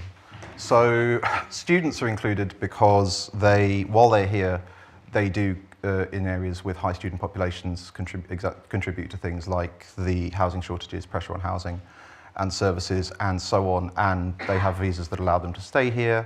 So the party has never been sold on the idea of taking them out, especially when numbers are so high. They just think that's deceitful. The tens of thousands pledge, I mean, it was a bad policy. It wasn't a bad policy necessarily because of the goal. I think you can be somebody who wants to bring down immigration and think that was a very bad way of going about it, because the focus on the headline numbers doesn't deal with any of the structural factors driving this country's reliance on immigration. And I think a point that I always try to make to Tory ministers when I'm talking to them is, fine, if you want to have a strategy for bringing down migration, that needs to be an all-of-government approach. It needs to look at education and skills and training. It needs to look at businesses. It will involve a head-on confrontation with the CBI, because you'll have to basically create conditions that force them to raise wages. And there's all kinds of things. And they just don't want to do any of that. So you focus on numbers, and then you bring in a cap on numbers, and then you try and find random ways to bring the numbers down. And that's how you often end up with ministers coming up with quite random restrictions that they've come up with, because that's what happens when you say to civil servants, we can't touch any of the big things. What could we do to bring numbers down? And they sort of look around and they come up with spousal visas or whatever. And that's what that policy is. What was the third? Why net? Why net? Oh, net because it's a perfectly fair measure, right? It's the number of people coming in. I think it's slightly process-brained to suggest that actually if we stop Britons from leaving, then net immigration would be lower and it would be less of a problem. The focus is broadly, we have 500,000 or more people coming in every year, and we build something in the region of 280,000 houses, right? It matters, and the outflow is a slightly wonkish, maybe it's not the best use of statistics in the purest sense, but in terms of the politics, it's perfectly adequate, I think. Thank you. Sundar. It's an understandable mistake ahead of the 2010 election in opposition. The rationale is that before Tony Blair threw things open, this was the previous level. Therefore, maybe this is the normal level. And either they tested it in a focus group or the focus group came up with it, but that is where it came from. The catastrophe for David Cameron is repeating it in 2015, when you haven't been able to drive it down because you calling a referendum on the European Union and you're for the membership of the European Union. The membership of the European Union is another reason you definitely can't keep this pledge, and you're going to have to explain that. So that is a big reason it went wrong for them. But what's very interesting is, of course, they then get the control to meet it under the Johnson government, and numbers go up a lot. And there's a real paradox, I think, of control and the post-Brexit system, which is that in one way, especially the Leave sceptical group, they absolutely haven't got what they expected because they've got control, and now the non-EU policies being released, they've got it much higher. In another aspect, on both asylum protection issues and on immigration choices, all of the choices made by the government are broadly the choices the public would themselves make, because they would be very open to the NHS and social care visa. They actually think the short-term agriculture makes sense because the fruit needs picking and so on. And so they would make exactly the choices the government have made and then not be happy with the number it adds up to. And yet, you know, public opinion has softened a lot on the left of the spectrum, but on the right of the spectrum, you've got a group of about a third who I call the sincere reducers. They would like to reduce migration, and they are prepared to cut good immigration to do it, because less students is okay to cut immigration. But there's another group who are really controllers and selectors, who in the end would select all of the immigration we've got. And this was also the case, you know, if, you know, people thought it should come down, but of course we've got to do something for Ukrainians, and the Hong Kong is our responsibility, and so on. So actually the post-Brexit system makes exactly the choices the public would make. The numbers are different to the numbers they're expecting. So it might make the choices that the public might expect in terms of, you know, who's allowed to come. But do you think it's the choices that the public would have chosen in respect to the kinds of the running down of rights of those people, and also some of the issues around, so we know, for example, people coming through health and social care visas might be on lower salaries than other members of the workforce. Similarly, the agricultural visa, the terms of that are absolutely horrendous. And that is a problem with temporary uses. I mean, the public have no idea about this level of detail if they don't either work in HR or,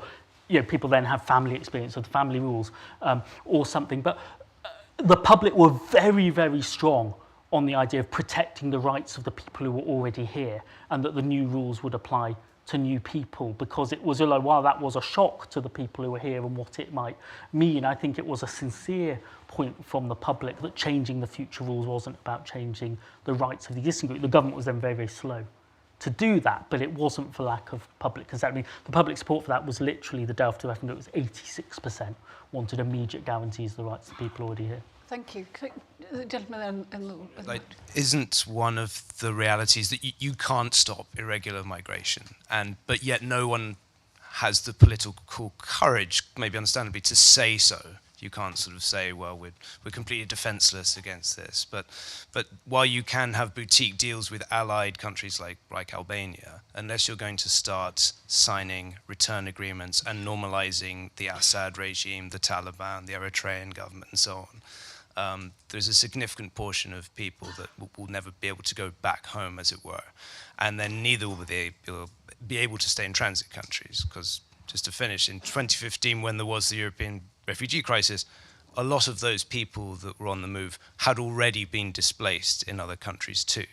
So purely just moving the pieces around doesn't really appear to work. So I'm wondering, do you think that Labour, clean slate, huge majority, do you think there's a chance they might get a bit more honest with the public, introduce ideas of managing and making orderly the way that people arrive here anyway?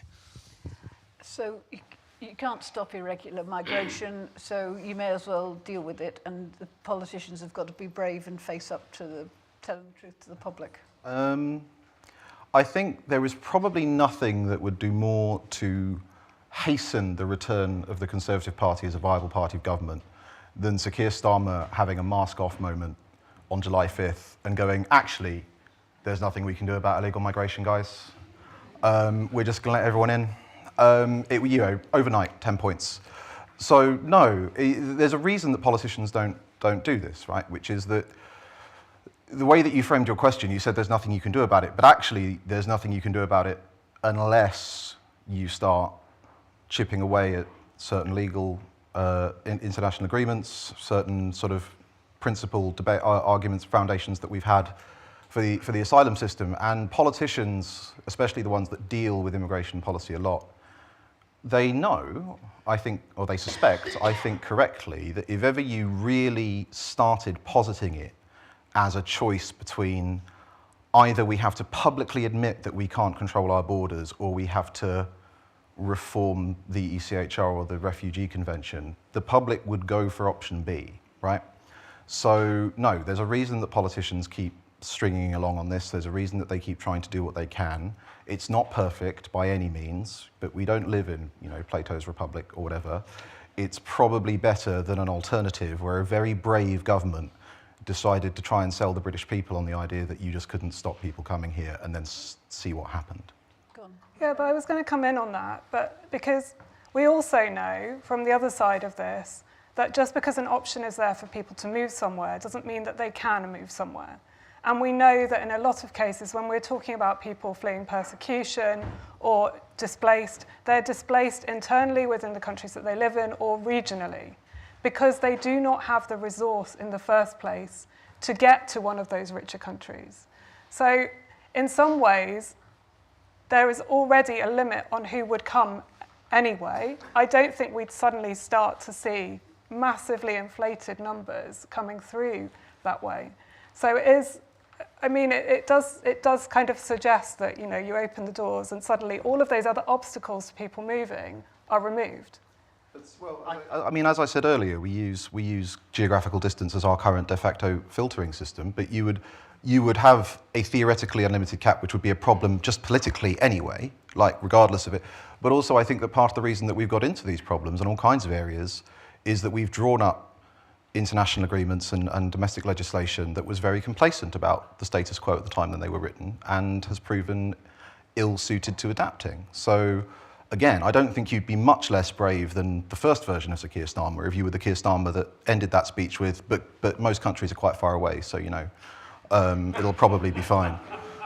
I think it's absolutely the case that if you want a liberal system and you want sustained consent of it, then being in the framework of the manageability of what we're going to do about our responsibilities is much better than being in the framework of the unmanageability and the uncontrollability of the chaos of the world, because that will frighten people and so on. So manageability is very important. Now, manageability can involve acknowledging there are no perfect deterrents that will ever stop everything, but you have to show. So, you know, a Labour government, if elected, cannot control the crossings in August very quickly, or they can start to talk about what they can do about it. They can control the costs of accommodation and hotels, but if they get a system back up, they start processing claims, they show that it can work, they can move it. You know, Starmer's caught between two things. He believes in a rule-based system on principle, and he's answering this question of what is a deterrent. So he ends up saying, well, if you process the claims,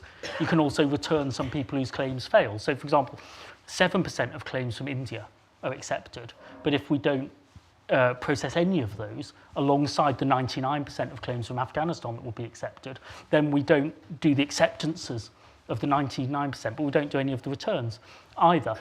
They can have voluntary return schemes outside of government, run by faith groups, etc., that would be a humane and practical way to make offers to people so they could leave, because enforced returns are always going to be very, very expensive for governments and not operating. So ways to demonstrate more manageability and have more visibility of the manageability, even though in the end no government has ever got total control of everything. Okay, thank you. So, gentlemen there, brief question. I've got a couple of women over here. So you go first, then the gentleman here, but if you could be brief. It's just a question in two parts. There's a bipartisan consensus that says that we must smash the criminal gangs. What is the evidence that criminal gangs actually exist? Anybody who represents asylum seekers regularly will listen to their narrative account of how they left the country in which they were persecuted, and will know that it's friends and family that facilitate their exit from those countries. And the only point at which they encounter criminal gangs is at the last leg of the journey across the channel. So there is no upstream to... and the second part of my question is that the Home Office's answer was pre-registration. That's what we did with BNO migrants. we allowed them to make initial claims for further leave to remain on human rights grounds outside the immigration rules and regularise themselves online with an application. That way, taking it out of the hands of the criminal gangs. So my question is, what is the evidence that the problem exists in the form in which politicians are purporting to describe it? Okay, thank you. So, Sunda, do you want to answer any of that?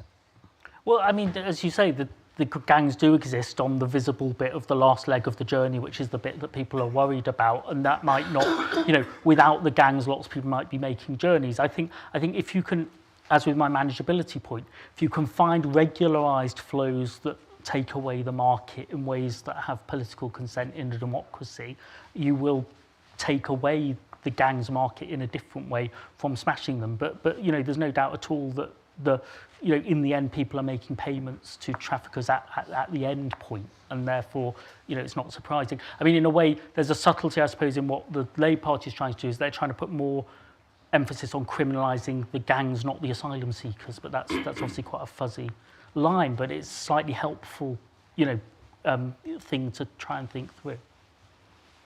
Okay. Do you want to say something on criminal gangs? Do they exist?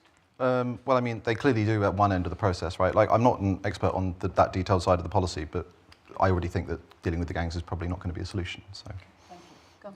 Go on. Is it a time to actually stop humanitarian ones, but allowing like asylum? In the reason why is that you're saying like having no real restriction on the numbers that actually come, allow anyone that applies to come here. Now, climate change, like I was saying, in even southern EU,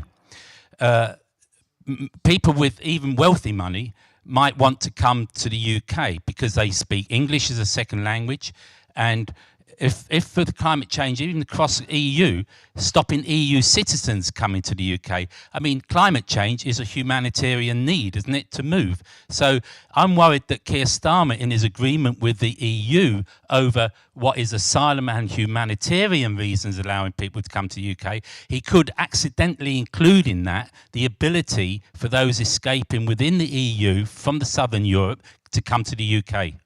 Thank you. Just hold on to that question so I can just accommodate the two other questions over here. Thank you. Do you think that the people who are arriving by boats have already explored the legal route to get here? And the lady in front of you? I wanted to ask whether integration, a coherent and more assertive integration policy, isn't part of an effective and manageable asylum system, and why successive Labour and Conservative governments have been kind of so lackadaisical and asleep on integration. Okay, thank you. Do you want to start with the last question? I imagine you've got views on that. yeah, I mean, so I suppose the biggest barrier to politicians trying to come up with an integration strategy is like, into what, right? Like, if I were to set a French integration strategy, and I'm not saying this is an amazing thing about the French Republic, but like I'd have a very like definitive list of the things that I would expect people to do. And in this country, we have, at least in recent decades, taken a very kind of liberal, I suppose you would call it, approach to what is British identity. MPs and ministers, they talk a lot about British values, but if you look at those British values, there's really nothing in those values that would distinguish a Briton from a French person or a German or any other kind of modern progressive Western citizen. So when you want to assimilate, or not assimilate, integrate somebody into Britain, I think the problem is that you don't have much there in terms of a canon that you can integrate people into. Like, some of my friends are sitting the Citizen Life in the UK test at the moment, and they'll ask me random questions about British history, and I don't know.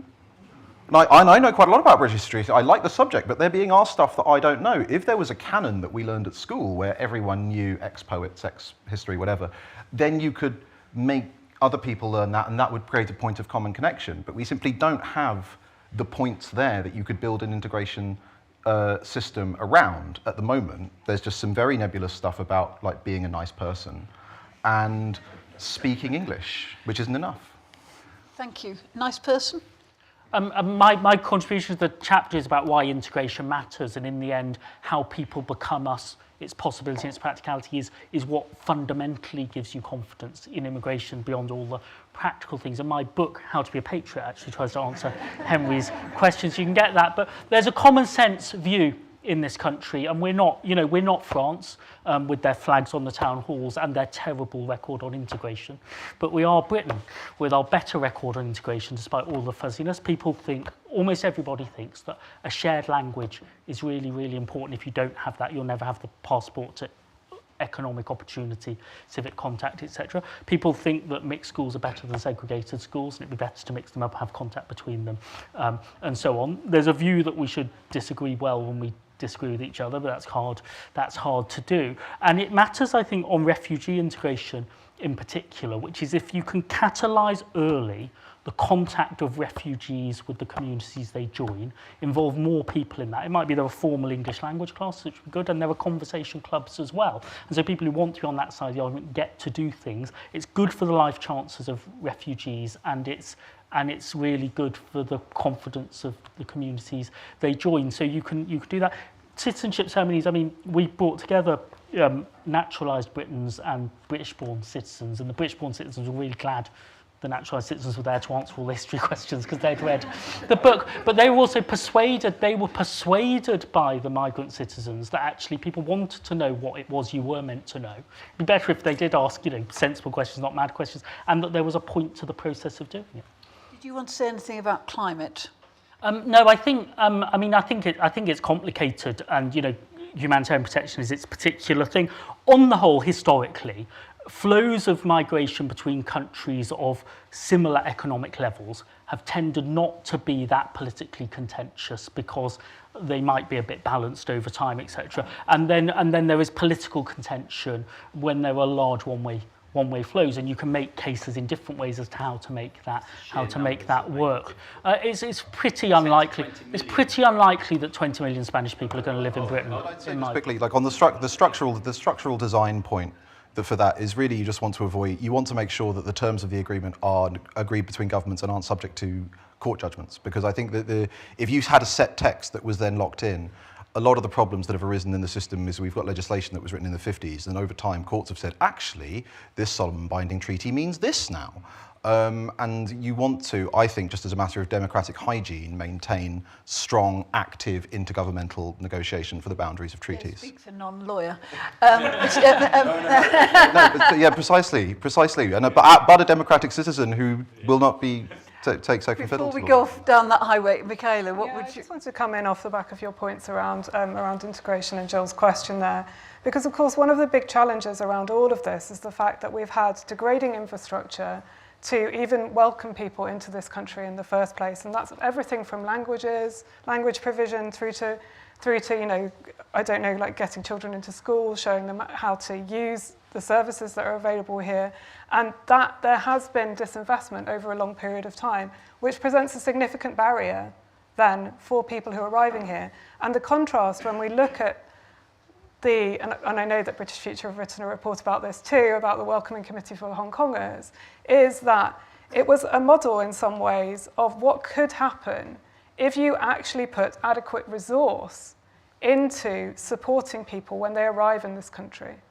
And I don't know how many of you know the details of that, but very broadly, the UK government provided some ring-fenced money to support the Hong Kongers to get into housing, to get their children into schools, to do all of these things. And I think that that's something that's worth reflecting on a little bit, that kind of infrastructure that's there. Why it matters is in 75 years of migration, we've done quite well at integration 10 years later and a generation later, and this was the first time that we had an active plan as people were arriving to actually help navigate both sides of it.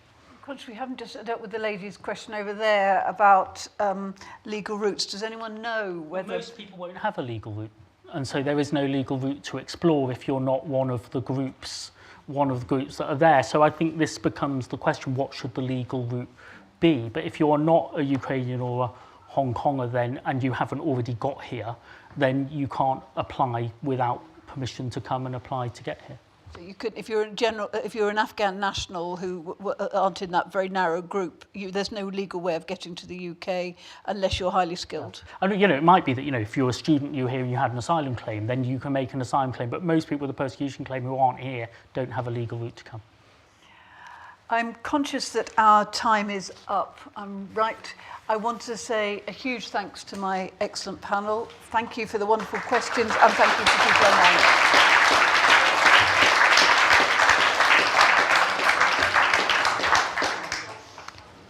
Thank you.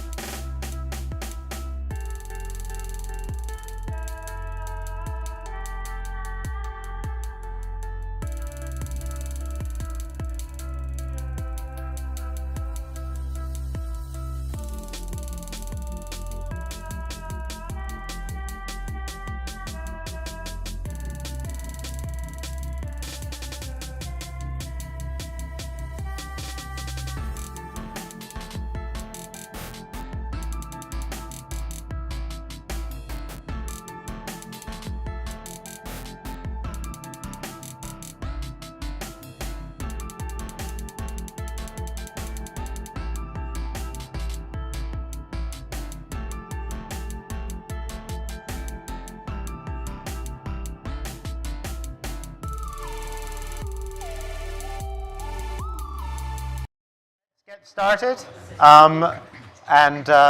Welcome to the last and final session. The panel you see before you is all that stands between you and the free wine and beer provided by, generously provided by the Political Quarterly. We have a lot to cover, but we will attempt to race through it fairly quickly. I understand that if you scanned that barcode for Slido in the last session, it didn't work. I don't know whether that has been rectified or not, but I can still take questions online on Slido, but for people in the room, you may be better off just raising your hand if you can't get into Slido. We have 4 excellent panelists, and I think I'll introduce them as we go along. But I'm going to ask each of them to start off with what is a sort of fairly obvious question from the title of the panel, which, given what we know, given everything we've heard, given what the parties have said so far, what are the big issues in terms of migration, and in particular migration policy, likely to be for the next government? And to the extent that panelists feel willing or able to answer them, what are the possible approaches or most sensible approaches that government could take to dealing with them? And I'm going to start with Madeleine Sumption, who, as I think pretty much everyone in this room will know, is director of the Migration Observatory at the University of Oxford, as well as a member of the Migration Advisory Committee. Madeleine. Thanks. Lots of things I could say. I guess sort of useful maybe to break it down into the different categories. We've basically got 4 main categories of in terms of the immigration part of the picture. So workers, students, family members, and asylum. And I think, and there will be different challenges in each of those areas. I won't talk about all of them. I think, on asylum, the big issue is, this is, I think, where we see the biggest difference between the parties, is what's going to happen, firstly, with the people who are already here, but then, both parties are saying they have a plan to deter people from coming to the UK. It's not immediately obvious that either of those plans is going to be effective. And so where we may be in the next couple of years is dealing with the continued people arriving in small boats, and the government sort of facing a real challenge trying to deal with those flows. On work, I think the key. Well, I'm here, I'm afraid, to tell panel 2 earlier that the technocratic dream is an illusion, and I'm afraid I'm one of the technocrats, and I don't have the answers. I can't tell you how many hairdressers and engineers and butchers we need in the Northwest or whatever. I think one of the challenges, particularly on work visas, I think that there are sort of unrealistic demands often in the political debate about what we can actually resolve technocratically. So I think there's this idea that there's a certain number of people that we need, and if we can work out how many people we need and who they are, then we just adjust the visa policy, and it's all going to be wonderfully scientific and meritocratic. And the challenge is that we don't know how many people we need because it depends on everything else that's going. Well, firstly, because we don't have a centrally planned economy. But also because it depends on the other choices that you make, and this came up in some of the earlier panels, right? So what might be a sensible number of care workers to have in the country really depends a lot on what your policy is towards care workers, whether the social care system is reformed in a way that allows, pay to increase and to bring British people into those jobs. And that sort of discussion replicates across all of the different industries and occupations that you're going to look at. So I think I see a lot of political demand for things like the idea of, shortage occupation lists and this type of policy, and I think that that it's very difficult to make that work. Obviously there's a role for good analysis, and I think there are lots of things where we need analysis, right? Like I think if you're thinking about fiscal impacts, I think it would be useful to really understand at what point people coming on work visas are expected to make a net fiscal contribution over the course of their lifetimes, and how does that relate to their salary threshold? And it's not going to be a single salary threshold, right? It's going to depend. If someone's younger, then they're going to make a larger net contribution. All of that kind of technical stuff, absolutely worth doing. But I don't think it's going to come up with a nice, simple answer for what to do next. I'll leave it there and leave the other topics to others on the panel. Thanks very much. Just to absolutely endorse as I don't know any labour market economist who really thinks that that the labour market economist on the Migration Advisory Committee can plan a sort of sector by sector approach to setting caps for migrants as the Conservative proposed, or that somehow if you bring together skills policy from the skills councils with migration policy from the MAC, as Labour has proposed, that you will somehow magically solve the problems of both migration policy and skills policy in the UK, which are deep-seated. So absolutely endorse that. Next, we have James Hampshire from the University of Sussex, Professor of Politics at the University of Sussex. So over to you. Great, thanks. Yeah, I mean, it's a big question, but I think I'd start by framing my thoughts around the tension between politics and governing. There's a famous quote by the New York governor, former New York governor, that you campaign in poetry, but govern in prose. Now, I'd say that the... Could use a bit more poetry in this Well, campaign. no, I think there is poetry. I think the poetry is very bad poetry. It's a kind of rancid doggerel. Exactly. And in some cases, it's a kind of very silent, in Labour's case, kind of avoiding saying anything at all. But I think a key challenge in the politics of immigration, immigration policy making in general, and in the UK specifically, is how to reconcile the conflicting imperatives, if you like, of politics and governing. And I think, as we move forward, there are a number of things we could say about that. So I think on the one hand, if we think about why do people come to the UK, we know that the main flows to the UK at the moment come from students and work migrants. Therefore, there is demand for labour migrants across a number of sectors, and there is certainly demand for international students from universities and other education providers. And yet the politics still pushes and encourages a rather restrictive discourse, even very explicitly in the case of reform, perhaps slightly less so in the case of Conservatives, but also in the case of Labour. So I think one thing to think about is how Labour will develop policy and how they might reconcile whatever they want to do in terms of meeting the demand of universities, the demands of employers, with a kind of political discourse that's going to work for their electoral base. And my final thought on this would be, I think things will be potentially easier for Labour as we go forwards, partly because, as we've already heard, net migration is almost certainly going to fall, so that will ease some of the political pressure, but also, as Rob Ford has written about in his contribution to the report, and also the Political Quarterly issue that I'd give a brief plug for, Labour's electoral base is much more comfortable with migration. So I think the combination of falling numbers with an electoral base which is less reliant on those who oppose immigration means that resolving that tension between kind of developing an argument, developing a discourse, a story, if you like, about the benefits of immigration, the need for immigration, the demand for it, with the politics, gives some cause for optimism. Thank you very much. And I think our next speakers probably have slightly more specific things to say. So I think I'll start with Jonathan Thomas from the Social Market Foundation, who has written on how he thinks we can reconcile the political pressures that and political and social pressures that any government faces on this with a sort of balanced approach to migration that is both friendly to public, to migrants, and to the economy. Jonathan. Yeah, certainly have, but I think again in breaking down the system, to me, and it's a big takeaway I think from today, right? That when you're thinking about managing and control of an immigration system, you've got a big debate around the numbers of people who you are permitting to come, and then you've got this sort of separate debate around people who are coming who you have not permitted to come.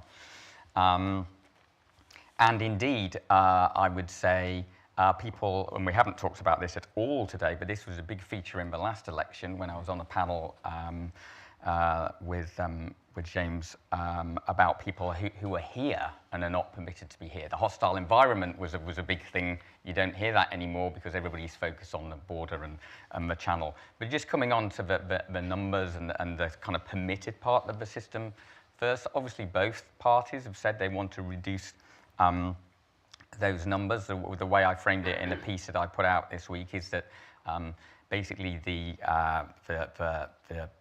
Conservative Party wants to restrict the supply of immigrants, and the Labour Party wants to restrict the demand for immigrants. So they're looking at it from different ends of a perspective, but they want to get to the same place. And I think this raises various challenges, of course. One, which the other Jonathan could probably speak on far better than I, but maybe we can get into it, is what does that mean for growth?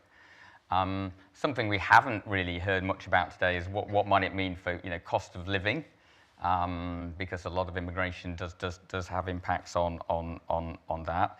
And then, which has already come up on this panel, how do you do this? How do you do this in a way that works? And I thought I was one of the few people who didn't have a technocratic, or think that the technocratic solution could work, but unfortunately the only other people who do think that are on this panel. So maybe the debate won't be quite as feisty as we thought. But maybe I could just for 1 minute come back to what the last panel was about, which was about the irregular flows coming in, and effectively you've got stop the boats against smash the gangs, okay? So again, they're both very, very forceful messages. And for various reasons, both parties, I would say, have got sort of sucked into this position. They've sort of sucked each other into this position. But I do think it's a key point that Keir Starmer has repeated. This is not just something that's somewhere in their manifesto. He said it in the ITV debate. Angela Rayner finished with it in the BBC debate. This is something that they have personally committed to smashing the gangs. I think there were quite interesting points in the last panel about A, whether that's likely to work, B, whether the gangs exist at all, etc. We could go on talking about that for days. But I think this is an important point, and they've committed to something that they're going to be held accountable to from day one. If they had a different plan, they would probably have a bit more breathing space, but there's not necessarily much breathing space with this plan.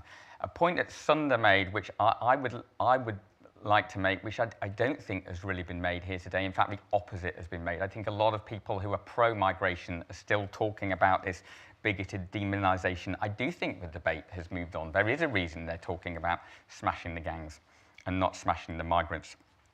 If you look at the debates, when I first got involved in Asylum 20 years ago, and the newspaper headlines around asylum seekers bringing aids, swan bake, asylum seekers, kidnap queen swans and barbecue them, those stories would never appear now. Farage in a debate doesn't demonize migrants. He says, I think they're less productive than you think they are. The question about migration at that debate was also just about, is it pressure on services? So I do think the debate really has moved in the last 20 years in the right-wing press is nothing like what it was. You might think it's terrible. It's nothing like what it was 20 years ago. My final point on this smashing the gangs, though, is I have a concern about this use of criminality. I think if you posit it as an immigration problem, you can say 30,000 is too much, 20,000 is okay, or maybe 10, maybe 15, because look at all these other hundreds of thousands. This is just a small part. If you say that it is, kind of heinous criminal gangs, it's a systemic problem, we are being taken advantage of, it's quite hard to dial that down to an acceptable figure. And if you can't smash the gangs, how do you ever then reverse out of that position? And that's where Sarah comes in, because she's in charge of Labour policy. This is news to me. So Jonathan has helpfully introduced Sarah. Sarah has been working on migration. I was going to say Sarah has been working on migration policy almost as long as I have, but that would be sort of imply that she's as old as I am, which is not. But she has at IPPR and then at the Greater London Authority and as a freelancer, and most recently in a paper that she co-authored for Labour Together, the think tank. I probably Jonathan is slightly overstating, but equally it's not unreasonable to say that she's more proximate to Labour policy than anyone else on this panel. So over to you. Thank you. Yeah, for the record, I'm definitely not in charge of any policy, much less Labour's. I suppose I just wanted to think a little bit about the reality of, what is looking likely to be a new government coming into the Home Office and actually governing and, being in charge of the immigration system. And I think if you sort of, personally, I find it terrifying to think about walking into that and being in charge of it and having to fix all these problems. But, it's going to have to be done. And I think that there will be a set of problems which, from a governing point of view, and completely agree with the kind of poetry and prose point. And I suppose I would just say that I think the prose on this issue is pretty dense and pretty difficult and, pretty boring in lots of places. So the distance between the poetry and the prose is quite big. But there will be at least a few very urgent problems which a new set of ministers will have to tackle. So we've already talked a lot about small boats, but if we think about the people who are already here, it's costing the government millions of pounds a day to accommodate and support the backlog of people who are in the asylum system. And although the current government has taken some steps to clear some of that backlog, it is continuing to build up, and there is a big backlog of appeals, which is going to cause the same cost pressures. And as already been mentioned, there will also be really kind of urgent pressures on a new set of ministers to make decisions about student migration, about worker migration, about, do we have enough care workers? There will be a lot of pressures on that Home Office team. So there will be some very urgent problems which will sort of rise naturally to the top of the inbox, if you like. But I think underneath that, there are some really deep structural problems with the inheritance that a new government will have. And just to give some examples of that, cross-government working on migration at the moment, I think, is not very effective. The Home Office is sort of often it feels like they've got the shutters down, they're off by themselves, they're trying to kind of keep everybody at bay. And so the conversations that need to happen, and I completely agree with a lot of what's been said about skills policy and migration policy, but it's clear that there needs to be a conversation about the connections between migration policy and skills policy, migration policy and fiscal policy, migration policy and social care policy. At the moment, those conversations don't happen enough, they don't happen well, and there aren't the structures in place to have them happen. And that really makes it difficult for governments to make good policy. Similarly, I think the relationship between central government and local government on these issues is really terribly broken at the moment. The experience of local government over the last decade has been pretty awful in general, and on this issue in particular, I think it's just felt like a series of kind of central government created crises which have been kind of landed on the laps of local government with not much support. There's been this sort of multiplicity of schemes and never enough money, and there's some really fundamental kind of work to be done, I think, to rebuild that partnership. And then the third thing I would say is you've got these sort of urgent problems, there are some deep structural things, and then no doubt there are problems that those of us sitting outside government don't know about, which will emerge over the first months and years of a new government from the past. So in terms of what a new government might do about that, I think the good news is that there are some quick wins to be had by, and I was saying this to Jonathan beforehand, simply by just stopping some of the very bad policy that the current government has implemented. Labour have already said that they will end the Rwanda scheme, for example. It seems pretty clear to me, at least, that the Illegal Migration Act will need to be repealed in order to do anything about the asylum backlog. And actually, there are some quite quick steps that a new government could take which would immediately relieve pressure on the system and actually which would save a lot of money. However, solving those kind of deeper structural problems in the system is going to take many years of hard work. It is not a coincidence that migration policy goes wrong for governments of all different stripes. It goes wrong for lots of different ministers. It goes wrong in lots of different ways. That is partly because it is a difficult and controversial and complicated issue. It is also because I think some of the kind of institutional structures that we have for actually delivering on this are really fundamentally broken. So my two kind of big things to say would be that we need to radically change how the Home Office works with the rest of government. So think about really changing the structures and the conversations that are happening across government and between different departments. And then we also need to open up the Home Office and build its accountability. So that is accountability to Parliament, that is accountability to stakeholders, that is, engaging in conversations. That is quite a difficult sell to a Home Secretary. Open yourself up to accountability, Home Secretary, is not a kind of obvious winning argument. I suppose the only thing I would say is that I really do think the lesson of history here is that if you don't do that, things will keep going wrong. And, bluntly, the Home Office is a graveyard for ministerial careers for that reason. So actually, in the long term, if you want to reduce the amount of political risk and increase the amount of effective policy, I think you have to think about accountability and openness in that system. And then the final thing I would say is that I think it's really important, if we do have a Labour government, that they don't get stuck in this kind of competence frame. It would be very easy to spend the whole of the first term, whole of a second term, if there was a second term, just trying to fix these problems. I think it's really important that Labour, if they do form a government, have a really distinctive and progressive offer on migration.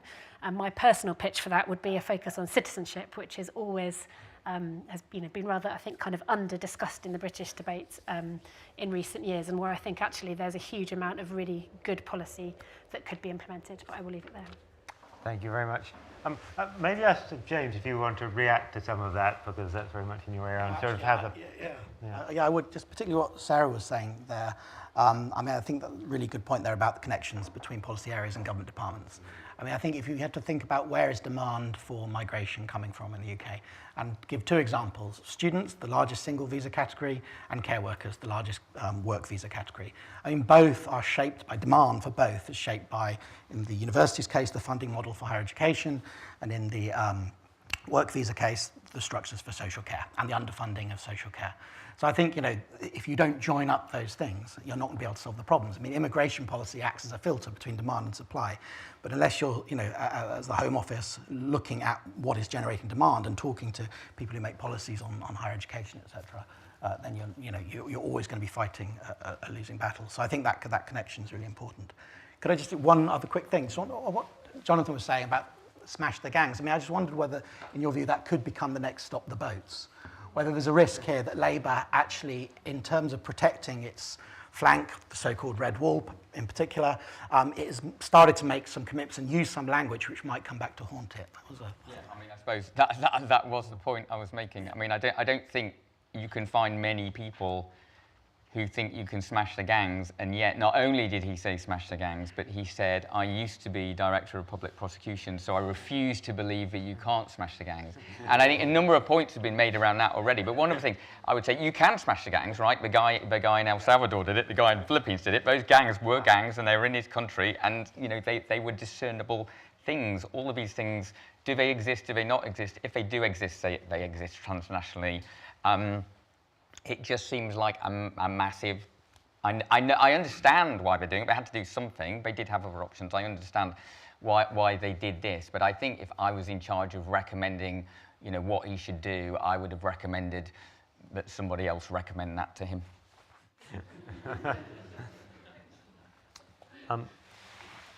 One thing which strikes me is how does all this change? If as I think we are now reasonably confident, migration does fall to migration numbers do fall quite sharply, particularly both for students and for certainly for health and social care. We don't know, as we saw in the first session, how far it will fall, how fast, but we can be reasonably certain it's going to fall by quite a lot. How does that change the sort of political and policy environment? I think from a policy perspective, it potentially changes quite a lot because, I think that there's a lot of uncertainty at the moment about what's happening in the care sector. We've had, as you showed earlier, this massive decrease in the number of care workers. My suspicion is that that's primarily related to, not to a decrease in employers' demand for care workers, but to the Home Office scrutinising the applications for certificates of sponsorship more closely, which may mean that the numbers actually continue to be much lower than they were in the past, that effectively we've got more scrutiny, and so we're not going back to the world of 100,000 care workers a year. If that's not the case, if the numbers do hop up again, then I think that debate about care will come back both from a policy perspective and politically. If we get back to a situation where care is really driving the numbers in a way that it was in 2023, then I think that conversation about the funding of the care model becomes unavoidable. But it might be for the moment that if the numbers continue to be much lower, the problem that I think that the immigration was always more visible than the shortages that the immigration was helping to address. And so I think politically probably that issue is removed a little bit. On students, I think the key thing is just how big the decline in students is, and I think at this stage we really don't know. I think there are a huge range of scenarios from actually a really massive decline that then starts to put some universities in financial trouble to something sort of reasonably modest that doesn't feel particularly noticeable. I think what I would say as well is that if the numbers do decline, as seems likely, hopefully that provides a new government with a bit of time and space to have some of these conversations about how they do want to shape policy. We know from experience of recent years and decades that is very difficult to do in a context where numbers are climbing and the political debate is, as a consequence, sort of becoming more and more prescient. So my hope would be that if numbers do decline a bit, that gives a new government some time and some space to fix some of the structural problems, to fix some of the systems, and to have a more I suppose, kind of nuanced conversation involving more people, including, universities, employers, other bits of government, about how they want to reset policy for the longer term. That will be much easier, I think, in a context where the numbers are declining. Yes, I mean, it's obviously not unhelpful. I still think, the channel and irregular migration. When you speak to quite a lot of ordinary people, they're amazingly unaware of what the numbers. I know we love them and we focus on them and we say it's terrible, but people focus on them and then we're waiting for them to come out and when we focus on them. But I do think that for a number of reasons, this government is a very, very, very, very strange government. Right? I would argue that they've done lots of very good things on immigration. I think the EU settlement scheme was good. I think Ukraine was good. I think Hong Kong was good. I think the post-Brexit immigration system, pretty good. Overall, really good. They could have fought this election saying, look what we've done, look how good we are. Instead, they've decided to fight the election on something they haven't done yet, which isn't very good, Rwanda. So, it is bizarre. So they've made a massive thing about their own policies causing massive numbers that they're uncomfortable with for various political reasons, and that's very strange. Very strange. So, I mean, in their manifesto today, they're calling out something that they've sort of arranged as being terrible. That is quite odd. And I do think that, for Labour, to me, it's just not as important. The Conservative government, we were talking earlier about the tens of thousands target. Various Conservative governments have made immigration important. It's become more important partly because the governing party has decided to make it important. I don't think that it's a key thing.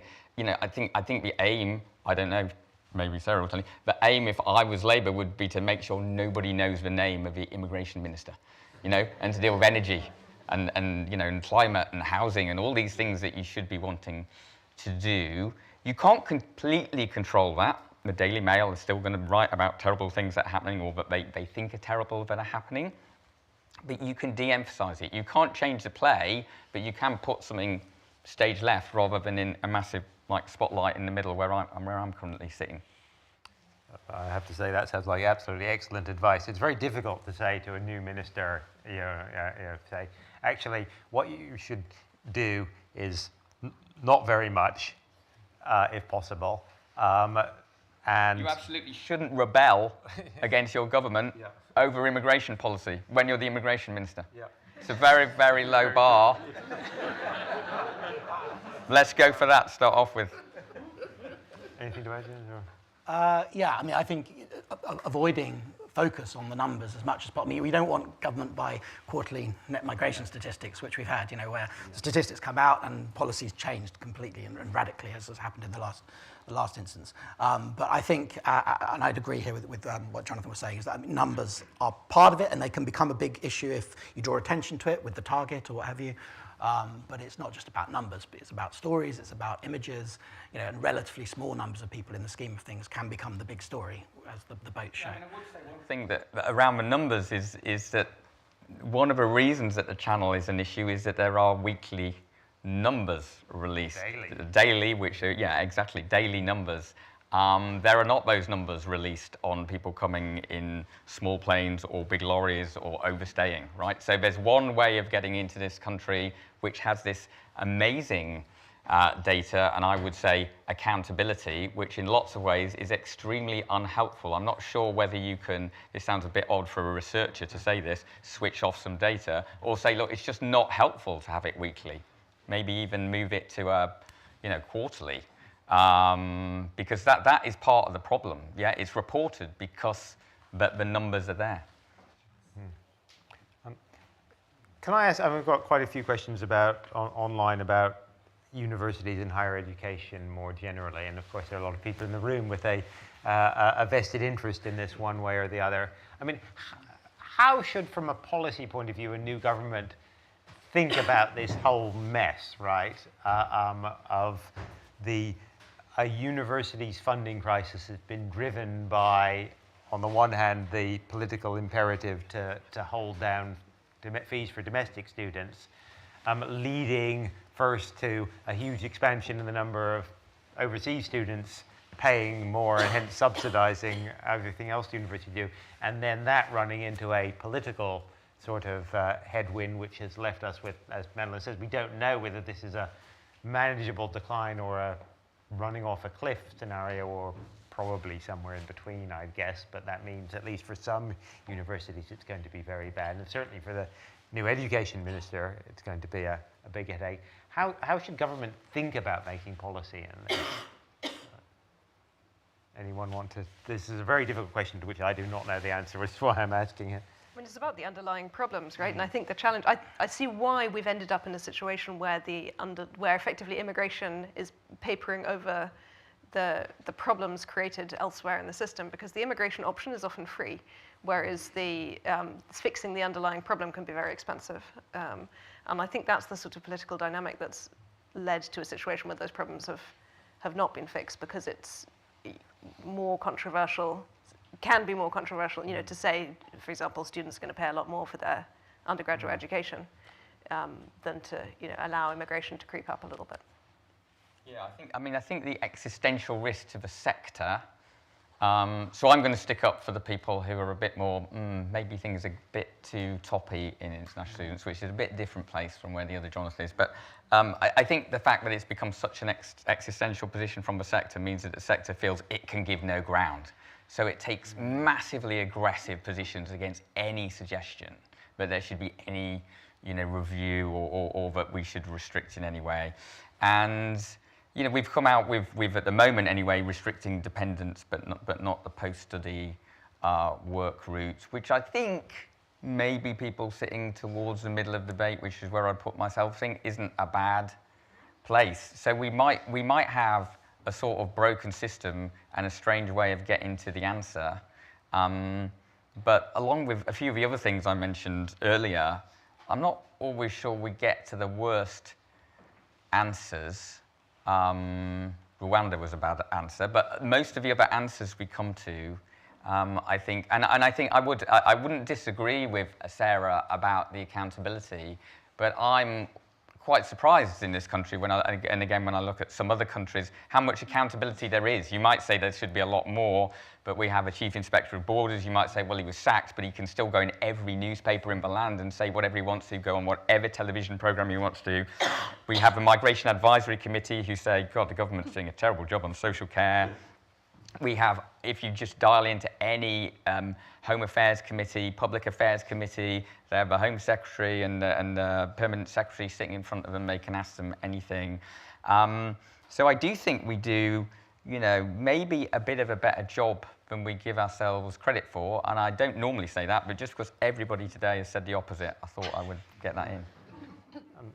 To be honest, actually, I agree with most of that. I'm not sure we are necessarily going to be in the right place at the university. We don't really know yet. But the sort of view that the system had become unbalanced and that we were over-reliant on that while international students are a very good thing overall, that we had become over-reliant on them to cross-subsidize, and that was ultimately unstable. I think that analysis seems to be absolutely right, actually. I think just on the accountability point, I think, sorry, I think this goes to the point that Madeleine was making about why these choices are made. I think part of the problem is that not only is it sometimes cheaper or free to sort of go down the immigration option, just in very sort of procedural terms, it's very, very simple. The Home Secretary can basically just change the immigration rules. And this is kind of what I'm getting to with the accountability. It's too easy for ministers to just constantly change the rules and fiddle with the system. And I think actually putting a little bit of grit in that would help, because I think it would mean that we had to have some of those conversations about the trade-offs, whereas I think at the moment, faced with a difficult set of trade-offs, one path often feels, as Madeleine said, much easier than the other, and that can be risky. Yeah, I think I agree that it's not healthy that the higher education sector has become so dependent on international students. And clearly the funding model needs to be looked at, and my understanding is that Labour have hinted that that might be something they're going to consider. On the other hand, I do think the way in which international students has been problematised is a problem, if I could say that, and we should, and the next government would be wise to be making more of a case for the various benefits, financial, cultural, economic, social, political, of international student migration. And personally, I also would like to see them reintroduce the ability of students, certainly at least postgraduate taught students, to bring dependents. I mean, you can do that, I believe, if you go to the US, and the UK is competing with other English language countries, and we're going to lose out on international students if we don't do that. But I say that as someone who's got a very clearly vested interest, and moreover, someone whose partner is at Goldsmiths, which is currently sacking about a quarter of its academic faculty, partly because of the funding crisis in higher education. So yeah, I think the dependence on students is a problem, but the way in which students, you could, for example, I think you could, and in my view should, take students out of the net migration statistics, or at least you could present the statistics, you could have the net migration figure, but you could make a kind of clearer distinction between the number with and the number with students taken out. They're doing that now. Are they? Yeah, the Office of National Statistics have developed. I'm not a fan of taking them out entirely. I think they're still people, and we count people, and so it's good to have them in. But there are now alternative views that you can look at, that if you want to remove students or other groups, that you can. Yes, we're getting. I mean, the data is not what we'd all like, but it is getting considerably better than it was, and you can look at this in somewhat more granularity than you used to. Let me take some questions from the room, if there's anyone. I've got Sundar and then Zoe.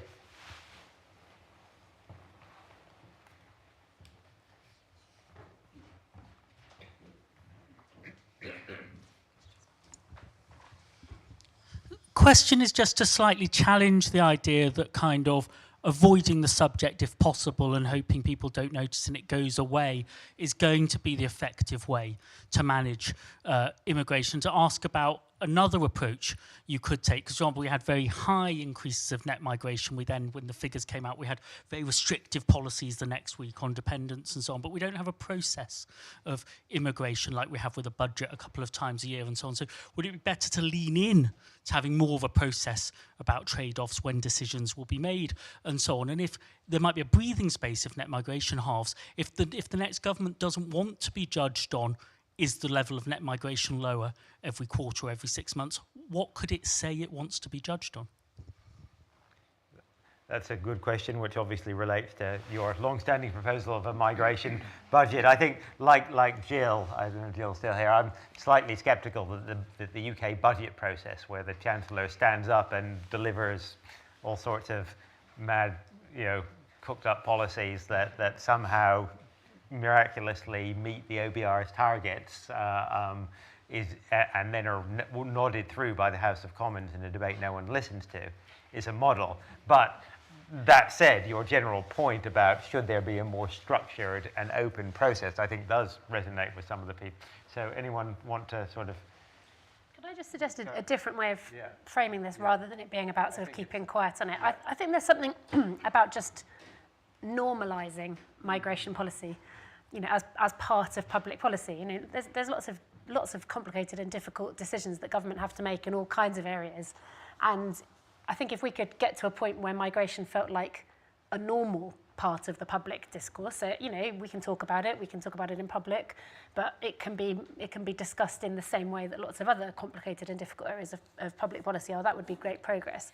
I mean, I do like the idea of a migration budget. I feel obliged at this point to qualify this with it's sort of budget with a capital B, not budget with a small b, because I think there's various proposals around migration caps which are being described as budgets. But I think not necessarily exactly taking the budget process, but just thinking about a structured and regular process for making decisions about this in stark contrast to what currently happens, whereas various people have said, you know, a set of figures lands, the government panics, they rush out a whole bunch of policy proposals and then have to undo a load of them and change them. You know, just having a regular, normal cycle of policy development and implementation would be a great step forward from where we are. And then it would make it much easier to talk about in a way which didn't seem so dangerous, I think. Yeah, I mean, I don't think anybody has said we should be quiet. I mean, I don't think smashing the gangs is being quiet. And you might say, well, that's not an immigration policy. You know, absolutely is, as far as the public are concerned. That's the number one. That's the only immigration policy in their pledges. So I don't think we're saying that. And I have written in here about trade-offs, so I'm sort of got to agree with you. But I am also a bit more sceptical of this migration budget. I think it's often used when you know, Neil O'Brien gets in a room with Robert Jenrick and they say, let's put a report saying we should have a migration day where me and you can agree these are the trade-offs and this is how it looks. And then there's Sundar Katwala and Jonathan Portes on Twitter saying, hey, let's have this migration day and maybe we can get in a room and sign. So you're just going to have all the same debates. You may need fighting. It's definitely, though, not, I think, and I think what we've all agreed today, not really susceptible to some really brainy person saying, look, I can break up the fight because here is the objective answer. I don't think it's going to get you that much closer, or maybe not as close as you think, to a calmer, objective policy, but I might be wrong. I think it's worth trying. Lots of other things haven't worked. Just on the point about, I think it's a good question, right? If we shouldn't be judging only on the numbers, what should we be judging on? In theory, the answer is probably like the impacts, right? But unfortunately, there's an incredibly complicated, you know, there are many different kinds of impacts. There are some obviously impacts that are measurable, and I think the challenge there is we just often don't have the data to do it, right? So you have these new immigration, you know, global talent sounds like a great idea. Everyone likes global talent. Do we know anything about, you know, what these people are doing? How, you know, are they flourishing here? Who knows, right? We have no idea. So I think there probably like some modest steps could be taken to improve the data. And there is some work actually already happening, but I think it needs to be a lot faster if we are to have any hope of understanding actually what these immigration policies are actually doing on the measurable stuff, which is basically the economy. Zoe? Yeah, thank you. So I want to make clear that I really appreciate the sort of level of debate that this whole day really, and definitely this panel has sort of held it at, is, you know, it's about the macroeconomic needs of the country. It's about, you know, like taking a sensible and forward-looking and data-driven approach. And I really do appreciate that conversation. I think it's necessary. But when talking about the challenges for the next government, we've only heard one quote that I can remember from a member of the public who falls on the anti-migration side of this today, and it was that there's too many mosques. And I think that a conversation about migration that doesn't actually dig in a little more into this growing concern about cultural impacts, aka racism, Islamophobia, anxiety about Islam, and how that is being deliberately and very, very obviously stirred, poked and provoked by certain members of, you know, the commentariat, politicians who are probably going to gain profile over the next 5 years, and Labour's coalition, if Labour's the government, you know, and how that all plays out. I don't think there's any sort of technocratic, you know, how do we disaggregate the numbers? How do we talk about the numbers in a better way, or take it away from the numbers and start talking about the needs of universities and all that? That's all necessary, but it's also necessary to address Islamophobia, and it's also necessary to address how that emotional reaction comes out, regardless of the numbers needed to fund university places or whatever. So I would really appreciate if you could all respond to that. And I know I didn't formulate an exact question, and I apologize because that's really annoying. I'm not sure if everyone here can or is able to respond to that given their positions, but James certainly Well, I'll give it a go. I mean, I completely agree, and I think it dovetails nicely with the question from Sundar. So I think I mean, one thing we haven't talked about much today actually is Nigel Farage. I mean, there's a possibility he's going to be elected.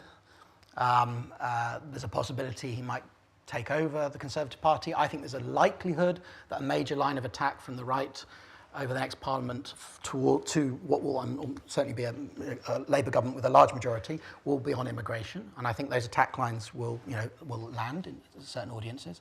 So I agree that a Labour government needs a way of talking about migration, which isn't just about economic demand. It has to be about identity, as British Future talks about. It has to be about pushing back against racism, pushing back against Islamophobia. And there are kind of precedents. I mean, wasn't personally a huge fan of the Blair governments, but I was doing some research on the discourse of New Labour around immigration a few years ago, and reading some of Tony Blair's speeches in the early 2000s, and it was like entering a different world.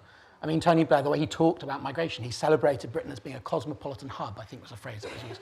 So there was a lot of language coming out of Labour at that time, which went well beyond saying immigration is economically desirable. And a lot of the language now, I think, is too narrow, and narrowly economistic, but also narrow in terms of identifying small numbers of people. So the particular phrase that bugs me is best and brightest. Everybody wants the bloody best and brightest, right? That is not what most migrants are. But those other migrants who are not the best and brightest, they're not the investors on the investor visas, they're not the highly skilled migrants. They're bringing all sorts of benefits. So I think a broader language there. And a language that talks about identity. I mean, I think Labour is going to have to engage on that, because I think that's going to be something that will come from Farage or the Conservative Party as it pushes to the right. Either of you two want to? I think that's right. I suppose the only thing I would add is I think that there are policy levers here that can also have an impact on some of these non-economic debates. And broadly speaking, government has massively retreated from questions about what happens to people after they arrive in the UK and when they settle.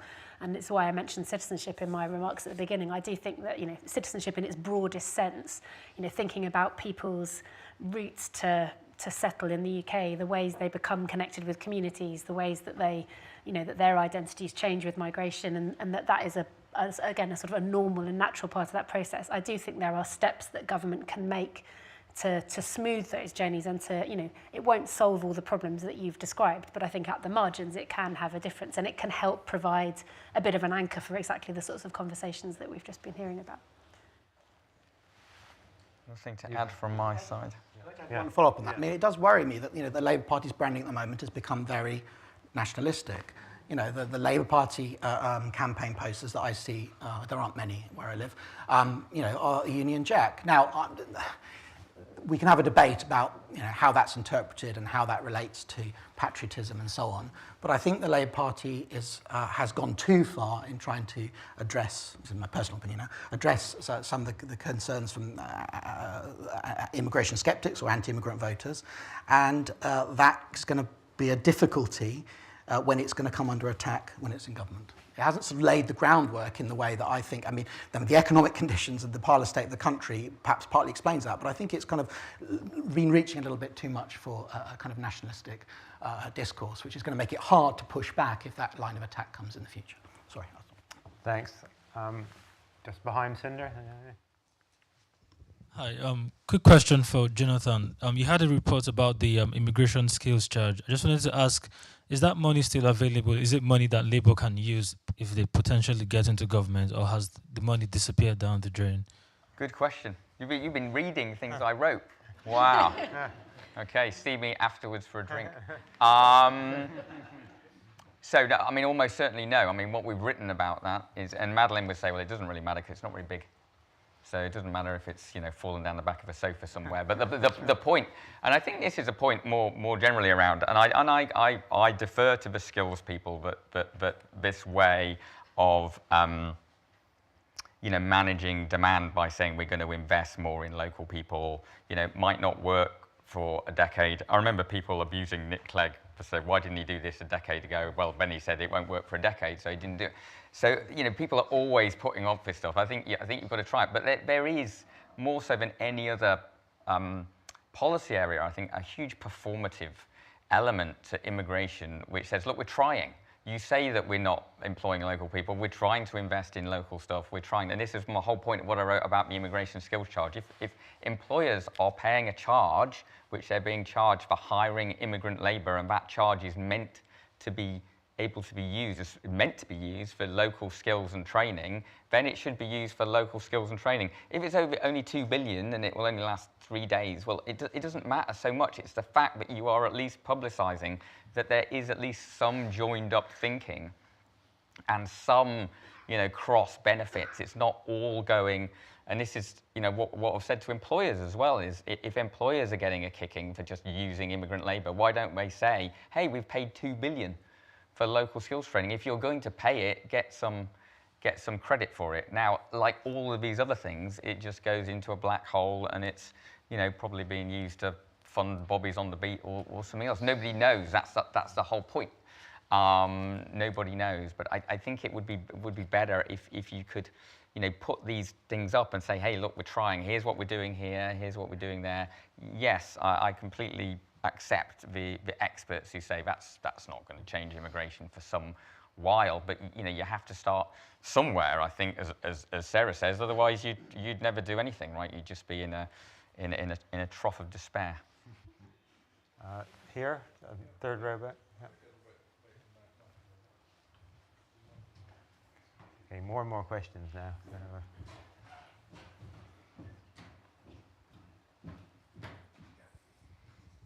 Looking, I don't know what the panel think on this, but looking towards the next Labour government that seems to be inevitable, bearing in mind Labour has a high premium on housing, because there's not enough houses being built by the current government, and bearing in mind, is mentioned earlier today, the link between immigration, excess immigration, shall we say, and housing pressures.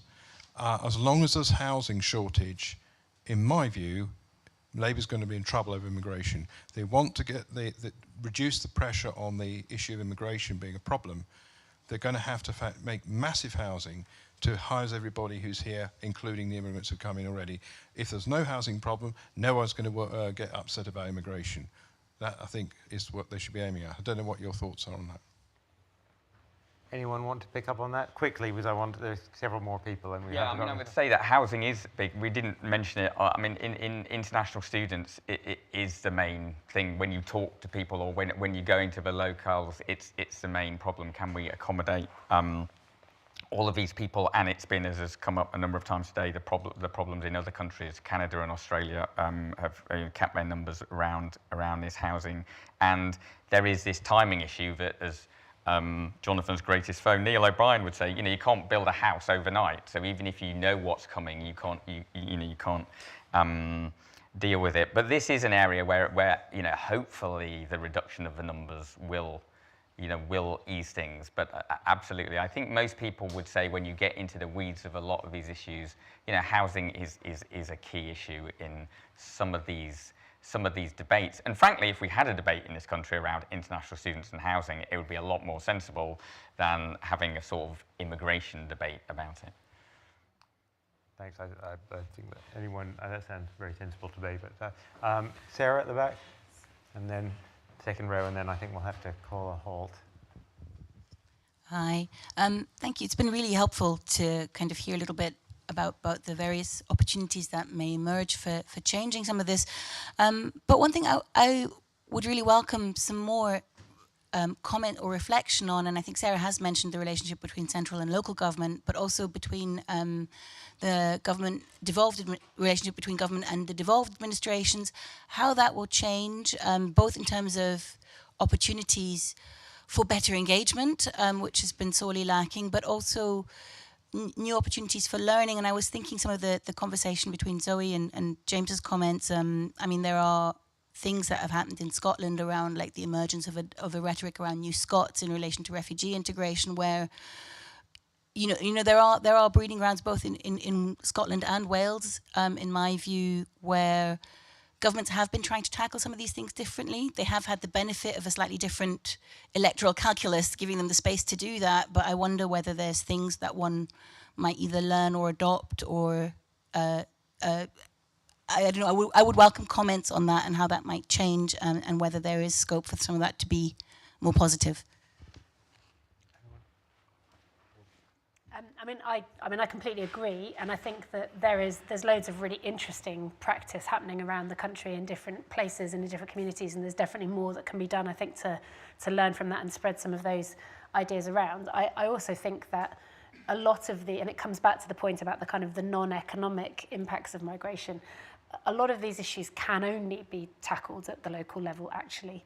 You've got to have different conversations in different places, and you've got to empower local government, devolved governments, regional governments to be able to engage in a meaningful way. I think the problem at the moment is that often local government feel like they don't have any power to actually do anything about this, but then they're left to sort of manage the consequences and to have the conversations, which are often quite difficult conversations at a local level. So I think that absolutely there's a conversation to be had here. I think that in terms of knowing where to start with that, I think looking at those places where things are working and where there are examples of good practice, it sort of helps with the council of despair as well. There are really interesting things happening around the country, and actually I think there are real opportunities for a new government to look at those and build on them. I don't know enough about Scotland. I mean, you could answer your own question better than I would be able to. But I do think there's something here about the UK as a multinational country that's sort of been lost a little bit recently. That I think, given the centre of gravity in terms of votes for the government that's been in power for 14 years, the sort of Scotland, Wales, what's going on there could be brought much more into the conversation. And again, I was thinking back to the early 2000s, which was clearly a very different economic situation. The Labour government came in, with a growing economy. But again, there was a sort of discourse there around celebrating the multinational, multicultural nature of Britain, which I don't see in the current Labour Party. Now, I know I'm not directly answering your question, and I simply don't know about what was going on the ground in the devolved regions, but devolved nations, sorry. But I think there are opportunities there for sure. And one final question, I think, here.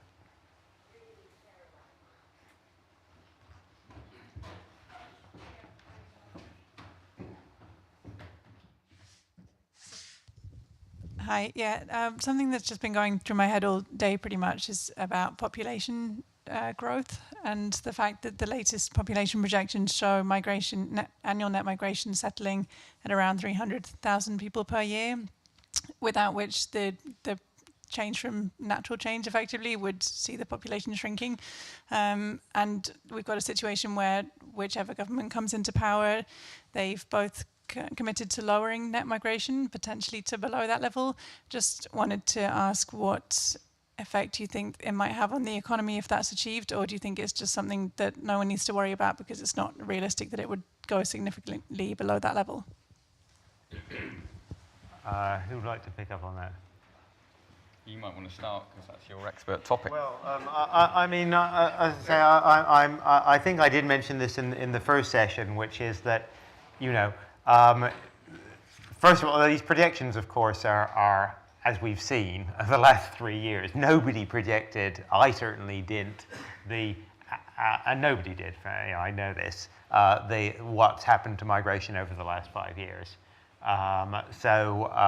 All we know about the projections is that I've done both macroeconomic forecasting and migration forecasting, and macroeconomic forecasting is like throwing darts blindfold. Migration forecasting is much worse. But we do know quite a lot about the demographics. And so, as I think I said before, what worries me is that you have a economic, political, and demographic doom loop whereby the migration leads to economic pressures for labor, for labor influxes.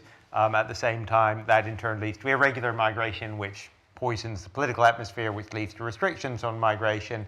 Legal migration, so you get more irregular migration. At the same time, the population gets older and less willing, more and more conservative socially, and votes against more migration. So you basically end up like Italy, in a completely dysfunctional position where actually you have rather powerful political interests who in government who at the same time get votes by being tough on immigration, at the same time as actually relying on illegal migration to work in their factories, and because the people who fund the current right-wing government in Italy are also people who employ the illegal migrants who they claim they win elections by railing against it, and that is not where you want to be. So we need to avoid that particular doom loop, but how you avoid it, I think, is actually quite difficult.